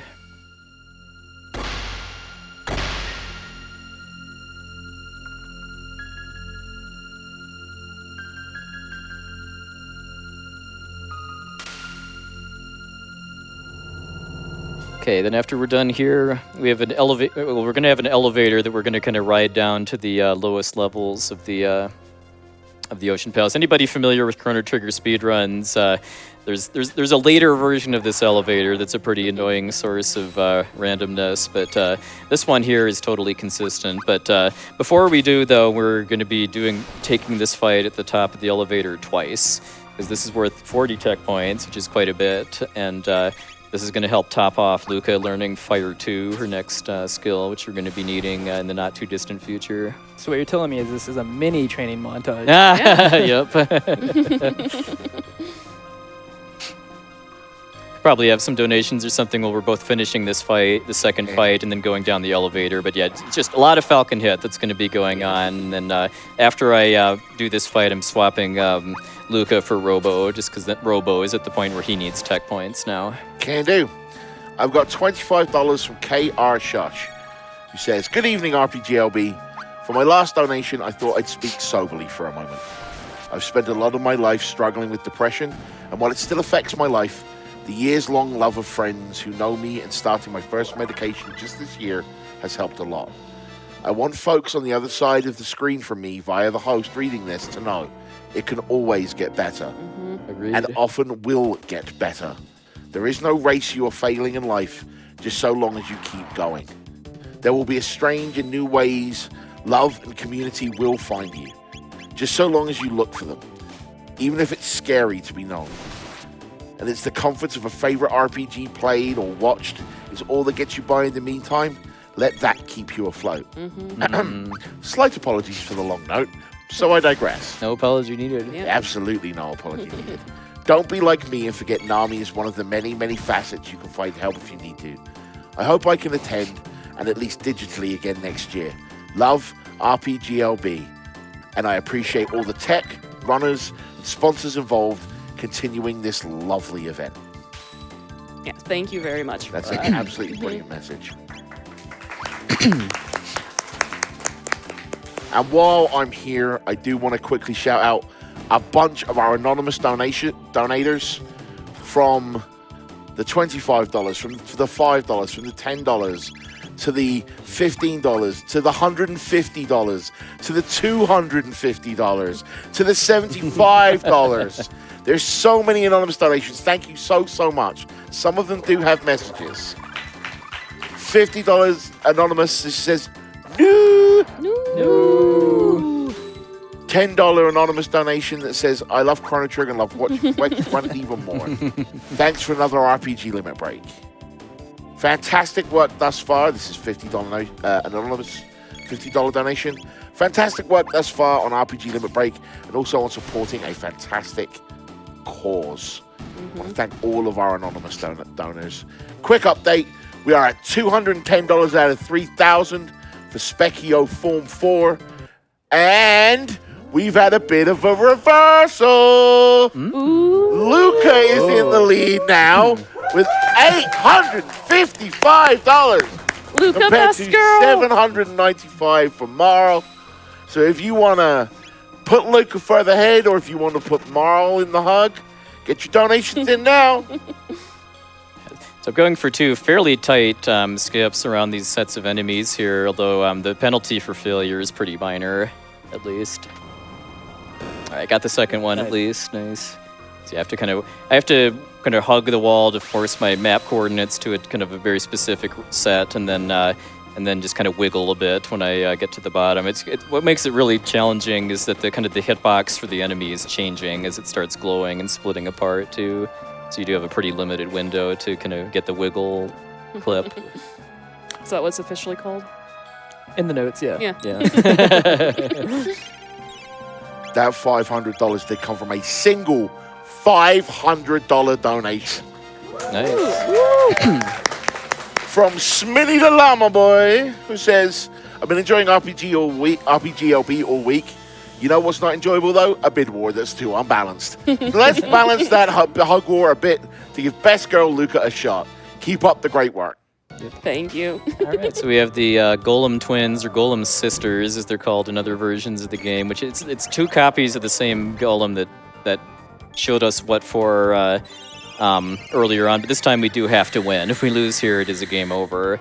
This is why I wanted Robo to get a bunch of tech points, because thanks to learning his Robo Tackle skill, now we can use Boogie, which casts Stop, yes. The golems in this game are not immune to all status effects like most bosses are. So I had to cast Lightning too at the start of the fight just because I did need that little extra bit of chip damage to round out the kill. Otherwise, after I think it's 6 Falcon hits, they'd have like 200 HP left. And that Lightning 2 is also an important part of setting up my backup strat too. If Boogie misses one or both of them, it makes it possible to recover before I get murdered. These things are so dangerous, by the way, if they actually get turns. But yeah, we're just... yes, the great thing about Stop via the Boogie status too is that it doesn't wear off if you attack them, because you can put these to sleep using Luca's Hypno Wave too, but if you attack them directly, then they wake up, and you can keep putting them to sleep, but eventually it'll probably miss, and then you'll have some problems. All right, so I guess with that we've gotten access to the Queen Zeal's inner sanctum where the Mammon machine is, and then we actually have a pretty lengthy bit of cutscenes here. Sadly no training montage this time, but Chrono is. We're going to unfortunately be a little too late to stop the Mammon machine from being brought to full power and summoning Lavos. And Chrono is going to try to do what he can, but sadly isn't quite strong enough to face Lavos at this point, and some bad things will happen, and bad things will also be happening to Zeal Kingdom. And then I guess if I could actually have my mic muted briefly at this point too, I would like to step away for a quick break during a part of this cutscene that doesn't have text mashing, while our lovely host salutes us with some great words. Oh, I was just going to talk about you while you weren't here. I mean, or that. Talk about how wonderful and amazing this run is that he's performing. Absolutely. Yeah. Okay, so I have $33.30 from Ferret Skin, who says, this should be my final donation of this limit break. It's been my 3rd year attending, and it's been an absolute blast. I can't wait until we all get to meet up and do this again next year. GLHF! $10 from Tex, who says, thanks for a wonderful RPG limit break. RPG LB and NAMI inspired me to seek mental health support this year when I really needed it, being a federal worker. Chrono Trigger is my favorite game. Also, Everyone's dead. hug your friends and hug Luca. Out of interest, do we all agree that Luca is best girl, or... Yes. Yes. Puwexil, do we get an opinion on this? No. What is this, a Final Fantasy game? I want people to donate to make that decision. I mean, fair. I don't want to bias it. $50 from T-Pat, who says, here's my $50 for seeing 5 chances and only 1 pincer earlier. I can spare a few of those if you need some extra XP. Thank you for allowing me to meme with some Pokemon today. If you haven't seen that run, chat, I highly recommend going back and watching the race from earlier. Yeah, Prophet is Magus, by the way, too. He was thrown back in time when we defeated him at his castle, and kind of was using his knowledge of the past to kind of manipulate the wheelings and dealings of Zeal Kingdom, and we find out also that he very, very, very much does not like Lavos, and the whole kind of scheme he was hatching to try to summon Lavos was actually to try to destroy it instead of to use it to destroy the world. And Chrono's going to go on vacation for a little bit. Yep. No, he's going to save the world. What are you talking about? Oh. That doesn't sound good. But yeah, this is where we get the payoff too for that interaction we had with we could have had with Yanis earlier in the game too, where he says the black wind blows, one among you will shortly perish. And in the remakes of the game, I shouldn't say satisfying, but it's such a well done payoff too, where right before Lavos blasts Chrono, he actually has a flashback to that discussion with Yanis.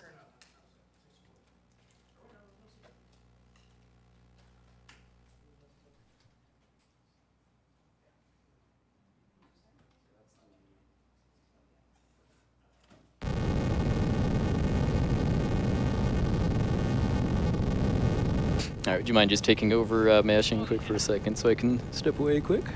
Now it's a co-op run.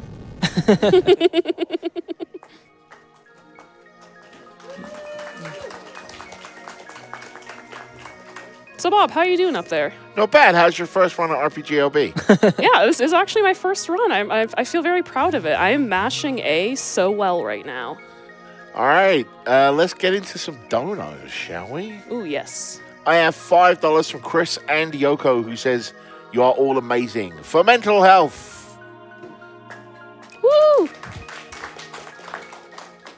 $50 from Tenroll, who says, this is awesome event. Love you guys. We have, after I've mentioned our anonymous donors, we have a couple more come in. $25. We have a $200. Let's go. Let's go, yeah. We love our anonymous donors here. And another $150. And then another $150. Let's keep them coming. With this one has a bit of a message to it, who says, speedrunning has always been a light in my darkness, so I'm paying it forward. Thank you. Thank you so much.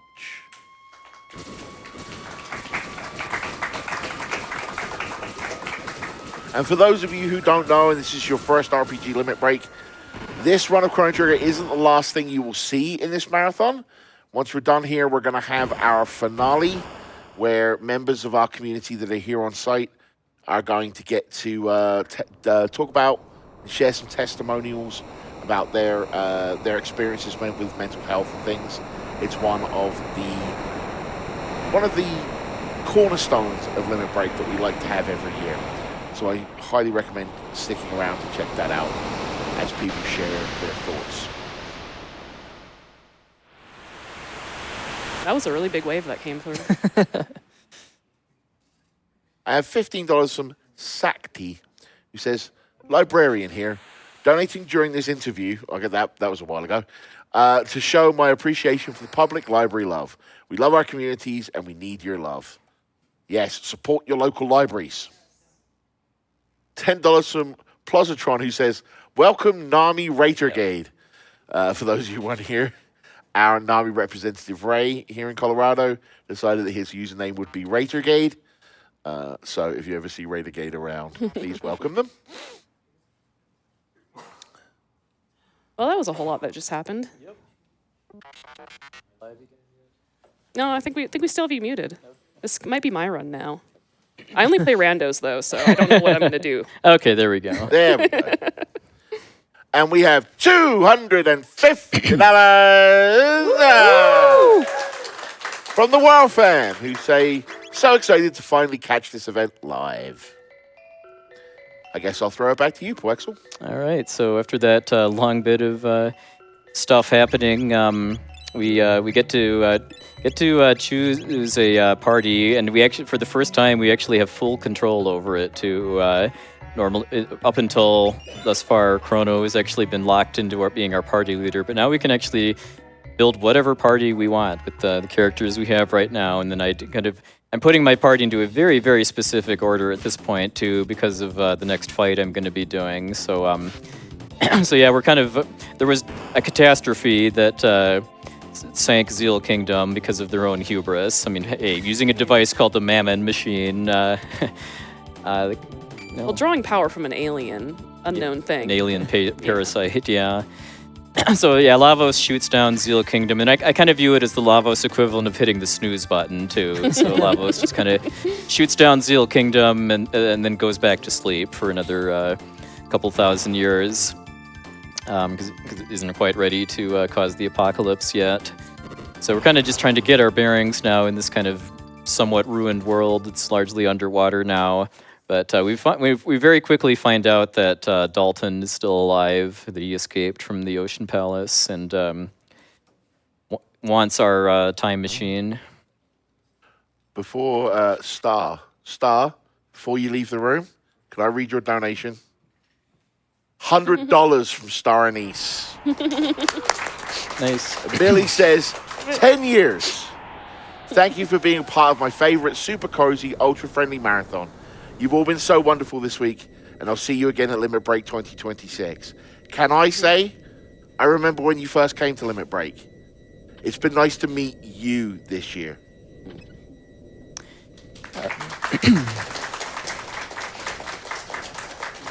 All right, so then we have the Blackbird. This is a very light stealth segment where this is the first time where we actually get thrown in prison, where our captor actually thinks about taking away our equipment. But Dalton kind of doesn't really think about Ayla, who doesn't need weapons to fight. So generally you're intended to kind of sneak around through the air ducts in the Blackbird until you find an unguarded chest that you can use to kind of start getting your character's equipment back to actually be able to fight. But if you have Ayla, you can just completely ignore it and go for the exit. And then this fight is also why I arranged my party in that way, because even though Luca and Robo aren't part of the fight, they stopped the other enemies from getting close enough to Ayla to attack her. All right, so then throwing on some loose weapons that I have, because then that enables Luca and Robo to fight, even if I haven't actually kind of gone to the part of the Blackbird that has like the chest that has all of their specific equipment. And then I will eventually get it back, but the thing I'm going to permanently lose is all of my money, which is why I spent all of it at the item shop in the Last Refuge, I believe it's called, just to get refill healing items for the rest of the game. Now we get, the golem boss who Dalton was threatening to summon earlier, but this is a bit of an interesting fight here. The Golem boss certainly does not get paid enough for this. Yeah, you can win this fight, but it has 10,000 HP, which would be quite a bit. But fortunately for us, the golem boss is actually afraid of heights. And also fortunately for us, the golem boss running away counts as winning a fight, which lets us learn combo abilities. Because a little bit of an interesting nuance to the combo system is that to learn a combo, you have to win a fight with both characters that are part of the combo in your party. And since this is the first time Luca and Robo are fighting together for a while, that fight gives me Fire Tackle literally just in time to use it on our final fight with Dalton. Nice little fourth wall breaking here too. Stop the music. Yep. We've had some shots fired in the hug incentive. Ooh. Marl is back on top with $1,045. We probably got maybe roughly an hour until that at this point too. So, but yeah, I like to hear that. I like to hear that competition. Luca's still best girl. And this fight, Spekkio Form 4, is on 685 out of 3,000. Yeah, we're kind of rapidly approaching Spekkio 3, by the way, too, which I'm glad to hear is already met. Such a cool visual set piece for a boss fight, too. Although I don't understand why Ayla doesn't just throw him off. Yeah, yeah, it's going to get pretty silly pretty fast here. I mean, she throws Chrono around all the time. The thing is Dalton is actually not a pushover in this fight. Yeah, he is way more dangerous than the first time we fought him because he does regular attacks instead of just purely counters, and his counters are also nastier too. But he does not have a lot of health. He has 2,800, which is not a lot for the stage of the game. And this is kind of the silliest part of the fight too. Like, Ayla, just chuck him off. Yeah, not up. Again, I'm okay with that just because of what a really cool set piece this boss fight is.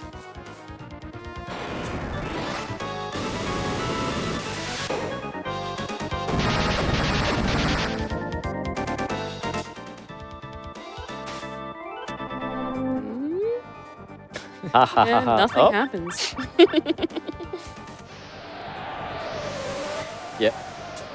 Yeah, that's the last we see of Dalton. Although in the DS and PC remakes, they actually there's a little bit more Dalton lore that also tries to create a tie-in to Chrono Cross as far as kind of making Dalton responsible for Horror Kingdom becoming militaristic in the world of Chrono Cross. And this is where we also find out that the cockpit for the time machine also includes a Super Nintendo controller because you've got like X and Y buttons. And it shoots lasers. And has a self-destruct mechanism for the Blackbird in it.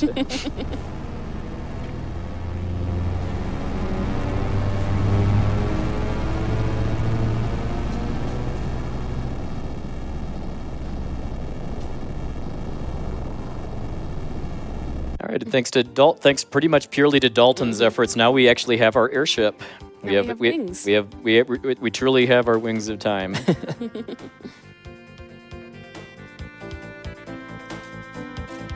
Little taste of the rockin' airship theme in this game. Again, not a dud on this OST. All right, so now that we've kind of lost our money, now we actually need to get some of it back for some kind of upcoming stuff I'm going to be doing that's going to require money, because we're actually very rapidly approaching when we have access to pretty much all of the Major's story side quests in the game. And yeah, now let's finally get it done and finally explain the rule set for this category. So this is glitchless 100%, no manipulation, and then the way 100% is defined in Chrono Trigger speedruns is once you've kind of progressed past a certain point and finish a quest, if you talk to the old man at the end of time, he actually kind of gives you a list of remaining major story quests that you haven't done yet. And then we define 100% as doing all of those quests, and then also completing the Black Omen, which is the strangely completely optional final dungeon of the game. And if we were doing any percent, at least, well, I should say any percent with my kind of marathon specific route, we wouldn't really be doing a lot of the quests. We'd just kind of be doing a couple pieces of them to get a couple equipment upgrades and unlock a really nice place to level grind, and then we would just head straight for Lavos to finish the game. But since the 100% got met, we are going to be kind of pretty much completing all meaningful story content that we can do in one playthrough of the game without touching the New Game Plus mode. And then this is also a no manipulation run. The random number generator in this game is actually very simplistic and pretty easy to manipulate if you kind of get into a known state, and then kind of do some kind of use consistent strategies for fights that increment the random number generator in known ways. So we're doing a route that doesn't do that, and just kind of rolling with what the game throws at us. And we have the important pig skip coming up here too, as I call it. Pig. And no. This next moment, by the way, we need Magus's name cut off now too, but this moment surprised me very, very much 30 years ago when I first played this. It's one of my few memories of my first playthrough experience of this, is that Magus becomes a secret 7th character if you say no to fighting him here. And what is he going to be called? I'm doing one quick refresh just to make sure.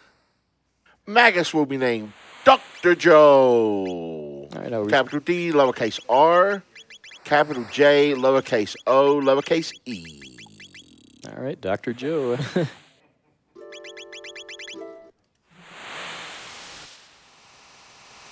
Also, we didn't really get to touch on it in that last cutscene, but that last cutscene sets up a lot of stuff for Chrono Lore. Not just for Chrono Trigger, but it also sets up a lot of the pieces that kind of continue on in Chrono Cross as well. Mm-hmm. Yeah, because what we were seeing in that flashback was some kind of snippets of the original timeline before we started messing it up with time travel, as far as how the 3 gurus got and Yanis got sucked into time portals and kind of spread across time.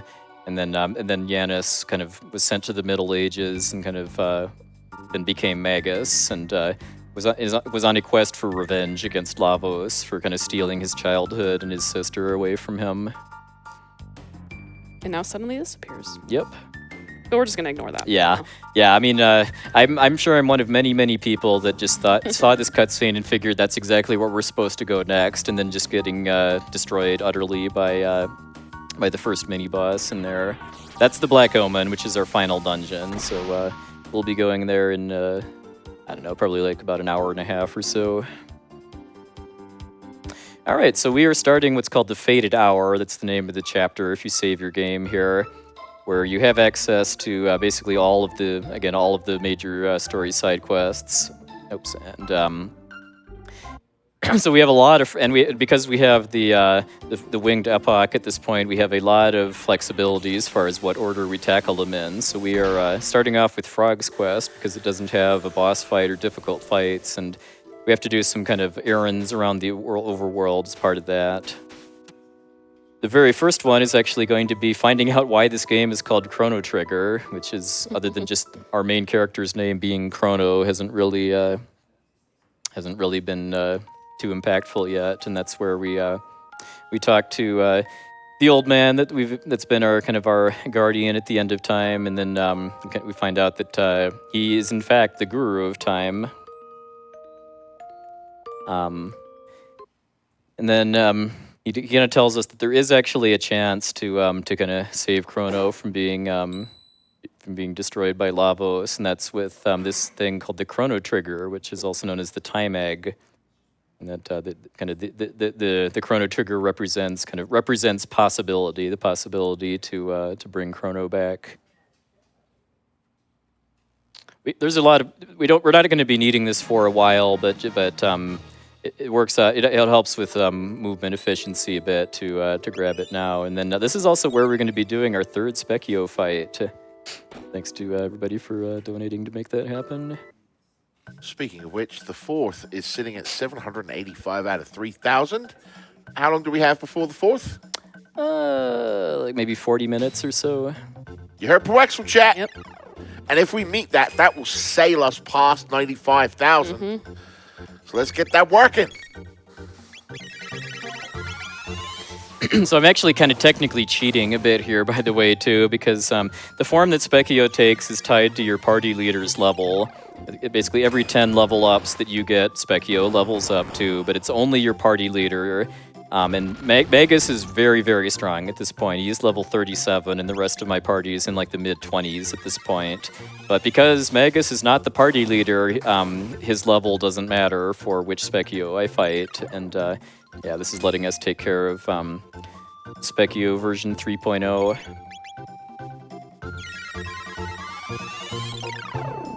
And it's quite a bit easier than the last one, just thanks to having Magus in the party. And there we go. So again, yeah, that's Nice. Spekkio round 3. Thanks for the $3,000 that donations that added that fight to the run.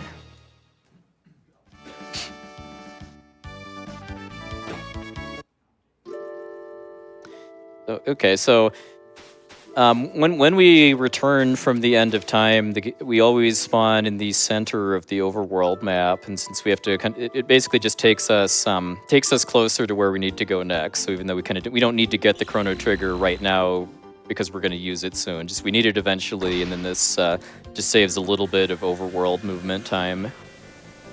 So as part of Frog's side quest to investigate a ghostly knight found in the ruins in the southeast continent, we need to get some tools to repair those ruins because they are in disrepair right now and have a bunch of pits that we can't get across. So since we have to go forward in time to find some tools, which conveniently will still work in the Middle Ages, we're going to first pick up all of the remaining kind of Luca exclusive equipment by talking to her father Tabin, and we're also buying some jerky, which is something we're going to need for another quest later. Jerky's actually very important in a lot of the quests here. Yeah, but then we're stopping at the grave of an NPC we never really have to interact with, named Toma from the Middle Ages, to just to get a speed tab while we're kind of on the way back to. I think Chorus, I think, is what this town is, to get the tools. And I'm sorry, sir, you've had too much sugar. I'm going to have to cut you off. Good old 90s censorship. It's an interesting way to drink soda.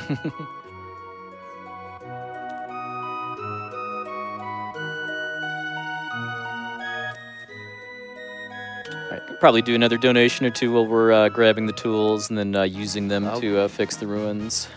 $25 from MP King 52 with no message. And speaking of Taiwan, $50 with no message. $10 from Veriphage with no message. $50 from Game Stetson with no message. Thank you all. $50 from Nas, who says, time to close out this 10th anniversary marathon with a great Chrono Trigger run. Thank you to all the runners and crew that made this event possible. Good luck with the run, puwexil. Let's beat up Spekkio some more. Yes. Let's see those donations to make that happen. There are a total of 5 Spekkios, by the way, too. We've met 3 of them and are working on the 4th.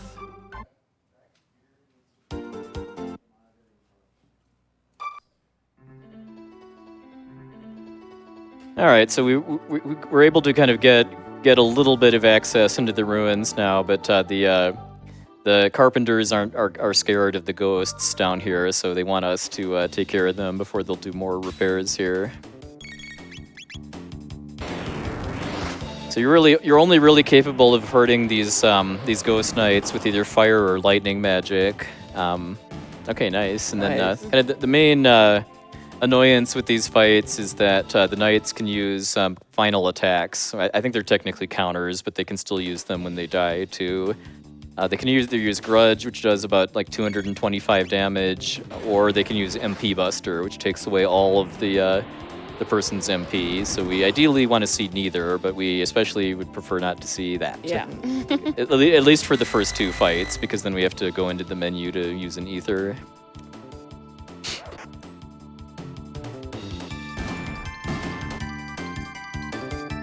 which I will now be doing. At least they give you an ether too. Yep.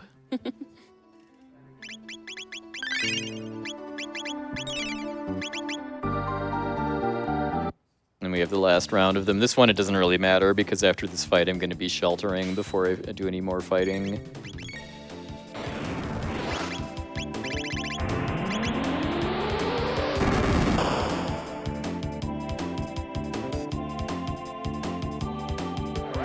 Should be pretty safe since you healed.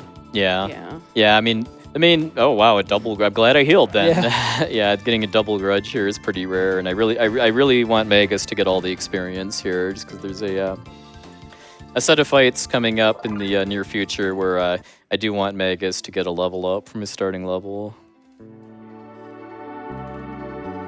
All right, so after doing those 3 rounds of Ghost Knights, now the Carpenter will fix the basement. There's a lot more you can do in the Northern Ruins. Like there's a whole upstairs section that has some extremely good treasure, like Marley's strongest bow and one of the best armors in the game, the Moon Armor you can find up there. But for the 100% speedrun category purposes, all we need to do is just clear out the basement and find Cyrus's grave. Because yeah, if we come here in the present, there's I think as the game puts it, like a brain dead undead knight here that says Len, short for Glenn, and then you kind of very quickly put 2 and 2 together. That is in fact Cyrus. So kind of the side quests in this game are largely tied to specific characters, and this is Frog's quest. It's kind of part of how what I talked about in the interview the other day too, about how speedrunning this game has given me a lot of appreciation for just how tight the pacing is in this game. Like there aren't really really long bits of downtime or cutscenes or stuff like that, but it still does a great job of telling its story. Like you've got all these side quests do really good jobs of kind of wrapping up the stories of all the characters in your team. And the music. Yeah. Yep. So good. Yep. All right. So then, our prize for finishing this quest is actually an upgrade to the Mazimune, which then becomes Frog's strongest weapon. I kind of vaguely remember being very happy with this as a kid too, because it was really hard for me to change swords for Frog after he gets the Mazimune, given that it's how important the sword is to the story, but now it turns out, yes, it is actually his strongest weapon. And then, I do like how they revisit this in Chrono Cross too, as far as kind of Mazza and Mune finally having their sister Doreen join them to create the Master Mune. But yeah, all right, and then probably while we're finishing this up and heading out of here, can probably get another donation in. That sounds wonderful. We've had $10 from Glacier Wolf, who looks to be trying to restart the train here. $10 from 10 years, great years of RPG LB. Great, thanks for the hard work, everyone, included and not limited to event organizers, runners, staff donators, and just the people watching. And we have had $200 from Kinglink. Let's go. Who says, it's time for the best incremental game of the year. Let's see how high we can get this number. 100K crew, let's go! 6 digits would be pretty hype. All right, so now we're doing what's kind of effectively Magus's side quest with Ozzy's Fort, which is it's basically a shorter and a considerably sillier version of Magus's castle. And that's why we love Ozzy. Yep. One of the, I had to put Frog in the party in order to finish Frog's quest at the ruins, but as something I very specifically did there too was actually to remove Magus from the party, because if you have Magus in the party, there's actually more dialogue when you talk to Ozzy, Flea, and Slash here. So these versions of Flea and Slash are quite a bit easier than the first fights that I did in Magus's castle. What I'm kind of hoping to see here is a critical hit from Frog, because then that'll save a turn. So hopefully Frog crits with his next attack.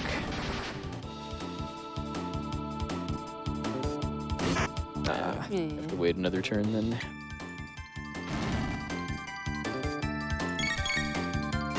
There it is. Now- There it is. When it doesn't actually help. Well, he heard me at least. Yeah. Frogs just doing their best. Alright. Luca's health looking a little low, so let me just pop a mid tonic here. Alright, this next cutscene I just adore too because of how silly it is too. I will let the results speak for themselves. I love the music distortion effect that gets woven into this too.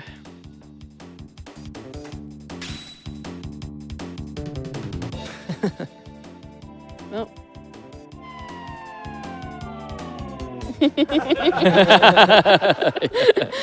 Oops. Yep. And blink.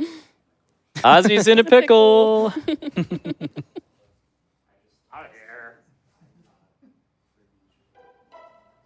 All right, so then now we get our refight with Slash. It's pretty much the same fight as Flea Plus. We're hoping to get a critical with Frog in order to save a turn. I have faith in Frog. He heard you last time. Yep.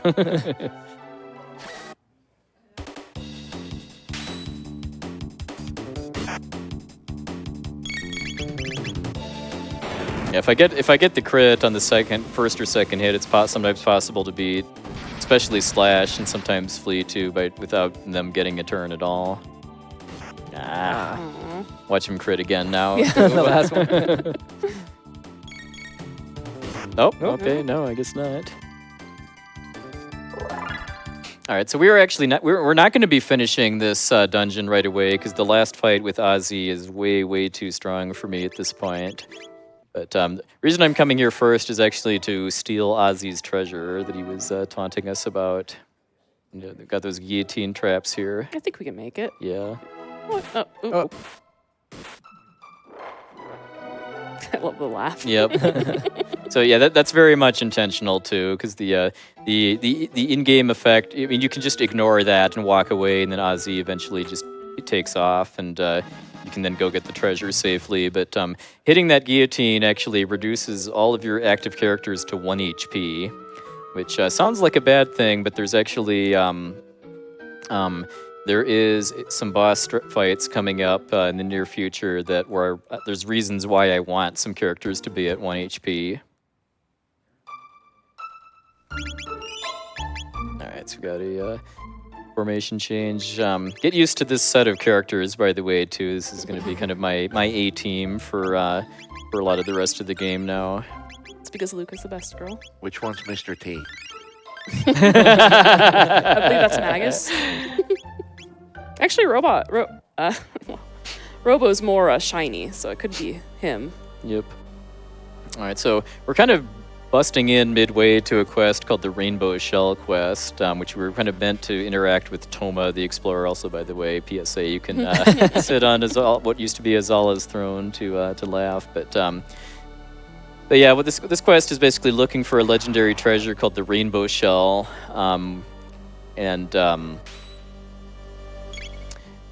We're supposed to go basically get Toma the Explorer's favorite soda in this version of the game and pour it on his grave in order to kind of learn where the rainbow shell is. But just for whatever reason, you do not actually have to do that. We're going after it. Yep. As long as you know where this place called the Giant's Claw is, you can just go straight in without actually having to do the Toma side quest. So this fight's optional. I could have just avoided it by not hitting the switch, but I'm going to be doing 2 rounds of these dinosaurs in order to finish off level 38 for Magus. And reason why is because Magus joins at level 37, and then there's just kind of an oddity as far as his stat progression, where the first time he levels up, he actually gets a whopping plus 20 to his accuracy stat, which is going to matter very much in a couple screens from now. And then I brought in Marley too, just because she needs tech points here, because I'm trying to rush towards getting 2 new techs for her before I get to the boss of this area. just a quick update. We are at $1,000 out of $3,000 for Spekkio Form 4. How long we got for that? 30, 35 minutes maybe. You heard puwexil chat. If you want more Chrono Trigger and more Limit Break, we're going to need to see some money flowing in over the next 30 minutes. Get us to that 95,000. Woo! Bye-bye. All right, so now we throw on all of the, basically most of Magus's ultimate equipment was what we got out of Ozzy's Fort. And kind of the really big thing that we wanted was Magus's strongest scythe, which is the Doomsicle, and which kind of also sounds like a delicious dessert for mystics after a hard day of work too. But but yeah, now that Magus has a 40 accuracy stat instead of 20. There's more rubbles here that are just like the ones in the Mountain of Woe, and these are just absolute gimmies. As far as I know, it's statistically impossible for one of them to run away. Of course, I'm sure I jinxed that just now, but I'm pretty confident that this thing isn't capable of running before I get 2 hits. There we go. There we go. Yeah, I know I was putting my foot in my mouth, but yeah, just so get 200 tech points there, and Luca needs those eventually, but right now we want Marley to learn the haste spell. Haste is a really, really, really good status in Chrono Trigger as far as just kind of how badly it wrecks the turn economy in your favor in fights. Yeah, it's about to be immediately important for this next fight. Party swap I need to do too. Right, so we're about to fight Rust Tyranno, who's a palette swap of Black Tyranno. Rust Tyranno is actually the 2nd highest HP boss in the entire game, second only to the final form of the final boss. Rust Tyranno is a little bit like Black Tyranno as far as starting out with doing a countdown to doing barbecue breath, but Also looking for a steal here. Yep, can try to steal a red mail from Rust Tyranno. Got it. Nice. But then now we're about to see why I wanted to have some characters at 1 HP, and that is because of the passive bonus of the Doomsicle, which is that it gets its power doubled if one of your allies is unconscious, or tripled if 2 of them are. So Magus is now hasted, which makes him significantly faster, and he's doing triple damage, and he's berserk, so he does even more damage on top of that. So the reason why, by the way, why Ayla and Marley died was because of when the Tyranno roars, it does HP drain, which is pretty ineffective in this game for actually hurting you. But if you only have 1 health, that does make a difference. I don't think he's crit once yet. Yeah, yeah. I mean, we want to see some crits here as far as saving time here. Come on. Let's go burr. Yeah. Auto battler. See some crits, please. Do we want to get some donations in while we're waiting for those crits? Let's do it after the fight. There we go. That's May or may one. not have mattered, but okay, it did matter. All right, there we go. So yeah, 25,000 hit points, kind of just shredded through in record time through that Berserk Magus strategy that was a really clever innovation by the Japanese Chrono Trigger speedrun community. All right, let's give me a direction, left or right? Left. Backwards. Or backwards. You have choices now. Yeah. All right, so we found the rainbow shell, but we need some help from our friends at Guardia.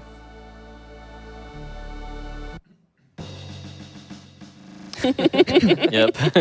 Whatever animation you're in when this cutscene loads gets persisted. And I think this is also where it becomes really obvious that Magus is a secret character, because it's a little odd right now that that he's just in Guardia Castle and interacting with his sworn nemesis, King Guardia, too. But yeah, it's just letting bygones be bygones, I guess, at this point. They're so baffled by him floating in the air. Yep. All right, so then the knights go to retrieve the rainbow shell and make it a treasure of the kingdom. So while we're in the area, we just go and snag this speed tab that's kind of just not too far out of the way. And then we're going to once again be showing that Magus has kind of reformed his previously evil ways and is going to go teach some youth of the value of sharing. This is a requirement for a future quest.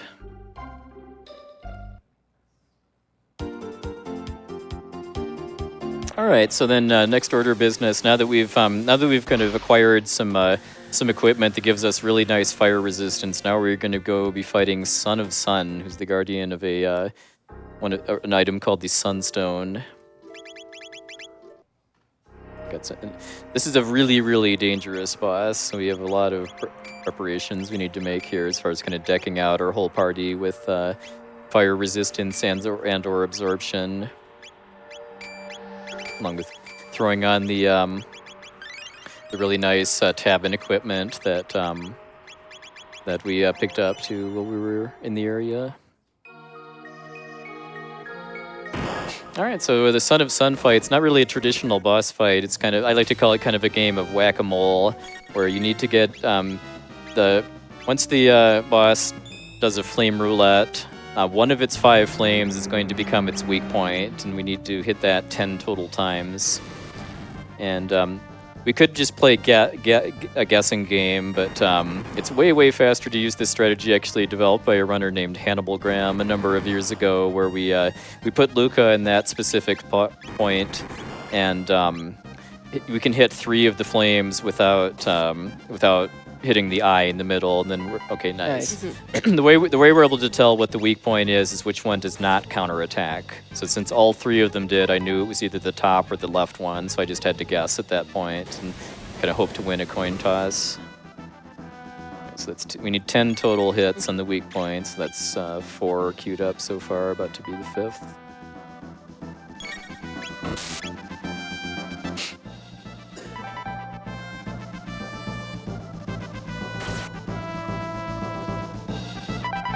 Should be seeing another shuffle here soon. Yeah. It's been going well enough. I can probably squeeze 2 more hits in before the shuffle. Especially since I'm getting the top one, which is only 1 input to select. All right, so we're in really good shape now. I've got 7 hits. Now I'm just going to hold Luca's turn until the next shuffle.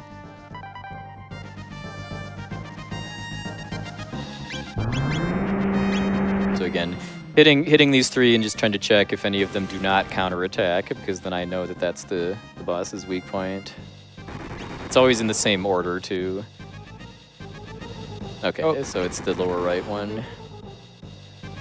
Kind of the worst one is the lower left one, because that's the most controller inputs to select. And then kind of ATB time is passing while I'm moving the targeting cursor around.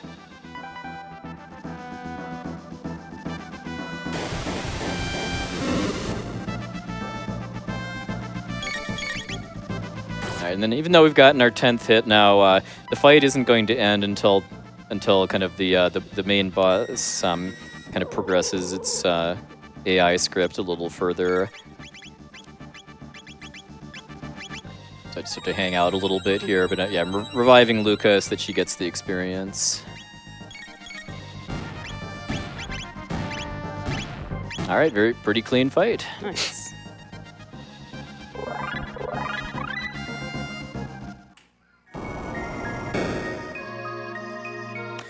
So our reward for doing this is getting the Sunstone, which we're told is like a kind of an ancient battery, effectively just a source of kind of, well, I mean, I guess maybe this is a tie into one of our previous runs, Boktai from earlier in the marathon, where it's kind of harnessing the power of the sun as a battery. Luckily, we don't need to use a UV light to charge it. Yep. But yeah, then we find out that the Sunstone is actually completely drained dry at this point. It is now the Moonstone, so we need to take that to the Sun Palace, where it's going to have millennia of sunlight to recharge it. And there's a little bit of drama though, in that if we once we drop off the Moonstone, if we go directly to the future, we'll find out that the Sunstone is missing, and we need to, and then. Kind of if you play the game normally, but just by process of elimination, you find out that it's been stolen in 1000 AD, It's really obvious where it is because suddenly the mayor of Poor's house gets very sparkly, and but he kind of denies knowing where it is. But if you give the jerky to the poor elder's wife in 600 AD, then the present day mayor is no longer a kind of a greedy person, and he just gives it to you back. So I guess while we're grabbing the stone and recharging it, let's hear how we're doing on meeting that next Spekkio fight. We're currently sitting at $1,225 out of 3,000. And Marl is in the lead for the Death Hug at $1,060 against Luca's $870. Well, I've got a bit of a backlog of donations. I want to read some of our newer donations right now. Starting with, this one is $50 from Quiz. Who says, familiar. "Way to go, big lunker puwexil." Thank you for the donation, Quiz. $100 from Combom Meow. Says, Meow. "Congrats to the runners, staff, volunteers, and everyone involved with RPG Limit Break 2025. It's once again been a pleasure to have been here, coming together for great fun and great cause. Ending with my favorite game of all time is just icing on a wonderfully, deeply impactful cake. And here's to the next $1 million for Nami and beyond." Definitely. Thank you very much. Thank you. So now we're kind of getting to the point where we're starting to get really, really good rewards. Hey, watch that where you're pointing that, Luca. Wonder shot. No. Yeah, we're starting to get some really, really good prizes from these side quests. It's just kind of we're trying to finish the quests first that give us items to kind of speed up future ones. So one of our prizes for this one is the Sunshades, which just raises all damage dealt by the equipper by 25%.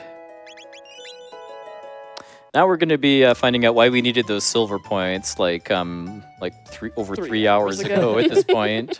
Yeah, time just flies by so fast during a run of a great game like this. And that's that there's an upcoming quest, which is, by the way, it's where the Death Peak Hug is going to be, and also very shortly followed by where we're going to need to do the 4th Spekkio fight if it gets met.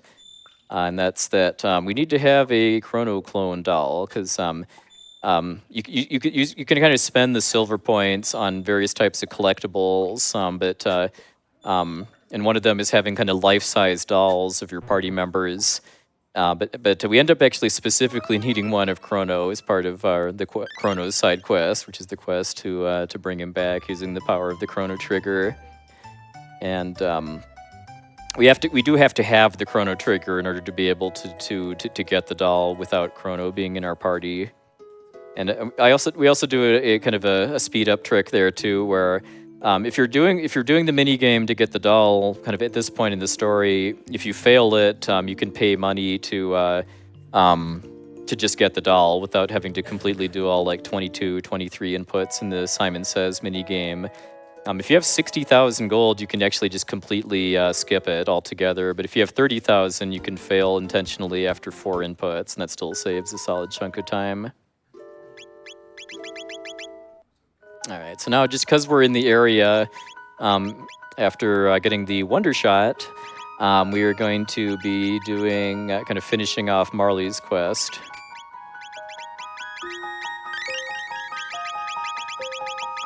Just have some equipping we need to do to kind of prepare to use the Berserk Mega Strat again that we used on Rust Tyranno. Here we get a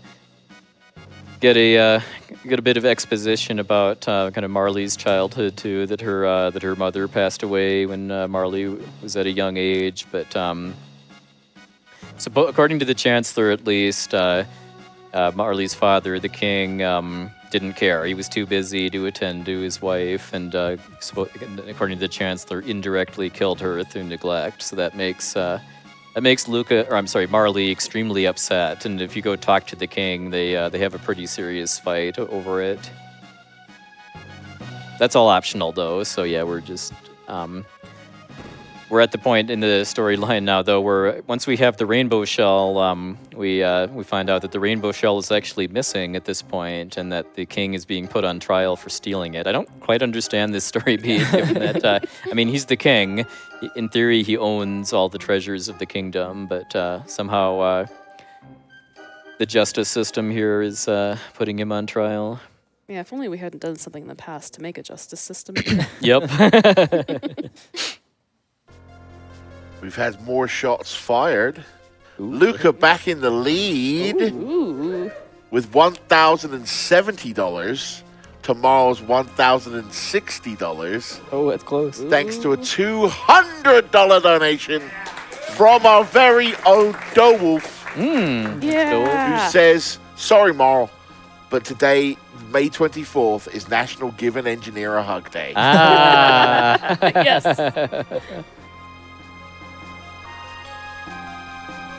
Do appreciate bringing back the Ocean Palace music for this sequence here, too. Specifically for Dumb and Dumber. Dumb and Dumber, yeah. So, by the way, we are literally refighting the enemies from the very first dungeon in the game again, by the way, too. It's kind of a little neat touch as far as really dropping hints on who's responsible for the Chaos and Guardia Kingdom, but if they're going to do that, I kind of wish they'd have powered up the enemies a bit so that they're actually It's like they want us. somewhat better scaled for this point in the game. The way this side quest is paced is really cool. Yeah. I like the way that it kind of slides through the each scene. Yeah, it goes back and forth between them. To hesitate a little bit here so that I don't bonk into this Naga here. All right, almost got him. Still almost got him. All right, let me find the rainbow shell and kind of the new treasury of Guardia that didn't exist before we found the rainbow shell in the past. This story beat here is something that I've actually kind of that's grown on me a lot with age too, as far as kind of Marley reconciling with her father and kind of being willing to put past misunderstandings behind with a little encouragement across time from Queen Lean from the past.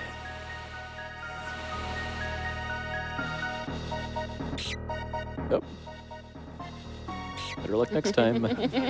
Just a little And too just have slow. to I did a little walking instead of hesitating purely there. It's time in order to dodge the Naga again.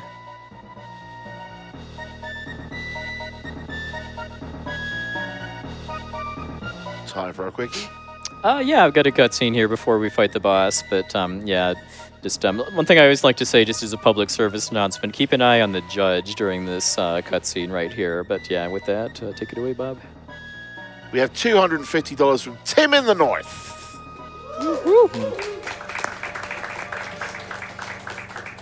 Who says, you mustn't. You can't ever do that again. While you were away, a lot of things happened. Chrono, are you even listening? There's so much you have to know. Had to donate for my favorite game and a moral hug. Also, hearts and hugs for Boogie Poppy. That Thanks, was a Boogie beautiful Poppy. stained glass window. Yep. Now ruined. All right, so we basically find out that the other Chancellor is also evil. Surprise, surprise. Gets the epic Chancellor face again, and then kind of find out that his goal here is to avenge his ancestor. Bye-bye, Judge. Just kind of yeets out of the Just runs courtroom away. there. He also does not get paid enough for this. All right, this was the fight that Magus was holding all the crits for. Yep. Yep.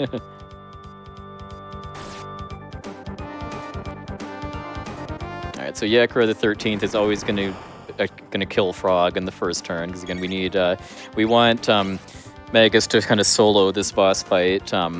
Well, with the Doomsicle, which triples his attack power if both of the other characters are dead, and then haste in order to just give him way more turns, and hopefully, what we hope to see there is that immediately after Marley hastes Magus, then Yakra takes her out. because every turn that Marley is still up, I'm losing damage. And if it doesn't happen on the second turn, it's going to be a while before kind of the next. Because Yakra Yakra loves to monologue too. Well, there's a crit at least. You might do an earthquake attack at some point, but you might also just sit there and do nothing. Okay, there we go. All right, so now Magus is going to be kind of at full operational power. If anyone's curious, by the way, about this being what a lot of the remaining boss fights in the game are going to be like, this is the last time we're doing this strat. Like, this is a really powerful strat, but it's very situational. Like, it only works on bosses that have really long periods of downtime in their AI, where it's safe to kind of berserk my entire party effectively. And you might, just because Marley stayed up for... Okay, we still got him we still before... know the weaknesses are. Yeah, we still don't get to find out what our weak points are. Alright, and that is Yakra the 13th taken out and Marley's side quest completed.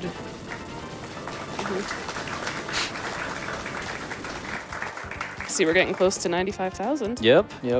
We do need to see those donations keep coming in for Spekkio version 4, though, just because we've got one more quest coming up, which is Death Peak, by the way. That's where the hug incentive is going to be to cut off, and then ideally it's right after that we then do the 4th Spekkio fight. I guess during this cutscene that's really grown on me with time too, about kind of people being willing to put past differences aside in the name of kind of family bonds. What have you got, Bob? Well, I've got a bit of an update of 1,785 for Spekkio Form 4. Nice. $500 of which was from our friends at Tantrum. Nice. If you haven't already, head over to the Tantrum site that you're seeing linked in the chats. Check out their merch. They're donating money from each thing sold to Nami. It's a great way to donate and get yourself something in return. And then we have $10 from ASmith1313. One final donation during one of my favorite games of all time. Thanks to all the runners, staff, and volunteers for a great week. Wondershot! Wondershot. It's not the Wonder Shot, but close. Yep. And we have $5 from Kayla, who says, another quick donation to acknowledge puwexil blatantly using a hubris tab right before that rubble fight. All right, so then after we've finished both the Rainbow Shell and Sunstone quests, we're kind of able to get the ultimate prizes from both, where we head down to the basement here to talk to Melchior, who gives us a choice at the start. The Prism dress is basically the best armor in the game for female characters, but we want the Prism helms instead. They're not quite as powerful overall, but they're way better for my purposes, because they give pretty nice magic defense boost, but more importantly, they have total status ailment protection. And there's quite a few bosses in the latter parts of the game that can use confusion, so we very much want to get immune to that ASAP. And we also get the Prism Specs, which is an even better version of the Sunshades. It ups all damage dealt by that character by 50%. And then we get the Rainbow Sword, which is Chrono's strongest sword. Speaking of Chrono, by the way, do you think it's time to... I think he's had enough of a vacation. Yeah, I think it's time to end his vacation. Yeah. Yeah, so we're we've kind of met all the requirements to unlock Death Peak, which is where we go to revive Chrono. We need the Chrono trigger, which we got from the Guru of Time, and then we need the Chrono doll, which we got from Norstein Beckler.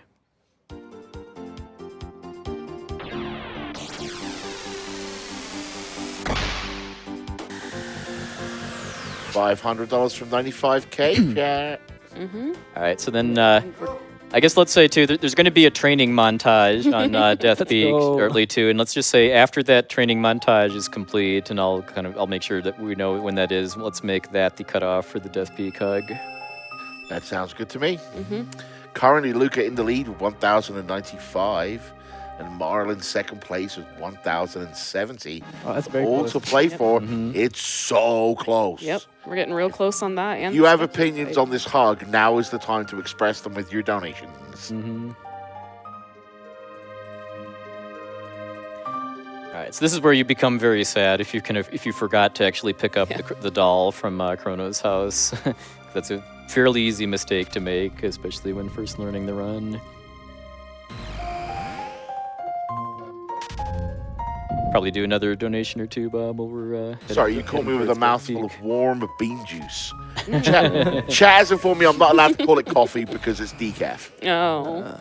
All right, $25 from Veritas Knight, who says, it was watching puwexil run Chrono Trigger that got me into watching speedruns. Here's the best way to end an event. $25 from Wordman24 that says, my donation's for Luca to get the hug because she deserves it. Good luck, puwexil, and keep on keeping on. Thank you. $5 from an anonymous donation that says, give Spekkio. Alright, so we're doing some pretty significant equipment upgrades here. So we want the sunshades. As far as equipping those prism helms we picked up in some of our party. And then also throwing on the Wonder Shot. Wonder Shot is Luca's strongest weapon, but I can't open the menu right now. But the in-game description of the Wonder Shot is damage can vary, which is one of the understatements of the year. So I'm going to back out here. I bonked a little bit. I certainly hope that the crowd will join in on any Wonder Shots. Yep. Well, we'll be using the Wonder Shot a couple times, but yeah, the Wonder Shot. It can do. It has just a random damage multiplier. Just it's based on the in-game timer, so it's effectively random, and it can do like 50 damage, which is what I call a blunder shot, or it can do like 3,000 damage if it gets the highest roll and is a critical hit. All right, so there's some kind of tight enemy squeezes here. Nice. Yep, nice. Yeah. The second one in the last room is some randomness to it too. All right, now we get to fight a pretty freaky boss called Lavos Spawn, because we're finding out that Lavos' kind of master plan after laying waste to the world on the day of Lavos, and we also find out that Lavos kind of created Death Peak. Lavos is kind of reproducing, is creating these Lavos spawns that are kind of eventually slated to go to other worlds to consume them as well. And then the setup I'm doing here is tightly routed around being able to take these things out in 2 turns before they use any of their really dangerous moves. Because you want to take out the head because it has 4,000 health, and you do not want to attack the shell because that is both immune to most damage and does a really nasty counterattack. But Lavos spawns are actually worth 120 tech points, which is the highest possible tech point award in the whole game. So another part of why we kind of save coming to Death Peak for now is to set it up so that Luca and Robo actually both get that double tech point award I talked about back in the Mountain of Woe, or when you get when you learn a new tech, you get the tech point award for the fight twice. It's something that's you could argue is a glitch, but it's totally unavoidable through normal gameplay. So we do take advantage of it in Glitchless speedruns.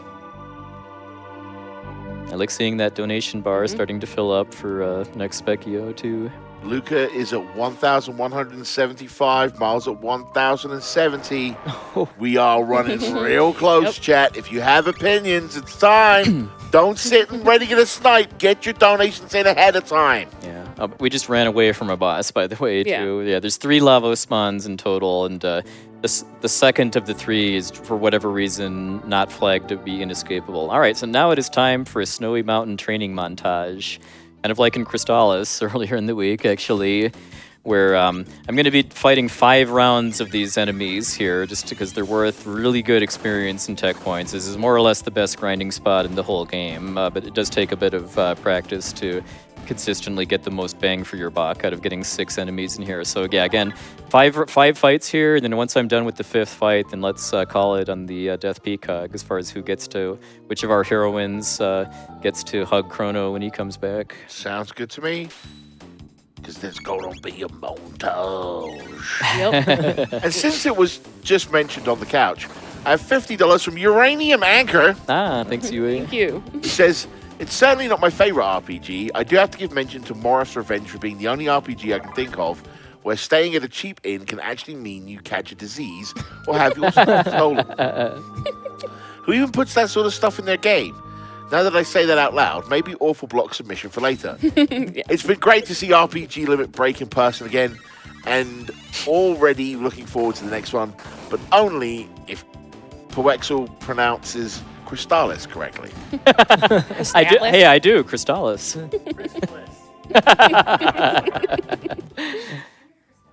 All right, I think that was fight number 3. Taskbot! Yay! Taskbot, do you like your robot? I will say that I think I pronounced it correctly, which is Crystallapis.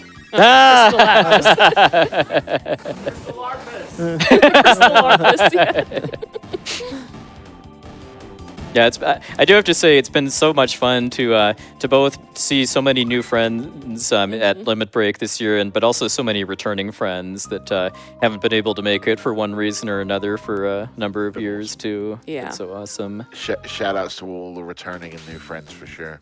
All right, With that, I think this is number 4, by the way. From Keanu in the back, 95K! Let's do it.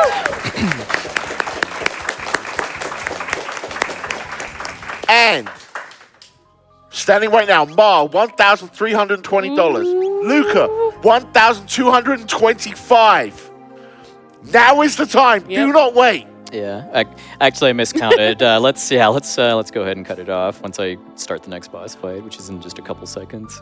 Yeah, you just have a few seconds, chat. Yep. Type fast.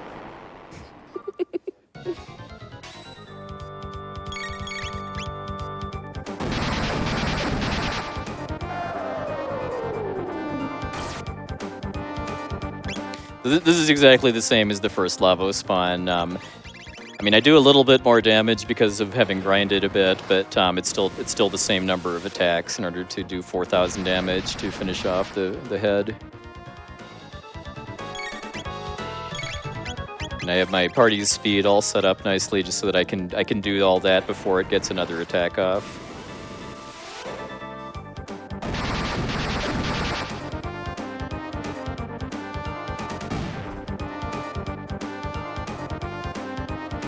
Now we gotta cut it off. Yep. Where are we at? It was so close. I'm excited to see who's gonna be. Yeah.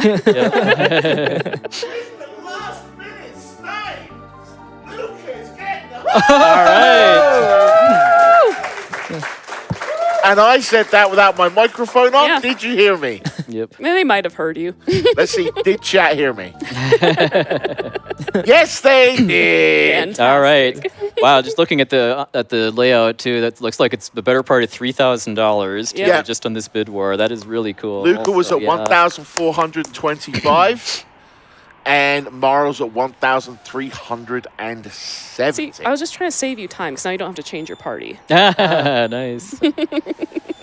Yeah, so a normal speed run, you do not want to have Marley, Luca, or Magus in the party for when you revive Chrono because Magus has a little bit of extra dialogue. Marley and Luca have a lot, but it's such a heartwarming scene where one of our leading heroines gives Chrono a hug and some scolding too for putting them through so much worry. So I guess. We bring the Chrono Trigger egg to the summit of Death Peak, and then kind of try to use its power to bring our friend back. And at first, it seems like kind of nothing happens, where the egg explodes, but then we have a eclipse, and then we're kind of brought back to an eerie moment, frozen in time with the Ocean Palace. And this is why we need the Chrono clone doll, is to exchange it for the real Chrono. No one will ever notice.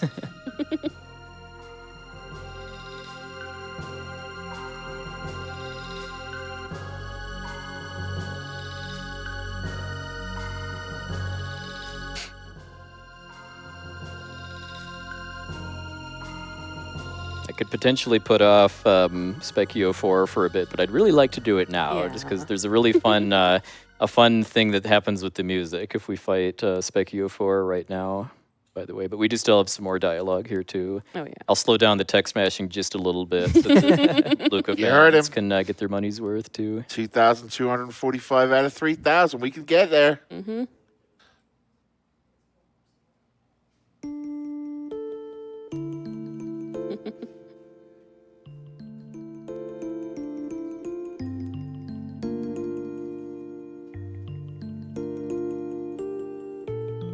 Oh.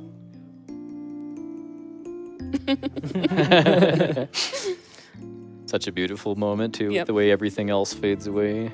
Mm-hmm.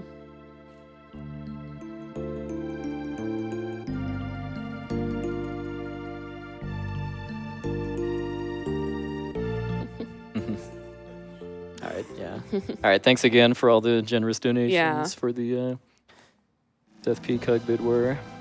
Yeah, thanks, everyone.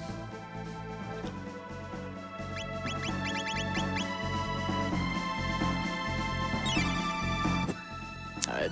Doesn't look like we've quite met Spekkio yet, so I guess I'm just going to keep playing, and I'll let the back end folks kind of figure out what we're going to do next and let me know.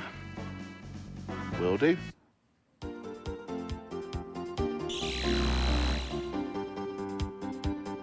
All right, so now that that's out of the way, we only have really 2 quests, well, 2.5 quests left that we need to finish before we're ready to start the end game. The next one we're going to be doing is actually Robo's quest, where we're going to this place called the Geno Dome in order to. We don't really know why we're coming here yet. We're just kind of we're given some hints. If we either talk to Robo at the end of time or talk to Gaspar, that there's just kind of something bad going on here. And we do need to have Robo as the party leader in order to enter the Geno Dome. And then this is actually pretty much the second best grinding spot in the game too, after the one in Death Peak. And this one's a lot better if you want to actually grind to level 99, like I did to make the save file I used for that appetizer Spekkio fight that we did before the run. And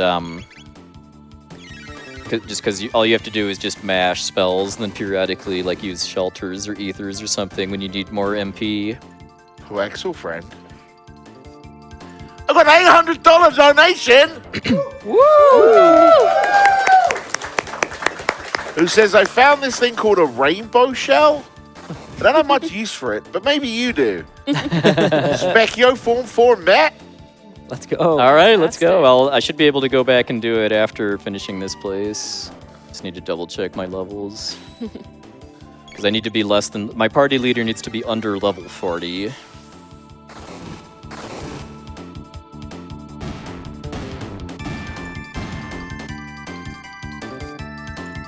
Shoutouts to Debuggust, by the way, to the ultimate version of Yeah. this type of this robot, because we have debugs, debuggers, and debuggists.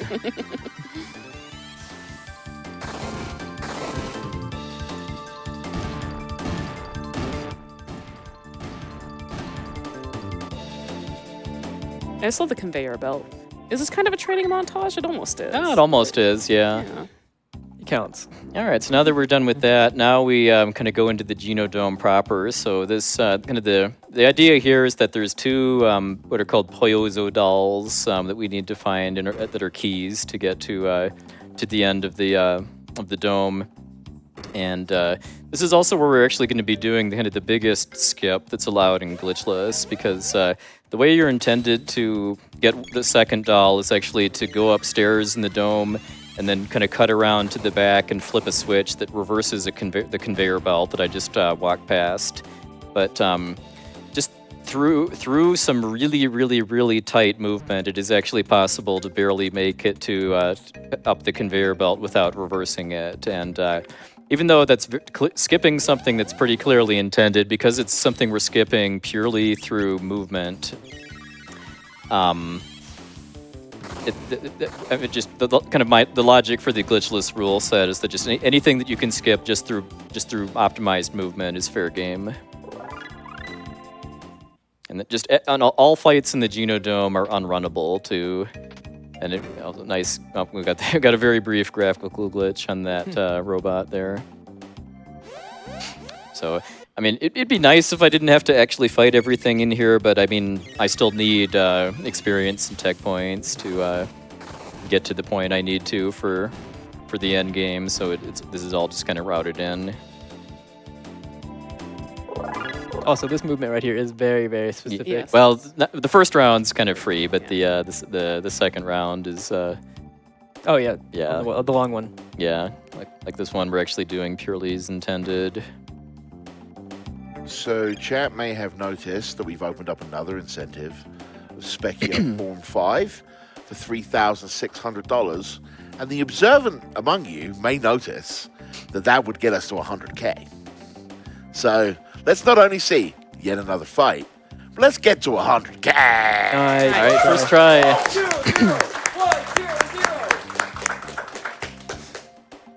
Also, he got that first try. Yeah, that was I got a really hard trick first try too. So I appreciate the multi Yes. multi Well, let's get some tasking more applause. Yeah. Let's encourage this robot to actually walk to where we want Yeah, it to. I like to refer to this affectionately as the secret of mana robot because it loves to get stuck on corners. So the robot actually is able to kind of ignore certain obstacles on the map. So that speed tab actually doesn't load properly until some time has passed since I got the doll. So while I'm waiting on the robot, ideally the robot moves a bit closer while I'm grabbing the speed tab, but it got part of the way there at least. Then kind of what's going on here is that I forget. I think it's like a computer terminal or something tells you that the older robots in here, if they get too close to each other, they short circuit each other or cause like a feedback loop or something. So we're yoinking the prism specs off of Magus and giving it to Robo along with some speed tabs to boost his hideously low speed value. Turns out a giant robot is not that fast. So did I shelter? No. So I just noticed a quick donation I need to read out here. It said the donation comment is I accidentally 90k. $1,000 from Zathia! Zathian's been an absolute legend on site this year, Yes. filling in every possible donation and volunteer slot that they possibly could. So thank you very much, Zathian. All right, so once you come through here with both of the Puwexil dolls, which are just the keys to get to the boss arena, we meet an old acquaintance of Robo named Atropos. I don't know how intended it was at the time this game came up. This is in some ways kind of setting the stage for where they go with Robo and Chrono Cross too, as far as kind of a lot of Greek mythological references.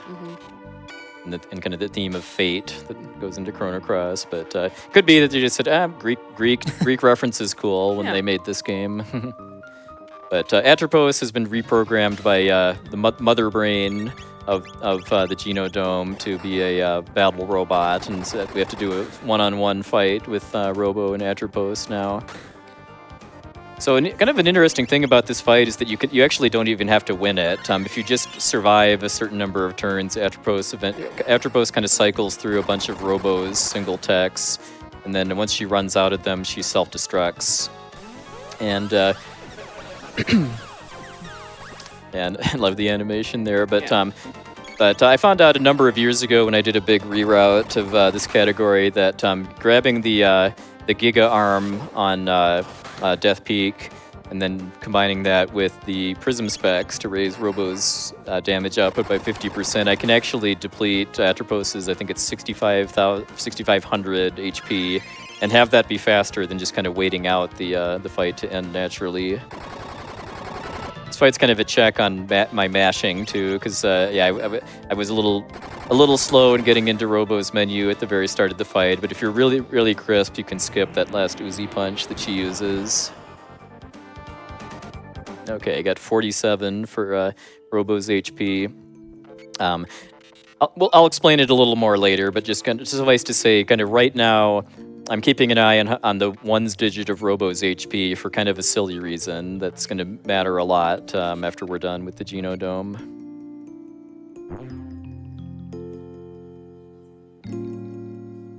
So we have our first $50 towards Spekkio 4 and 5. You really want to see Spekkio 5, by Yeah. the way. That is by far the most technical of all of Spekkio, even more than the level 99 version, too, because of how underleveled I am for Spekkio fight. Yeah, 100k hype, too. Yes. We are so close to 100k. I think we can definitely meet that. And we went through all the Speckios in practice, and yeah, you don't want to miss that last one.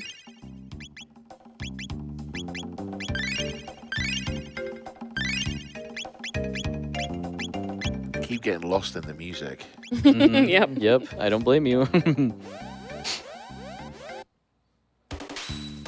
Alright, so we just got 2 more rounds of these laser cannons, and then it's time to fight Mother Brain.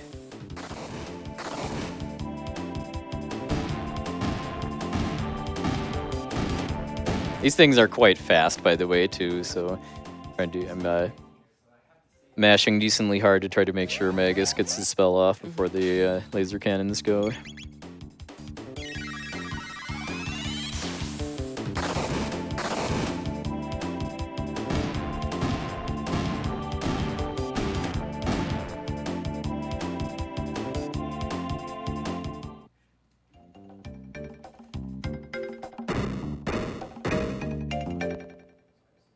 All right, so we have kind of a sort of a family reunion here, with Mother Brain. This version of Mother Brain, it reminds me a lot more of the Mother Brain from the Phantasy Star series than from the Metroid series, as far as the visual design. This probably is one of my favorite sprites in the game. Yeah, I love the rainbow shimmering effects.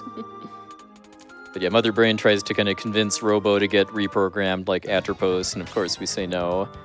So this is a pretty quick fight because Mother Brain only has 5,000 health, but has a lot of healing from the panels behind her. But the panels only have 1 hit point, I believe, but if you destroy all of them, Mother Brain gets way angrier and starts using stronger attacks.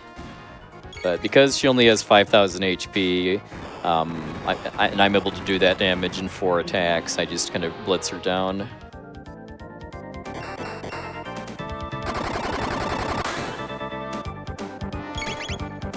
I was hoping to get this off before Mother Brain attacked again.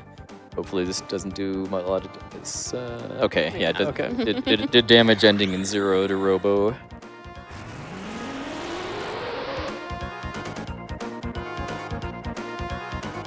And that is Robo's quest completed. We shut down the gene. By doing the conveyor skip, we did skip some dialogue that explained that Mother Brain is trying to exterminate the last of humanity to kind of create a world ruled by machines. So we put a stop to that, and then we get Robo's strongest weapons, the Terror Arm and the Crisis Arm. And that is also why I was paying attention. Oh, actually, we're going to do Spekkio now. But that was why I was paying attention to Robo's health, was because the Crisis Arm is explained horribly in-game, but it has a damage multiplier that's based on the 1's digit of Robo's health. So the higher that digit is, the more damage Robo can do with physical-based attacks like Uzi Punch. So this is Spekkio 4, right? Spekkio 4, yes. Now, do we have a time limit for Spekkio 5? I can do Spekkio 5 up until starting the final boss. I'd ideally like to do it after... before going to the Black Omen, but that feels a little ambitious for the target for that. So I mean, yeah, we'll say kind of the drop dead cutoff is after I've defeated Lavos' shell, which is kind of right before the point of no return. Alrighty then. All right, I think I'm actually going to take Robo out of the party here just to try to keep him from taking damage here and throwing off his health.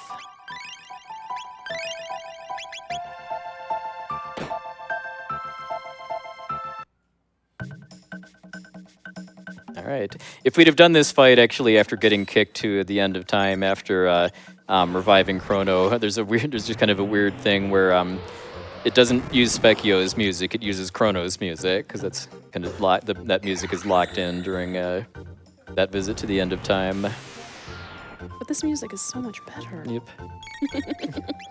Chat just really wanted to hear this again.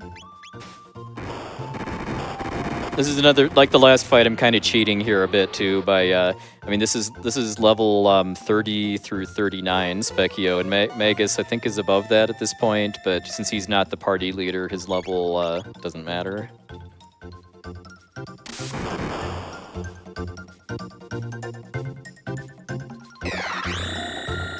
Again, physically difficult for me not to head bob to a lot of the music in this game.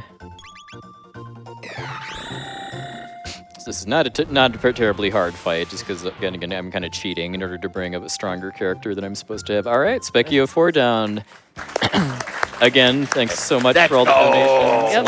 Let's get that Spekkio 5 in. The last Spekkio, we'd get a complete package of Spekkios in this run, too, for, as far as I know, the first time in any charity marathon run of this game. I mean, that sounds like a challenge, chat. Yes. Let's do it. Okay, unfortunately, that healed Robo automatically, but we're fine. $25 from Boogie Poppy, who says, "Fine, Zathian, your incredible generosity has moved me, and I am not a woman easily moved. Today, Final Fantasy VI can win, but next time, Final Fantasy X will have its day."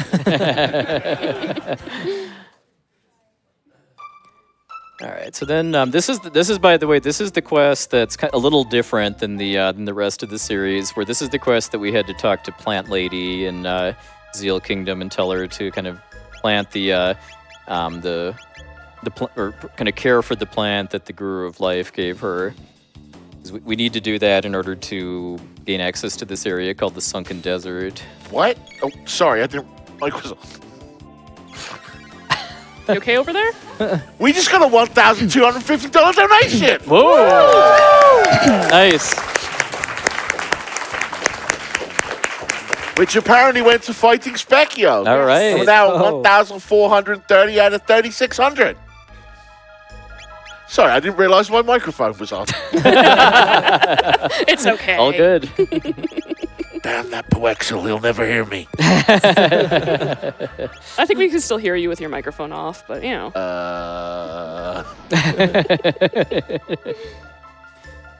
All right, so then this quest is at first seems a little disconnected from our party, in that we're kind of trying to help a woman named Fiona to kind of replant the forest that was kind of destroyed by a desert effect. And then we find out that it's this monster called Retinite that's responsible for the growth of the desert, which is basically an upgraded version of Zombor from much earlier. Mm-hmm.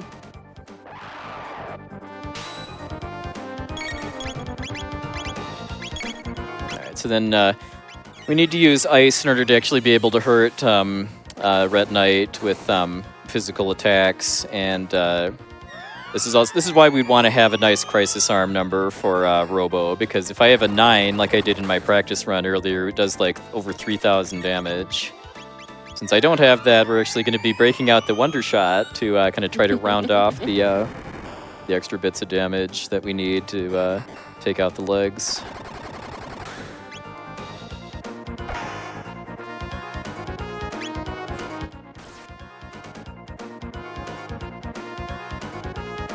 Really, really hope that Robo, if he gets attacked, that his HP gets moved into a better range for the crisis arm.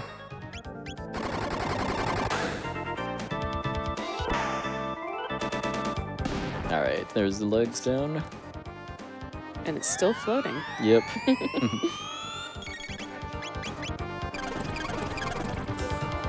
And we need to make sure that the core dies too, because that's worth 60 tech points. And our goal is to finish off learning all of Luca's techs after this boss fight. We don't want to kill the core early though, because then bad things happen. Yep. All right, well that was pretty good. I mean, for a bad crisis arm fight, that was pretty solid. Yeah, that then it comes down to kind of Wonder Shot luck, but. Fairly clean given the circumstances. So now we could turn in the quest to Fiona at her villa there, but before we do that, we are actually going to go back to Ozzy's fort and finish that quest off. Again, Ozzy's been waiting for us patiently this whole time. Yeah, but This is also where we're first equipping an accessory picked up back at the Giant's Claw called the Blue Rock. There's a set of like, I forget, it's either like 5 or 6 rocks that you can equip in your accessory slot, which are, they give you access to hidden triple techs. Like we haven't actually used any triple techs yet, but normal triple techs all require Chrono to be in your party, but there's secret ones that don't, and those require equipping a rock on one of those characters. And the Blue Rock gives us access to Omega Flare, which is basically the end goal of the party build I've been using throughout a lot of the game. We're about to see what Omega Flare does. Because again, this is basically the hardest boss fight in the game before you get to the Black Omen.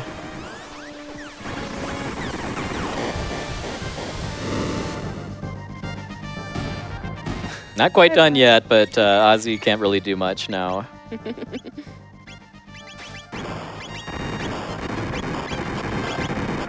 This fight is just is horrible if you do it earlier, because I forget if it's all 3 or just 2 of the enemies here do really nasty counterattacks.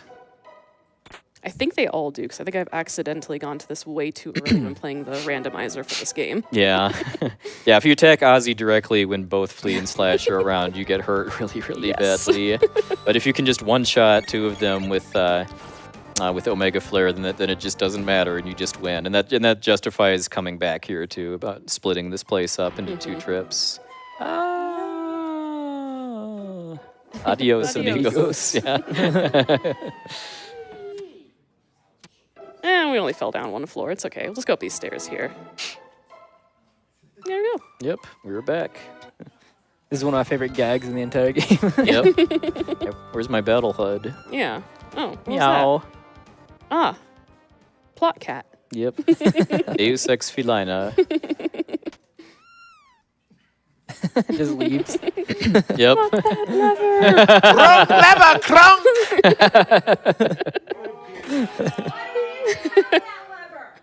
Why do we even have it? The kitty for Ozzy. All right, so yeah, we were rapidly approaching the end of the Faded Hour chapter. I mean, all that's really left is to turn in the Fiona's Woods quest. And if we meet the Spekkio 5 incentive by the end of that would be pretty nice. Although I can hold it out until we get to the end of the Black Omen, though. If need Speaking be. of which, we're at 1,748 out of 3,600. Ooh. Creeping ever closer. We're 1,800 from that $100,000 for Nami. Yes. And there's Robo working away. Yep. Gonna help plant trees for 400 years. But hey, no more desert. Yeah. We have a beautiful forest now and a lovely shrine for him.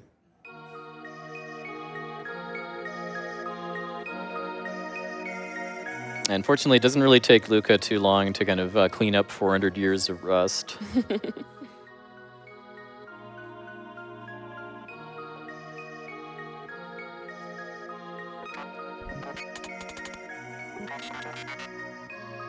Again, shoutouts to the sound design in this game, too. Just the sound effect Robo makes when he talks is just so good. So now we have a really, really, really iconic moment in the story where we have this campfire where we kind of think back on what's happened that's brought us to this point, and kind of do some kind of theory crafting on kind of what might be kind of have been responsible for giving us the power to travel through time, setting things in motion with the pendant about 5 hours ago. Yeah, I'm pretty convinced that the cover art for actually one of our earlier games in the marathon, Octopath Traveler 2, was inspired by this shot from Chrono Trigger. It's such a beautiful scene too, the smoke rising and the light reflecting off the trees. 2018 out of 3,600. We're getting there. Let's go. Yeah.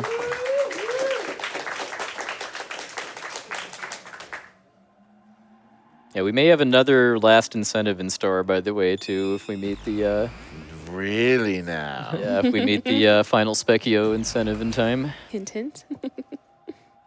Can I rattle some off? Is we Yes, good? well, I mean, let me just go say there. So yeah, just Luca gets kind of an opportunity at this point through this kind of mysterious red time portal to kind of right a wrong from her past. Because if you went to talk to Luca's mother earlier, you kind of find out that she's disabled. She's not able to use her legs, and then we find out here that it was due to an accident from her getting her skirt stuck in one of Tabin's machines, and young Luca not knowing how to save her, and then kind of using this tragedy to kind of as motivation to teach herself how to understand machines and make sure there's no more accidents like that again. But yeah, we're able to use the password, which is Lara, the name of Luca's mother, to shut off the machine and stop the tragedy. So yeah, I guess we're and by the way, too, saving Luca's mother is not only the right thing to do, but it is also faster too, because once we enter the password, it does end that cutscene immediately, and there's also less dialogue here between Luca and Robo. All right, so I guess unless we've already met the next Spekkio, we are done with all of our final side quests, so we're going to go ahead into the Black Omen. So Not I guess quite yet, we haven't. Let's hear some more donations. All right, Bubba. we have $50 from Rizukun that says, when do we see Debuggeriest? We have a $5 anonymous donation. Thank you. $20 from Big Fun Balls, who says, congratulations to my man Big Papa P for another fun finale and successful event. Thanks, Bick. $50 from Sporadic Erratic, who says, all right, one last donation from me to help unlock the Spekkio fight. Get that 100K. It's such a pleasure to watch puwexil running Chrono Trigger for another fantastic cause. It brings up such fond memories for me. The very first time I hosted for any speedrunning marathon, I hosted puwexil doing this very same run. And it's no exaggeration to say that the experience changed my life. Thank you so much to everyone who's worked so hard on RPGLB this year, and to make it such a fantastic event, and to raise so much money for the wonderful organization that is NAMI. Shout outs to my fellow ADHDers. Let's go 100K. Hi! All right, thanks, Sporadic. All right, so we're starting the Black Omen now, which is the final dungeon of Chrono Trigger. And you could have come here way earlier too, pretty much as soon as you got the Wings of Time. But if you do that, this boss is going to wreck you. It's going to confuse you, and then you're going to get a game over. But now that we've done all of the quests and acquired Omega Flare, we can one-shot Mega Mutant. But yeah, this is also why the Prism Helms that we got are so important, because there's a couple bosses that can do like party-wide confusion attacks that would ruin our day if we didn't have immunity to it.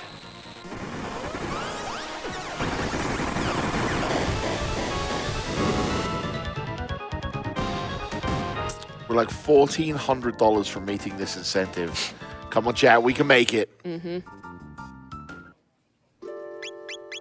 All right, so after taking care of Mega Mutant, I'm actually bringing in Ayla for the next couple sections of the Black Omen.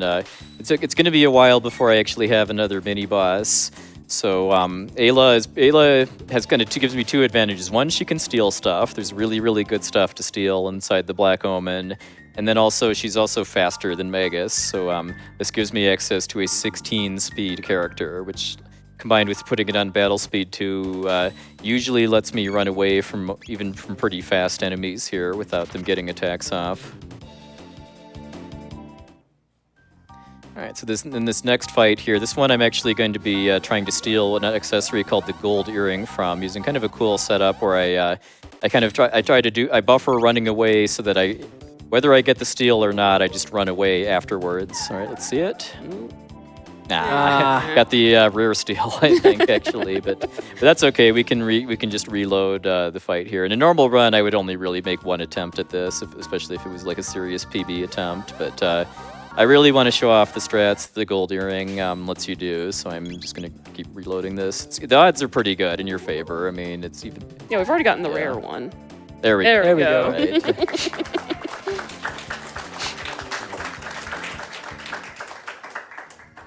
All right, and then coming up, we have a pretty notorious enemy called a panel, which I like to call a speed tab dispenser. Because you can you can pretty much get most of the way towards maxing out your whole party's speed value by charming from these things. I'm going to be getting a total of 2 of them, just to kind of hit the speed targets that I'm looking for the end game. 2,594 out of 3,600. Let's Ooh. go! Go.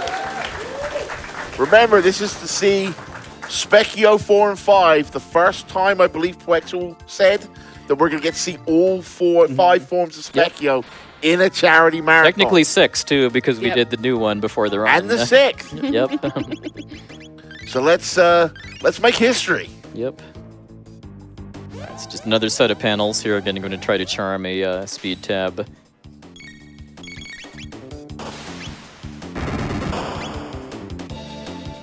I like that the entire strat for here is just still and then have your hand on the Mega Yep. Flare button. Yeah. Yep.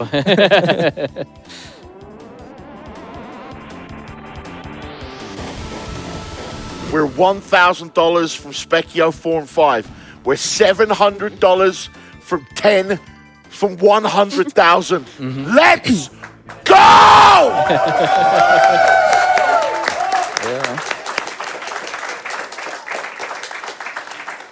All right, so then a bit of randomness at the start of this screen too, where that eye is randomly either opened or closed, and if it's open and I get too close to it, I get into a fight, so I just kind of keep zoning in and out until it's closed.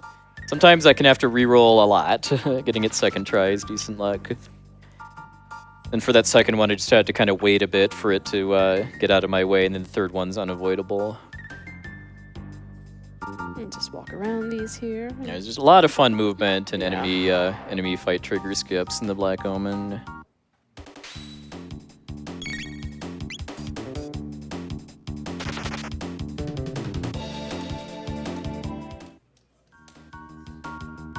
All right, so then we're coming up on the first of the infamous Black Omen elevators.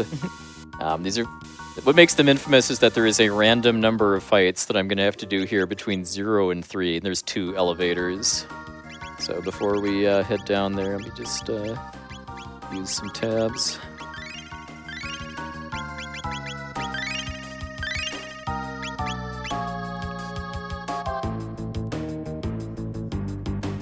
Fingers crossed for 0. I'm seeing some people in chat asking what the delay on donations is. Do not wait. Get your donations in now. Don't try and snipe.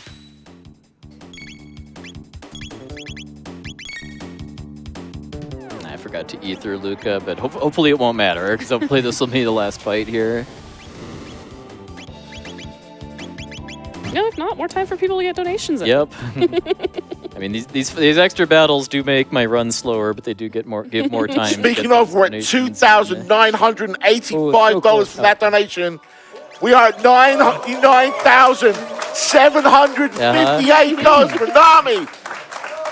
And we have a $50 donation from Dino Dad, who says, let's see how loud we can hear. Hey!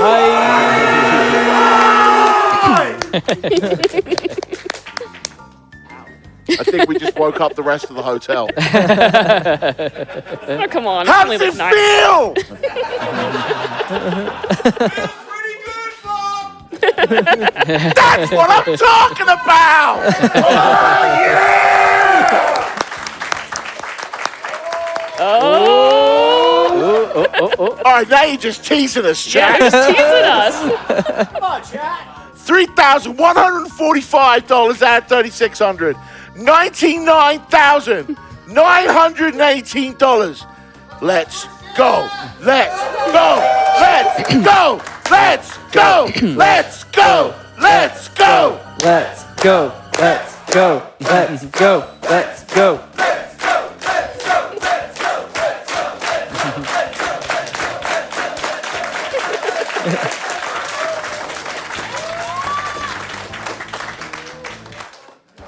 The hotel staff's probably wondering Yeah. what the heck is going on over here. What are those nerds up to?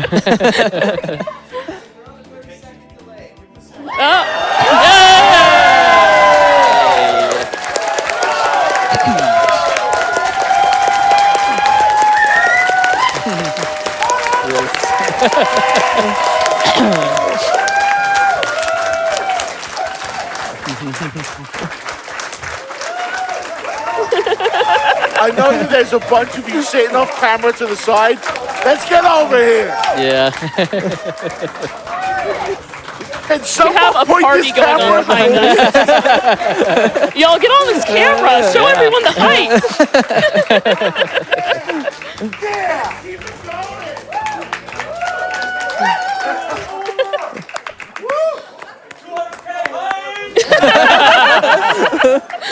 Come on, Chad, I believe. All right, we're $300 from Spekkio 4 and 5.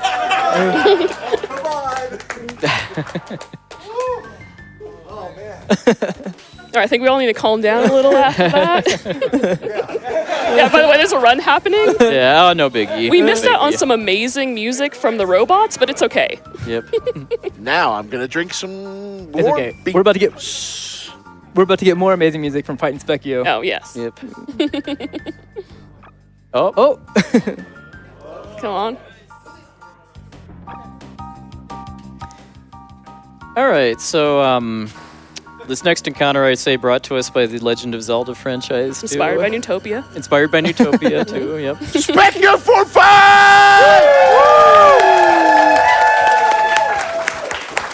Spekkio 5, isn't it? Yep. Yep. So I will do that after finishing the Black Omen, then.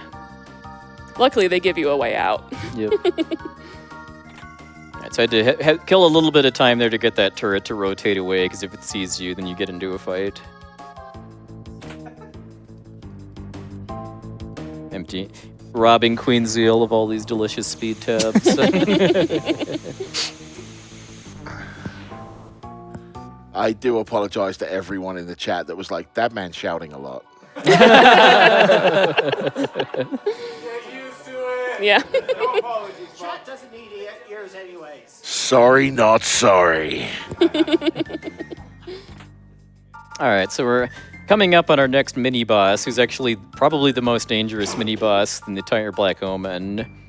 So we have going to be throwing on some of the really nice equipment that that we picked up here, like the gold earring. The gold earring raises your max HP by 50%, so it gives Robo 999, which gives him a lot more health for safety, but also guarantees having a 9 for the ones digit, which gives the best possible crisis arm damage bonus. So, we've hit 100,000. We've hit Spekkio 4 and 5. Now, can we hit the donation incentive to Wondershot Lava?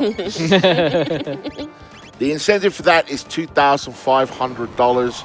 Chat, be you on Twitch, be you on YouTube, be you watching on some weird thing from space. Watching on your smart TV. or Phenomenal smart for us fridge. this year. I would love to go out on a Wondershot. That would be so perfect. Yeah. And this is something I know Bob has wanted to do for a very, very, very long time, too. And you do not. You have no idea. You do not want to deprive this man of of that Yeah. of that moment. We already decided that Luca is the best girl, so we're going to let her have the moment. Yeah, this means so much to me. You have no idea. Yeah, as far as what this is too, it is going for the last hit on the final boss with the Wonder Shot. Again, as the in-game description says, damage can vary. Yep. All right, so in here I'm putting a Prism Helm on Magus, not because he actually needs it, but in order to make him slower than Luca. Because the next round of required fights I'm going to be doing are generally just going to be casting Flare with Luca, so I want her to be fastest so that she goes first. You may be wondering too, by the way, isn't Robo faster because he has haste, and how good haste is? Well, haste is kind of an unusual property in this game where it doesn't take effect until the next turn after the status is applied. And when you get haste through equipment like the haste helm, it doesn't kick in until the second round of the fight. So even though Robo is hasted, he's still pretty slow in the first turn. Alright, so we had one fight on the first elevator. It'd be nice to have only one on this one too. All right. All right. Nice.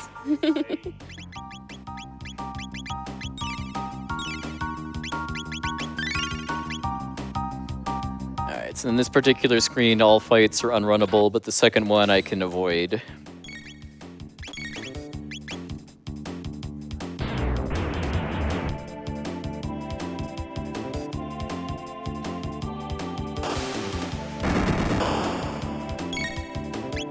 Must have been kind of a freak coincidence or something for Magus to outspeed Luca, because I mean, this is exactly why we want Luca to be the fastest party member, so that we don't have enemies getting attacks off while I'm kind of fumbling around to get from Magus to Luca's tech menu. All right, so then this next fight, I'm gonna try to avoid by just not touching these bats here. All right, nice.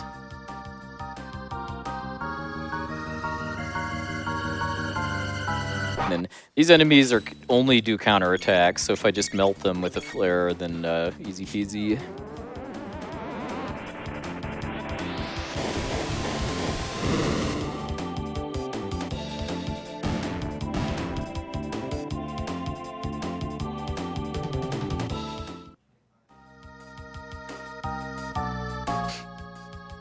And we have our next to last round of panels here. Again, like if you play this game normally, I recommend charming speed tabs from all of these panels. Okay. I missed something. I was wondering why Magus keeps going first. I was actually supposed to use some speed tabs before Giga Mutant. So caught up in the 100K hype. Kind of, It was a little distracting, I understand. Yeah. It's all good though. That's what we're here for. I will remedy that tab situation right now.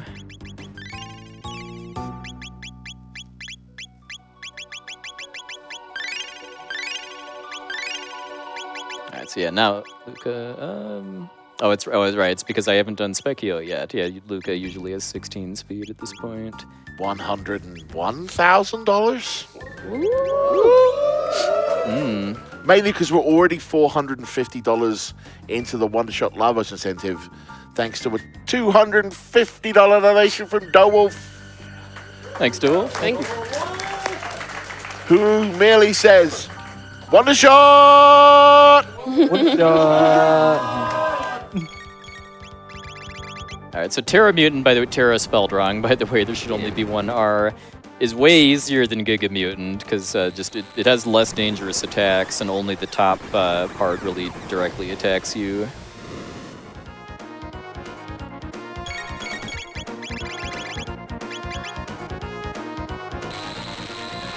Easily disposed of by 2 Omega Flares. Excellent question in chat. How long do we have to meet Wondershot? Well, we're rapidly approaching the end of the Black Omen, and we probably have about 15 to 20 minutes of just boss fights before the end of the run, and intermingled in that is going to be fighting Spekkio for the final time, which is about another 5 minutes. So yeah, I would say roughly 25 to 30 minutes at this point. All right. Thank you. All right, so then this next mini boss here, which is a powered up version of the Lavos spawns we fought on Death Peak.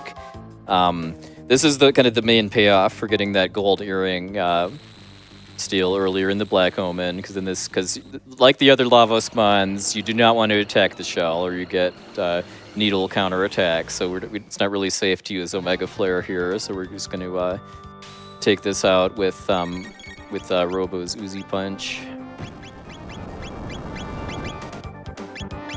The AI for this version of Lavos spawn's a lot less predictable than the other ones too, so I have to kind of react to whatever it decides to throw at me through Magus being kind of a heal bot. That's a blunder shot. Yeah. We're just getting them out of the way.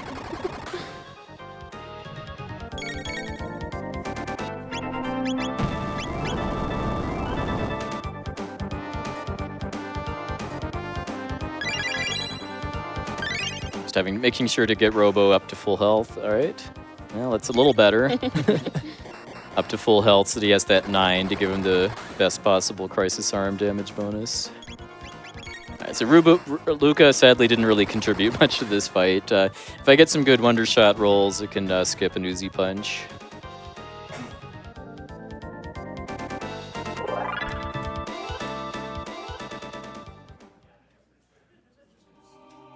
Quick quick check of how my characters are doing. Okay, yeah. So if I got pretty bad luck on the Black Omen elevators, Luca may already be level 40 at this point, which is the level I want her to be at for the final bosses. But since she's still 39, I'm just for silly enough. You can actually run away from this fight, and then the panels all just explode. But since it's worth, yeah, I was kind of hoping to show that off, but I'd rather have gotten good luck on the elevators, and so it's worth 4,000 experience. So I want to use that if I need to hit level 40. Just gonna check. Okay, 55. That's about what I want.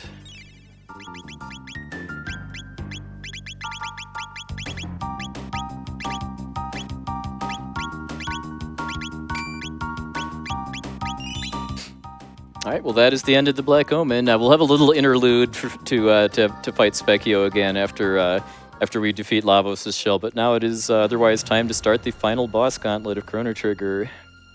I was just informed that our 2022 total was $105,352.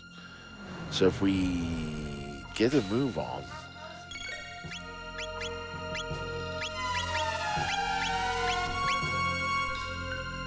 we are sitting at $525 out of $2,500 for the Wonder Shot Lavos. Alright, so the first fight with Queen Zeal here looks terrifying because she's reduced me to 1 HP, but this fight is completely scripted. She does Hellation, which takes your whole party to 1 HP when she's in certain HP ranges, and if I just spam Omega Flare, that's all she's going to do. She's not actually going to do anything that can kill me.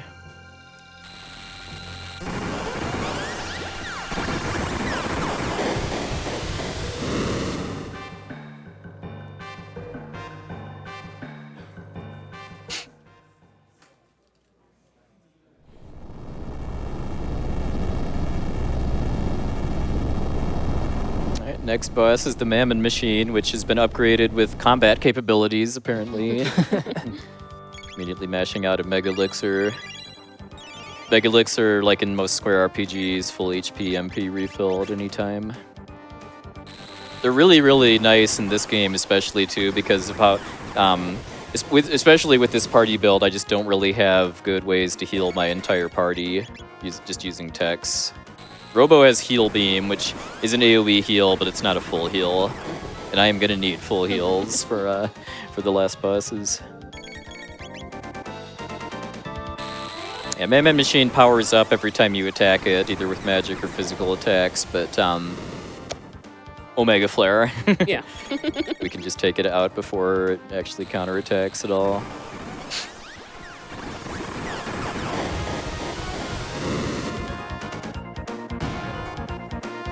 And for whatever reason, this fight is actually bugged out in the North American version of Chrono Trigger, where you just hear the enemy death sound and then it just disappears awkwardly. And literally every other version of this game besides this one, including the Japanese SNES version, it actually has a proper boss death animation. All right, but now it is time for our final fight with Queen Zeal on yet another of this game's just really epic visual set pieces for a boss arena. And just as kind of the creme de la creme too, we get to take advantage of an Easter egg too, which is what happens if you actually have Magus in your party. Because if you were paying attention to the story lore, Magus is really Janus, who is I think he might be adopted or something, but he's for all intents and purposes Zeal's son. So we're having a family reunion here, if you would.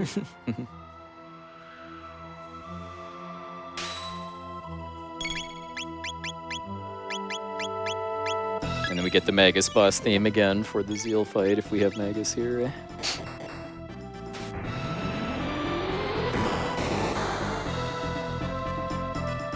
So our goal here is to kind of rush. I should point out too, by the way, that the reason I made Robo the party leader is for this boss fight, because you do not want to attack Zeal's hands. They do very nasty counterattacks that take you to 1 HP and 0 MP, but putting Robo into the middle slot lets you use AoE attacks centered around Robo and only hit the head. So we're using kind of a really strong one that we just recently learned called Dublev Bomb or Double V Bomb or just Double Bomb. Take your pick. And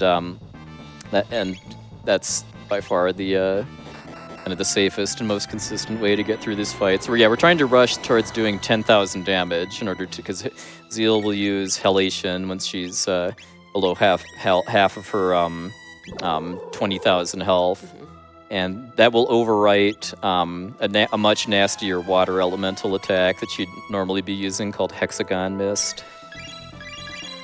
All right, nice. Got the no Sniperino here too.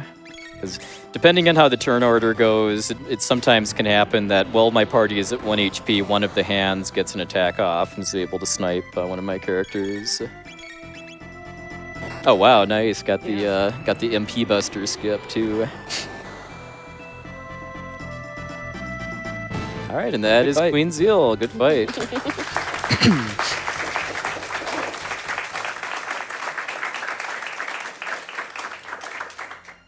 Shoutouts to Elmagus for discovering that Queen Zeal 2 strat via playing Chrono Trigger Randomizer.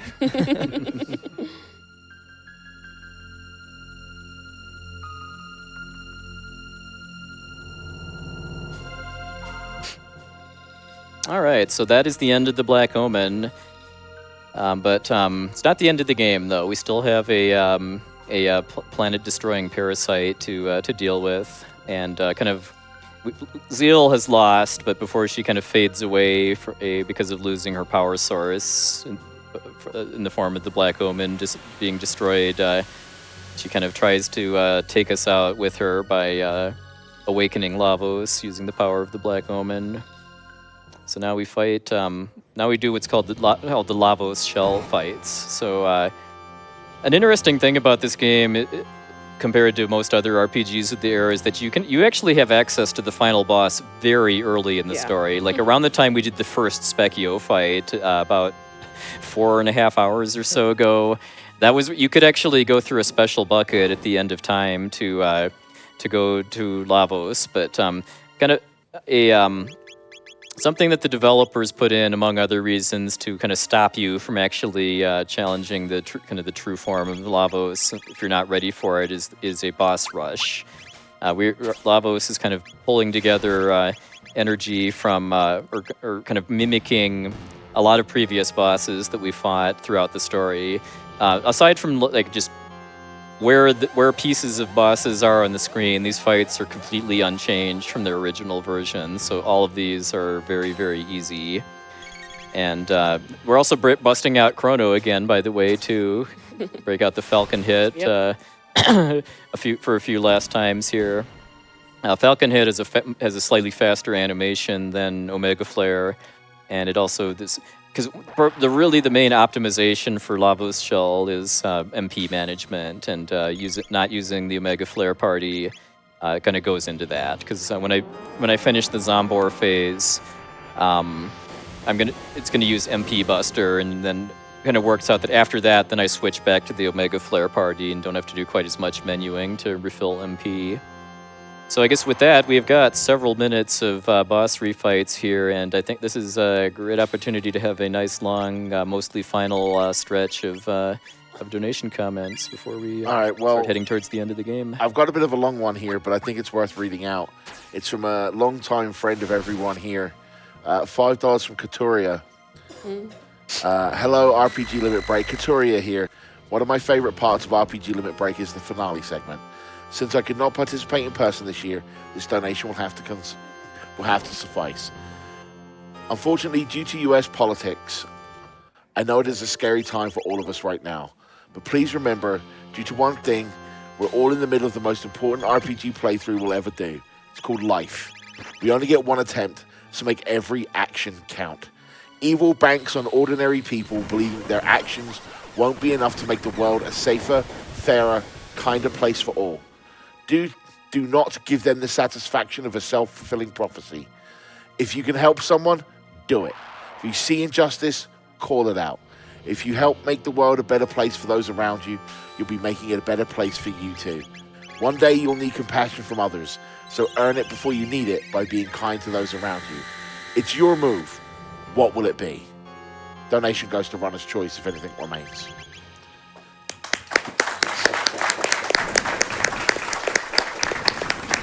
We are sitting at $740 out of $2,500 for the Wondershot Lavo, so let's rattle some more off here. $50 from Silver Wolf Fan Club. Let's make the final shot a Wondershot. Best girl, best shot, adjusts glasses. $25 from Anonymous. $50 from Helmet, who says, donating to see Bob live his dreams. Y'all are going to make me cry. From Rizu-kun, $25 for Bob. Hearing your laughter has been one of the best parts of my week. I'm so glad you made it. All my best, Dog. Love you, Dog Brown. $50 from Cardboard Decoy. Smiley face. $75 from Miria. Meow. Meow. Meow. $25 from Malmo. We did it! Woo! $5 from Iron Mug. No comment. Thank you. $100 from our very own Margaret Ann. This marathon has been so hype, and I feel glad to have gotten to be part of it this year. Thank you to all the staff, volunteers, and everyone else who has made RPGLB 2025 such a success. No jokes this time, just love and gratitude from an extremely happy Margie. Thanks, Margie. $100 from Sharky. 100K for a decade of Nami. Take my energy. $100 from Nil. No donation comment. $50 from Lyrical Pumpkin. Can we get a Radical Dreamers bonus game? Let's go. Funny enough, we ran that earlier in the marathon. Yeah. Go watch the VOD. Yep. $200 from R/. No comment. Thank you very much. $5 from Keanu. $5 train to fulfill Bob's wishes. Also, chat, acknowledge your tribal chief.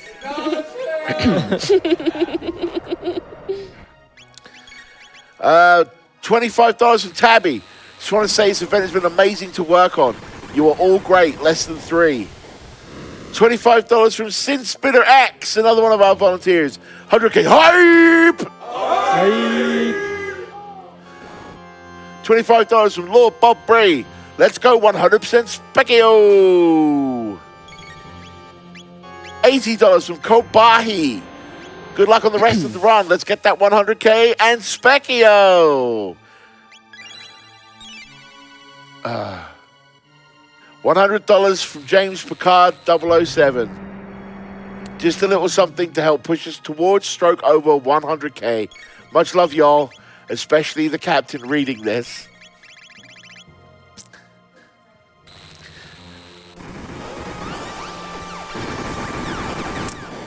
$10 from Iris. Let's go!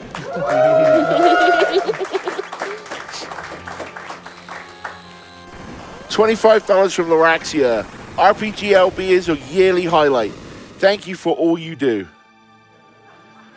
$25 from Dragon Roast Coffee. Sorry, did I say $25? I meant $250. That says, let's break 100K. Go, go, go, go, go, go, go, go, go, go, go, go.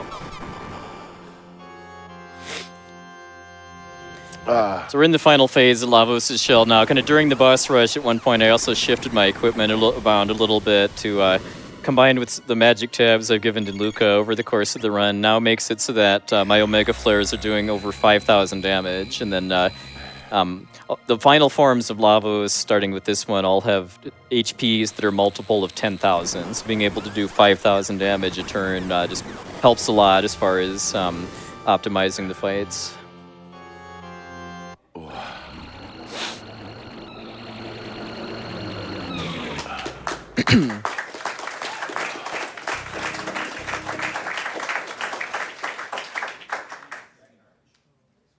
All right, so after Lavos' shell is defeated, we go inside Lavos' shell, where this is where the final battle with Lavos to save the world is going to happen. No turning back now. Well, We're Except going for to. Spekkio. we can turn back now. Yeah, we're not actually at the point of no return yet. Yeah, shout out to this really creepy heartbeat sound, yeah. too, when you go through the time gate to 1999. You don't really hear it too much, and at least in 100% runs, you do hear it in any percent.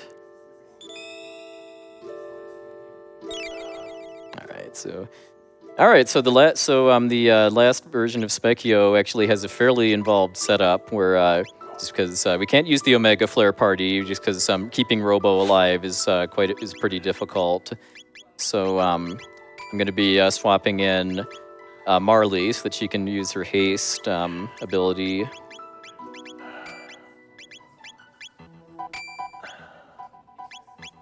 And then we just have just a couple specific accessories. We're actually going to be making use of the Green Dream that that was our final reward from completing the Fiona's Woods quest, which gives a one-time re-raise effect. All right, and with that, let's do it. Spekkio 5. Got buff Spekkio now. Yep.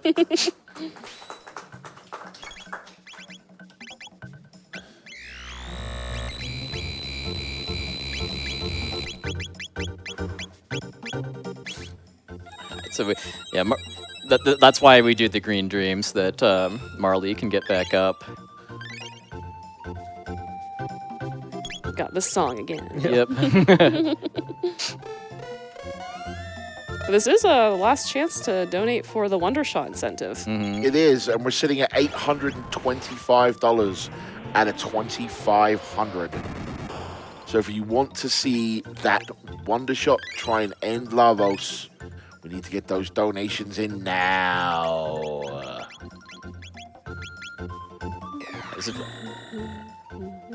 I'm not used to being so fast, by the way, because I normally do this fight before going to the Black Omen and having quite a bit lower speed.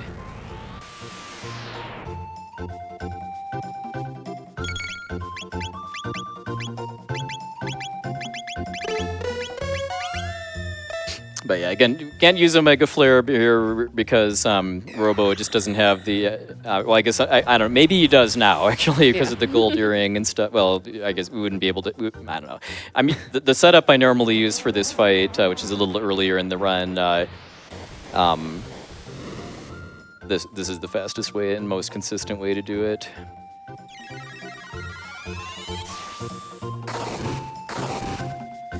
But yeah, our biggest goal here is just to try to defeat Spekkio, who has 10,000 health here, so about roughly 10 hits here, before he gets to a part of his AI where he does an instant death attack. That's as bad as it sounds. So we're just getting our good single target techs off before he gets that far, because he does cast all of his spells in a very predictable order. The only real RNG here is who gets targeted by dark bombs.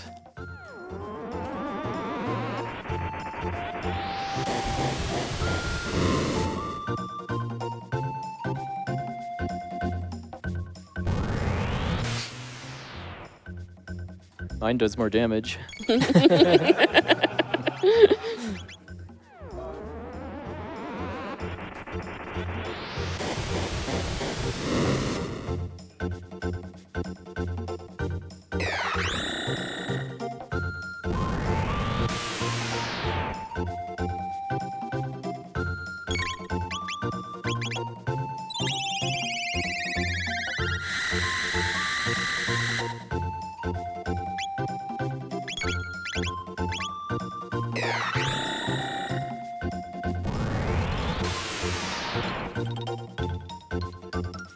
All right, and that is the last Spekkio fight.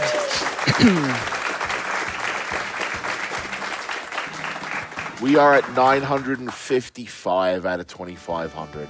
All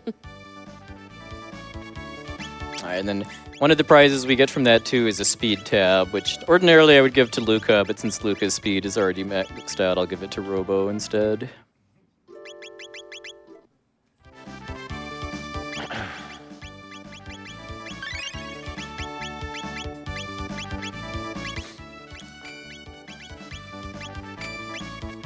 So I missed that fight. Can you do it again? I could, but kind of have a world to save right Yeah. now. Yep. Yeah, we could go back 5 hours and 49 minutes and start over. I do want to sleep at some point. Yeah. Well, I guess we are going to get a little more time to get those last donations in because since this is my first time going through the bucket, we're actually going to get kind of a goofy cutscene actually here now that I think about it. Oh yeah. Because the first time you come through the bucket, we actually get to see the Day of Lavos firsthand. But there's going to be a little bit of a little something special about this version of the Day of Lavos.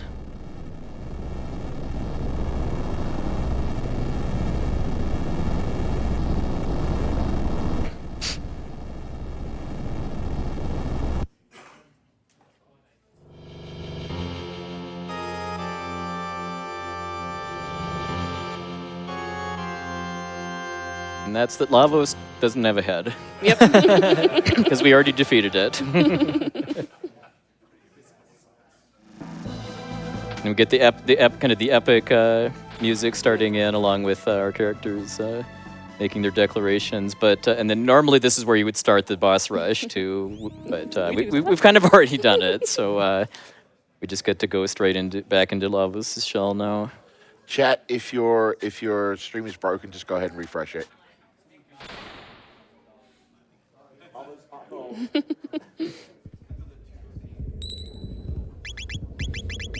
Yep. Just double check all my equipment's good since I'm very much not used to fighting Spekkio at this point in the We're road. at $1,005.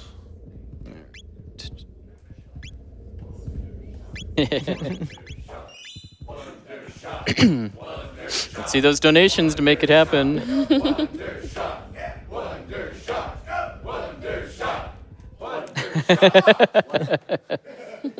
I mean, All no, right. come on. Only that long?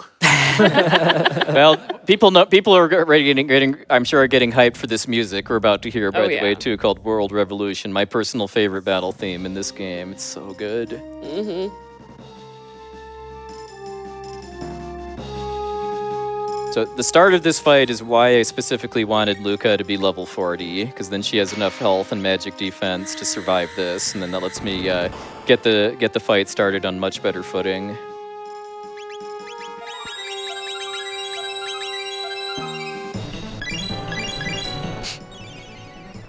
So our first goal is to take out the arms. They don't have the same health as each other, too, so it's a little interesting to set it up.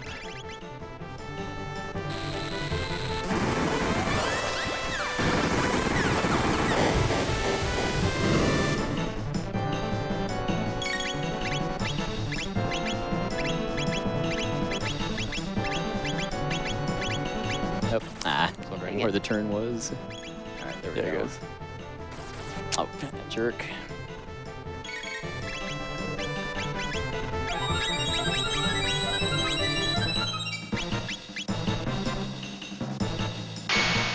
Getting off to a bit of a rocky start here, but we can recover this.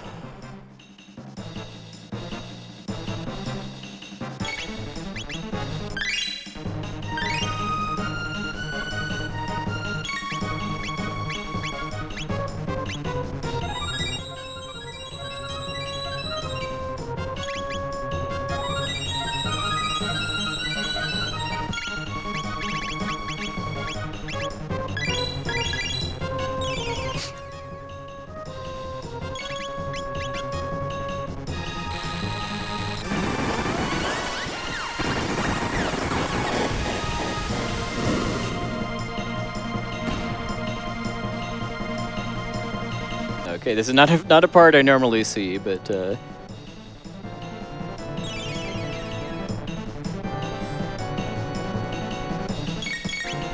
thanks to this, we can actually kind of skip ahead a little bit and just use another Omega Flare, because once it does engaging main body, that now I can actually hurt the main body.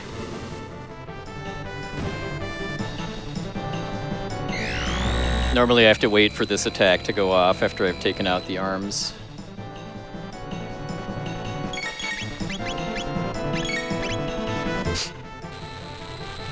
So 20,000 HP for the main body, so it's basically 3 Omega Flares, then I use a Mega Elixir to make sure I'm at full health going into the final phase, and we do the last one.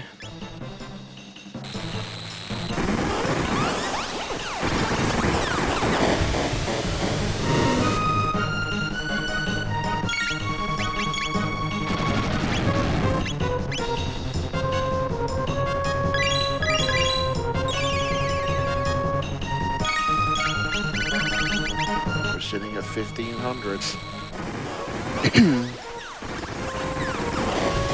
Probably got about 2 to 3-ish minutes or so, I guess, before the end of the last phase. Come on, chat, let's go. Let's go.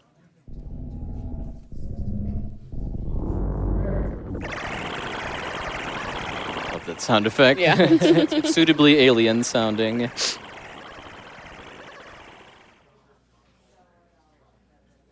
All right, so now we see Lavos's true form, which is this Just a little guy. duck-looking alien. And kind of learn that Lavos kind of manipulated evolution throughout history to kind of create its own food source, and we're not okay with that. So we're going to reclaim our future here and now.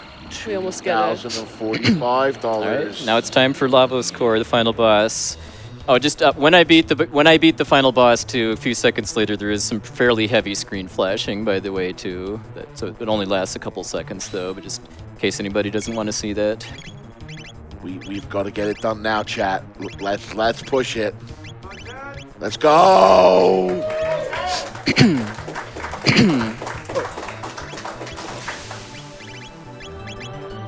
Well, that was rude. Yep. Lavos just really wants to be Wondershot. Yep. I'm getting the worst possible luck on the start of this fight too. Lavos clearly wants to give Chad a few more like another minute or so to get those last donations in. So the way this fight, the way this fight works is that I need to take out the target that I need to beat in order to end the game is the bit on the right, actually, which is my understanding. I interpret it as Lavos's homunculus or something like that. And getting some other rough luck here. Yeah, prehistoric age is not the one we wanted. 2,200. We're so close.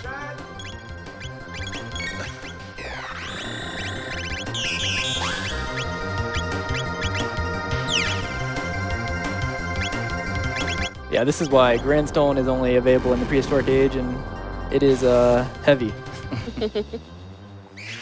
Yeah, you cannot have more than 999 HP in this game, but yet you can take more damage than that.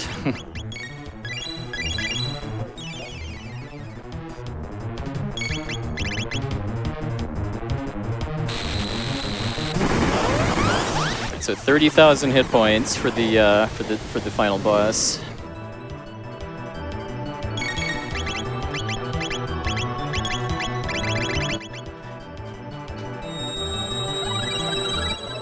Ooh.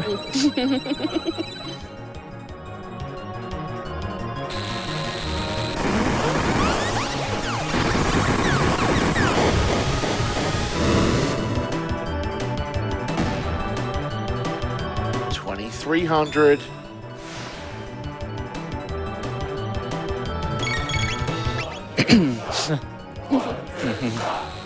This 3 or 4? I was counting. Yeah.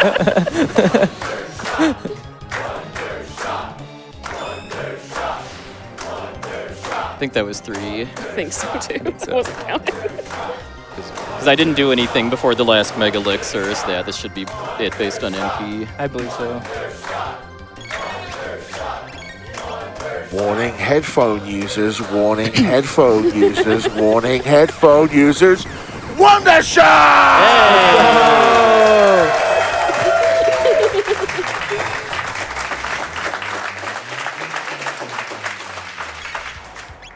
The power of chanting compels you. Need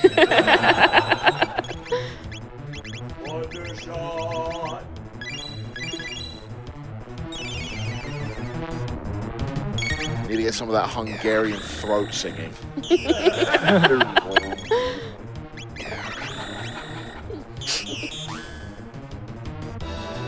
Anyway, here's Wonder Shot. Yeah.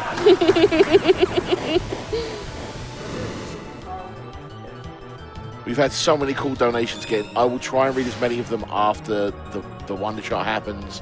Bear with us. So in order to set up the Wonder Shot, instead of a 6th Omega Flare, I'm doing a Dublav Bomb just to do less damage. And remember, chat, just because we met it doesn't mean you have to stop donating. We can still beat 2022. True facts. All right, let's do it. Wonder Shot. Oh. Yay! Time! Yes.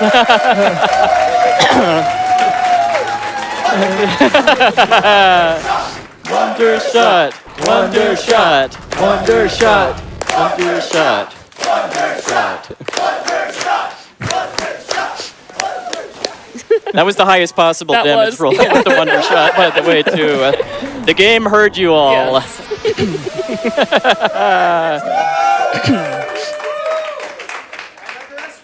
Underestimate by 4 seconds, too. We saved time! Yes. Yep. Is this the first limit break that's ever come in ahead of schedule?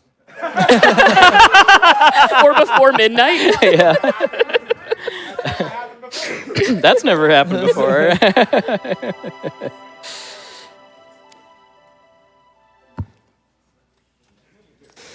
All right, well, that is Chrono Trigger. Glitchless 100%, no manipulation. I guess I'll leave it up to our production team on if we want to watch any pieces of the ending before moving on to the finale, but Give Bob a chance to read some of the wonderful donations that got us the Wonder Shot. yeah. I would love to rattle off some Wonder Shot donations. Would that be cool? Yeah, let's do it. Yeah. All right. $50 from Smitty the Llama Boy. Oh, okay, a little more from the Wonder Shot. $155 from an anonymous donor. Thank you. $50 from Sunny Bun. Thank you. $50 from Crazy Tastic. Wonder Shot! $10 from Bramhall the Fifth. $100 from Dowolf. You are all the best. $25. I was here. I helped. You're the coolest. $100 from Sparksite. Wonder Shot. Wonder Shot. Wonder Shot. $10 from Claire. First time donating. I've never played this game before. Maybe I should. Yes, Yes, you should. do it. Should. Do it. It's really good. Yes. One of the best RPGs on the Super Nintendo, if not ever made. Yes. $50 from Lord Azurio. Wonder Shot. Who says Wonder Shot? $50 from Anonymous. $25 from Music Makes It. $25 from A Zephyr. Wonder Shot. $500 from our very own Miria. Meow. Meow. Meow. Meow to everyone. I always love meeting you all in person at Limit Break. I've had the greatest time and I hope to see you all next year. $20 from Anonymous. Yes. $100 from Anonymous. Wonder Shot. Wonder Shot. Wonder Shot. Wonder Shot. $75 from Zoku Boon. Okay, but even the stream is stalling to make Wonder Shot happen. Shout outs to the Tech Pit and everyone who came together to make this event happen. $250 from Dinozar, who says, "Hi all, I didn't get to make it out to Limit Break this year, but I've enjoyed catching the small bits of the stream here and there throughout the week. Sorry, I can't hear you over Bob. I searched high and low for a scroll which holds an incredible secret I wanted to share with you all this year. And while I'd hoped to read it in person at the event, I will use a donation message instead to share the truth of puwexil's favorite Final Fantasy game. Let me just open this chest I kept it in. Wait, it's gone? There's a note here. Who's Gilgamesh?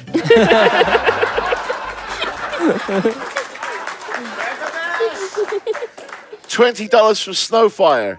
but the future refused to be Wondershot.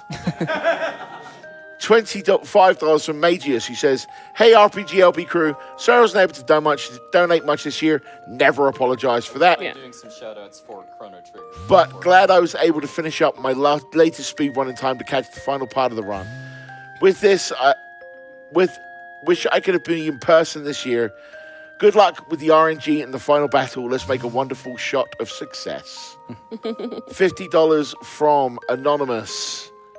And then $10.30 from Tempest Mask 1000. This is my final donation for RPG Limit Break 2025. And what better way to do it than have it read by my objectively favorite person in the community, Bob the Ninja Goldfish.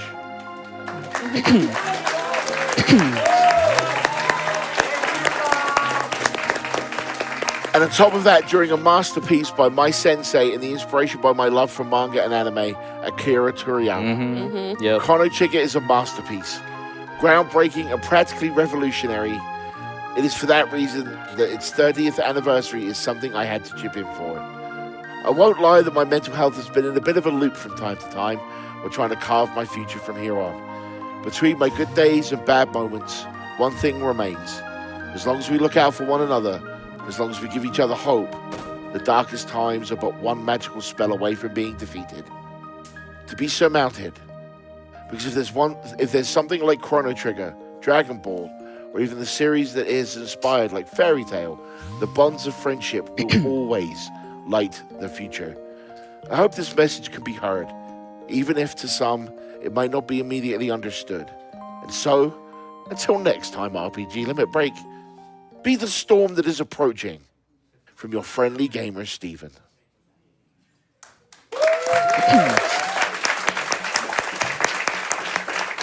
And we do have a fun little fact here from Moonblaze Wolf that says, did you know the Wondershot spelled backwards is Tosh Red now? Oh. Yeah, you're right. $100 from Red Silvers. One last donation to close out the marathon.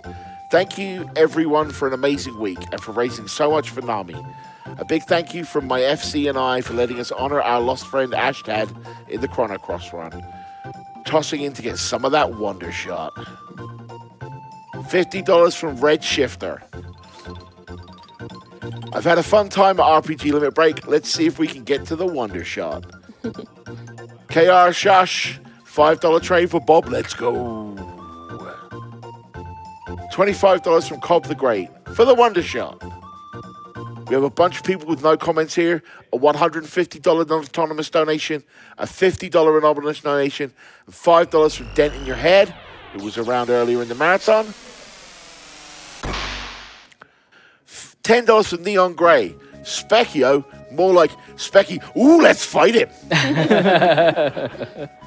$50 from J-Dub Willie. Always love a good Chrono Trigger run from puwexil. Here's $50 for the cause and the incentive. LFG. I'm going to go back. I'm trying to get through as many of these as I can, chat.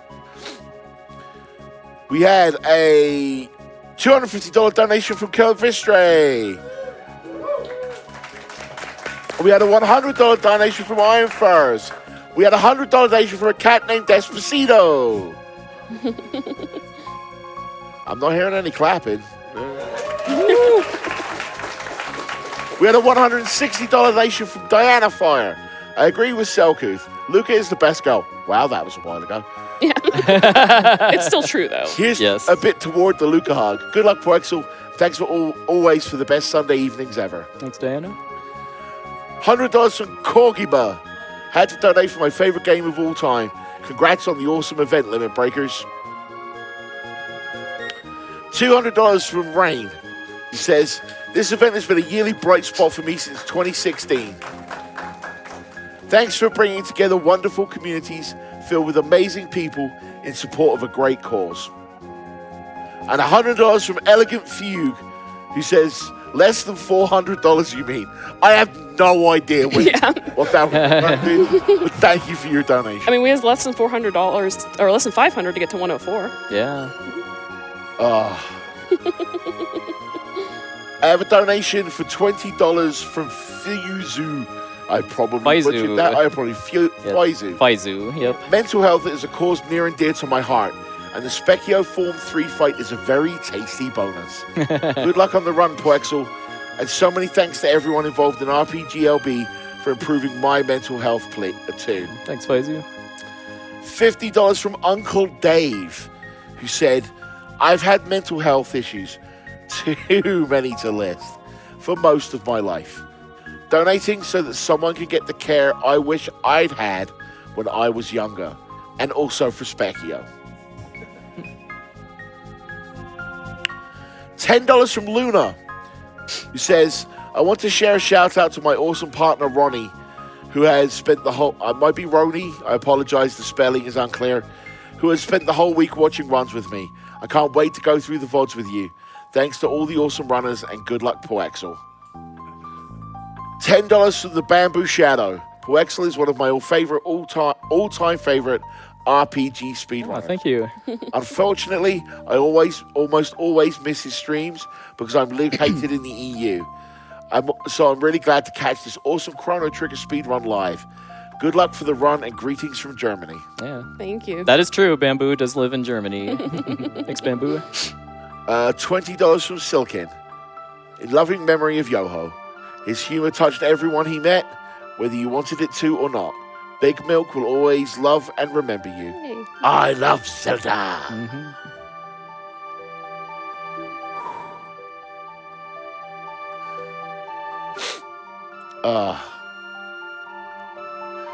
Maybe give Bob a break in time for some shout-outs? $250. I can keep going. I'm just going to keep reading till you stop me. Yeah. I have 73 donation comments to still go. No. Fantastic. If we didn't have to do the finale, pack down and get out of here, I would sit here all night to every one of these comments. So stop me when you want to go. $250 from Fork. Woo! Who says, really fun event to watch all week. Looking forward to next year. And $25 from Natara, who says in brackets, I don't want this to be read. I just want to get my donation in. Sending the $25 for the 14 run. $1 from Chaos Jackson says, Wondersha! $5 from No Pit Can't. No comment. $50 from Freedom Pulse. My final donation of the marathon. Thanks to everyone for making this event. Let's see that last fight. $250 from Dragooner. Thank you. $5 from Mark. $35 from Lobster Stew. $10 from Psychics. $10 from Phil Brooklyn. $25 from Zeter. $50 from Anonymous. $50 from Pie Man. $250 from Iron Furs. $250 from Anonymous.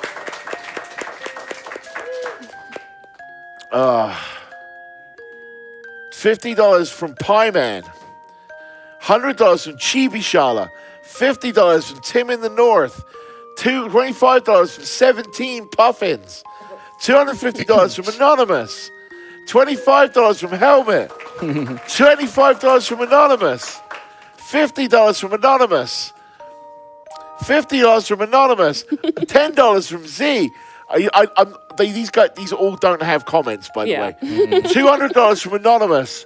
$35 from Anonymous. $25 from Zeta Air. $50 from Anonymous. $50 from Pieman34. $10 from Phil Brooklyn. $10 from CYKZ. $50 from Tim in the North. $10 from Anonymous. $250 from Iron Fires. $50 from Arrow. $100 from Queer Yggdrasil. $50 from Nowhere Man. Does someone have a lozenge?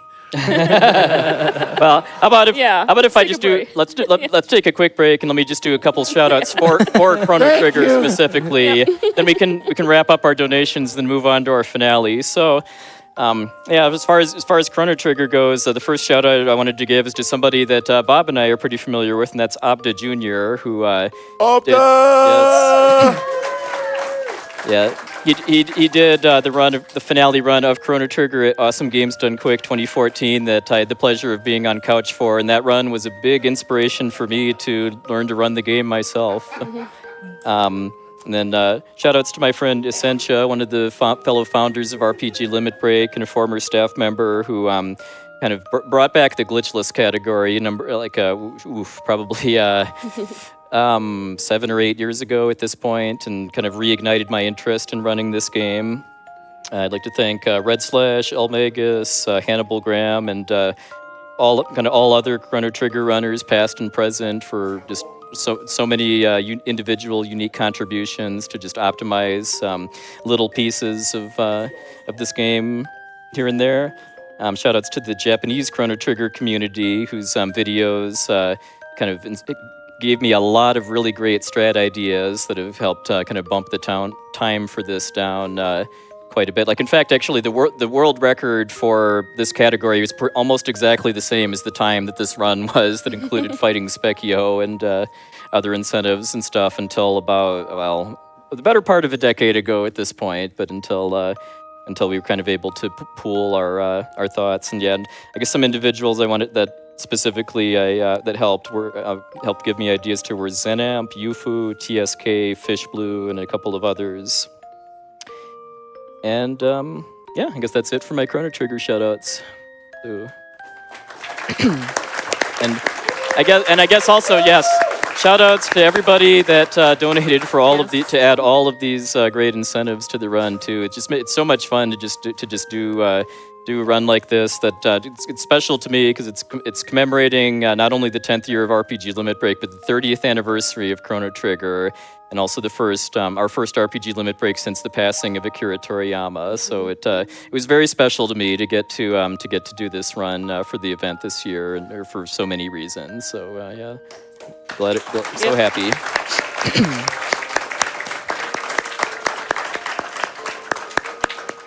All right, so first of all, shout out to the person from the audience that just brought me a lozenge. Fantastic. Freedom Pulse, I love you. Second of all, we have 40 donations left. I'm going to start reading the rest of these before we get to the finale. I do want to say, our post-COVID high so far is 100,000, 105,000. Come on, brain, you're so close. $105,352.42. We are really close to beating that. Let's show that we are back. Mm-hmm. And now to the donation. And give this guy more to read, too, before we wrap up the marathon, too. Seriously, I will sit here all night if you keep donating. He has a lozenge now. He yes. can go all night. Gamer will kill me if I sit here all night. But I will sit here all night. Okay, so I've gone all the way back to the earliest donation I can find. $10 from Soda Pony. Puwexil running Chrono is the highlight of any marathon. Put my dollars to fighting Spekkio. $50 from Far Diddy Far. We've seen you in the chat all week, Far. It's good to see you. This is our second year of getting together to watch RPG LB. This event is terrific in so many ways, and I'm blessed to be surrounded by such good friends to watch such good speedrunners and staff dominate amazing games. This is my favorite speedrun, my favorite speedrunner, playing my favorite game. Love to all, especially the Kalamazoo crew watching this with me.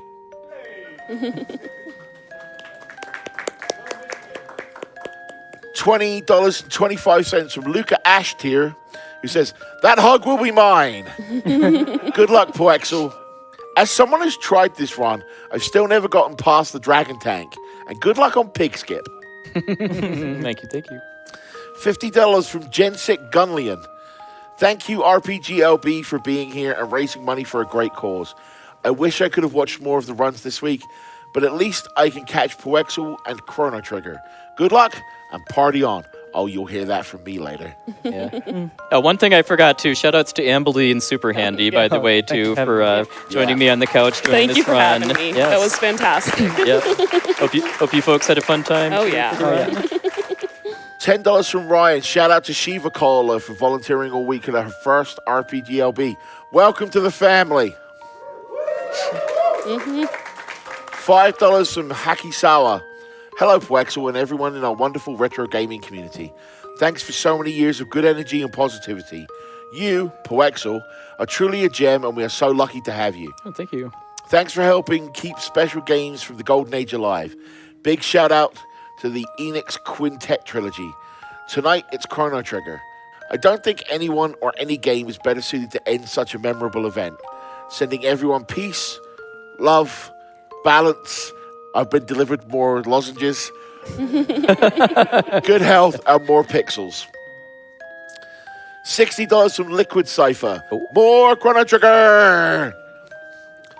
$25 from the Velvet Ape. Good luck, puwexil. $50 from Evil Ash 25. I'm glad to be a part of showing off the full Chrono series in RPGLB this year. Yep.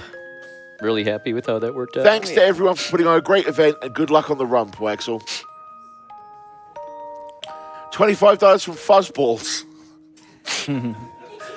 You can't see how it's spelt. Loving the event and this Chrono Trigger run. $50 from the Smith family. We've enjoyed watching all the streams. $25 from Code Alpha. Thanks for another great event. Frog is the best RPG character of all time, period. $600 from Holy Fire. Woo! Thanks, Holy Fire. It's a regular in my streams. Sadly, watching puwexil's run is the highlight of my year. Sadly, none of my friends join me. They're all sleeping because it's 4 a.m. Sleep sounds so good. or something. Show love, us who's boss.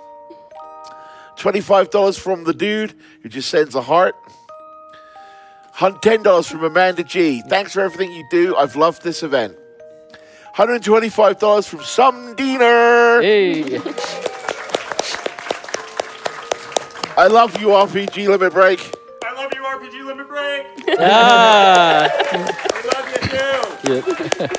$150 from Anonymous that says, come on, let's see all these Speckios. $10 from Diana Fire. Dr. Joe's prescription. Haste. $25 from Temporal Anchor. Here's some mental health support and a week of amazing effort. Let's make a difference together. $25 from Ill Looking Man. Very happy to be celebrating my birthday while watching an excellent runner master my favorite game for a cause I strongly support. $250 from Ronan Raven. I didn't get to see much this year as work kept me very busy, but at least there are the VODs. Thank you very much for always putting the effort to make this event happen. $50 from a tea tree. I have opinions on this hug, Bob. I also want to see the Spekkio 4 fight, so this donation goes to both. $25 from Rizukun. Hug, Luca, now. $5 from V. Luca deserves all the hugs. $25 from Keanu, the 95K snipe. $25 from Dent in Your Head. Long live the nerds. $25 from Ace Zephyr. Go Luca. $100 from Dowolf. Luca.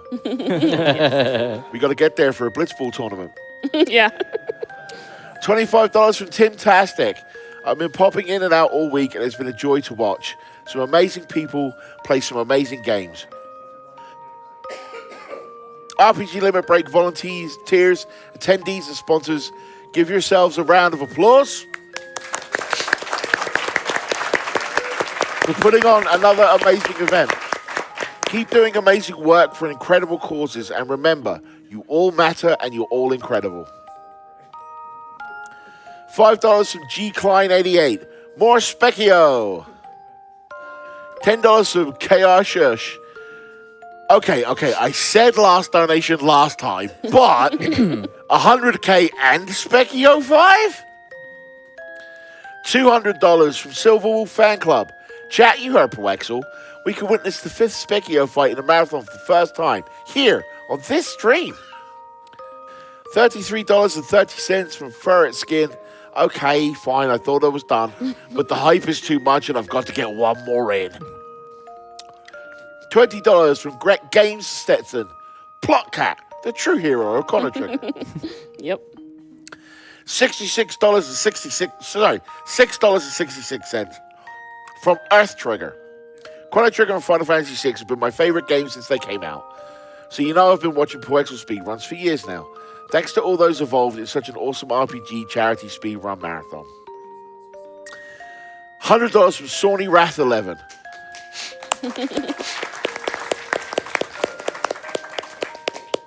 puwexil, you've been an inspiration to many when it comes to learning an RPG speedrun. It's been amazing to meet you and so many new people this year. I love everyone in this community, and I look forward to future limit breaks. Oh, thanks, Sonny. $25 from the Axeman. He says, Taskbot, you're so sweet. Taskbot just saved the world. Yay. Oh. Oh. $25 from Appliance, who says, thanks for all you do. $25 from Music Makes It. This week has been wonderful. Y'all are an incredible joy. I said 3 to go, Freddie, but more just popped up. $5 from Lord Hatel. From behind the couch. I was in such a bad mental place before, but help came. Remember, we can succeed together. $25 from Stolt. You thought you were done, weren't you? You thought you were done, weren't you? I will find you. $100 from Amazing Toaster. I heard you needed more donation.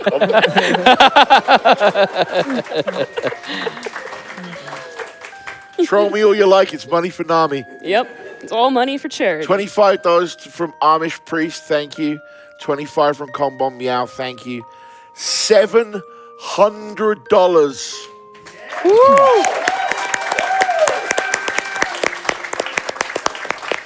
From our very own Wells. Right there. Yep. $250 from an anonymous source. Woo. RPGLB this year was a blast. I wasn't able to watch all the runs, but I'm looking forward to the VODs. This VOD is being overinflated. Oh, getting close. What's that number again, Bob? Yeah, what is the number? $105,352.42. Yeah. $60 from Countdown. Thanks for everything, puwexil and staff. Much love and respect. Yeah, thanks, Countdown. $5 from Phoenix Captain. Bob, you're a bloody legend. Thank you.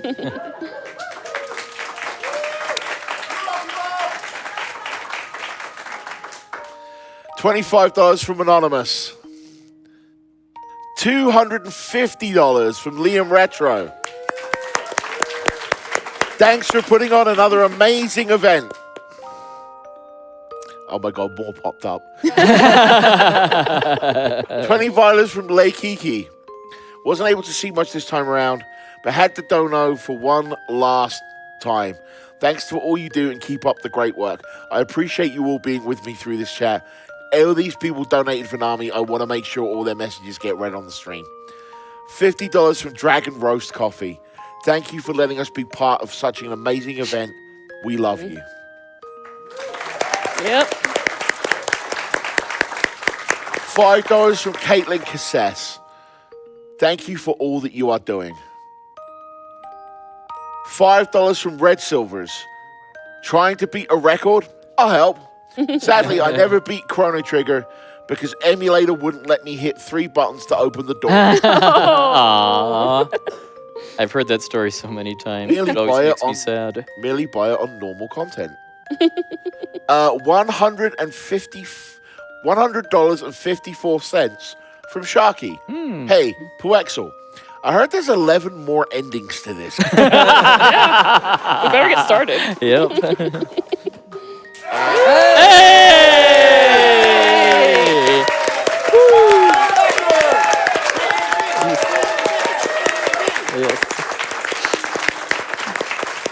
I don't think I need to tell you what just happened.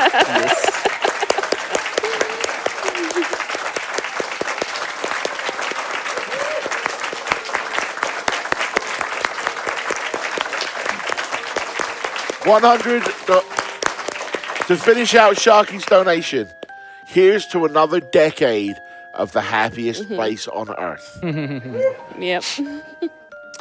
$2 from Drake Lake. Okay, one more since I found some loose change between the cushions. I decided to end this year with how I started it, a $2 donation. My love to you all. $50 from our very own PX Micaiah. We are so back. $100 from the old drunk guy. Yeah, screw it. Who needs to follow? Who needs to follow a budget when you can set a record with a legendary puwexil? $50 from Jensik Gunlian. Hey Bob, I heard you like donations. I mean, Yeah. I do. Guilty as charged. $25 from Casual Geek Dave.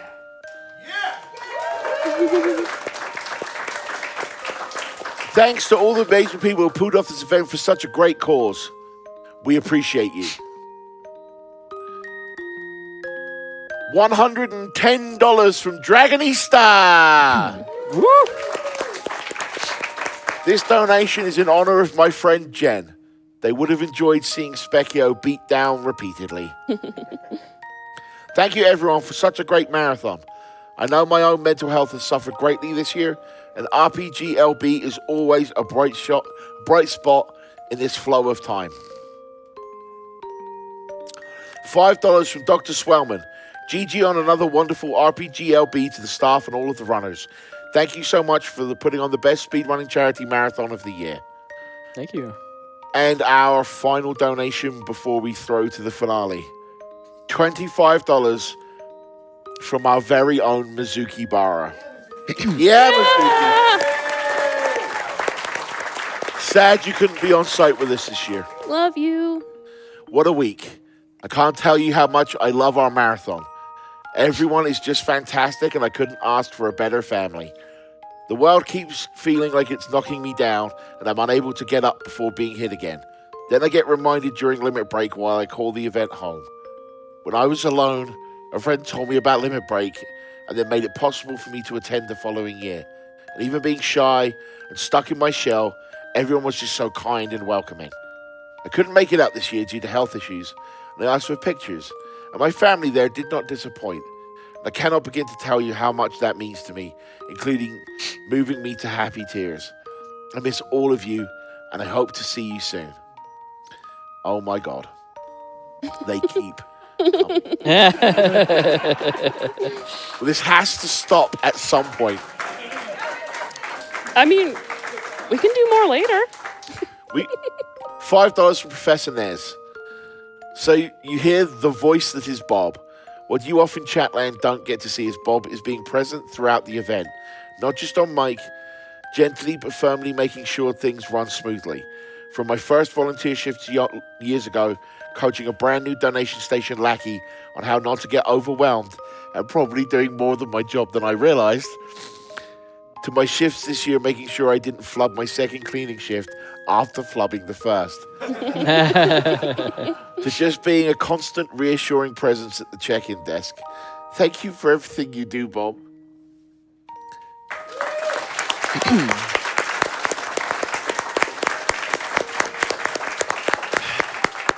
And congrats everyone, and also Bob on the 100K and the 105K.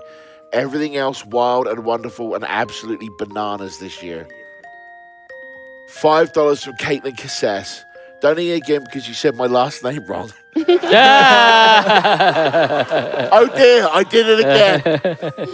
It's Cassis? Cassis. Oh, like the drink. Got it. What? Damn. Keep doing the good work. I'm nearly out of this lozenge. $25 from Anonymous. So this is what we're doing right now, dragging this out with more and more donations. Okay, sure, fine. $50 from Star Anise. Shout outs to the host family. And with that, that is the final donation we have for now. I'll check in on these later. But it's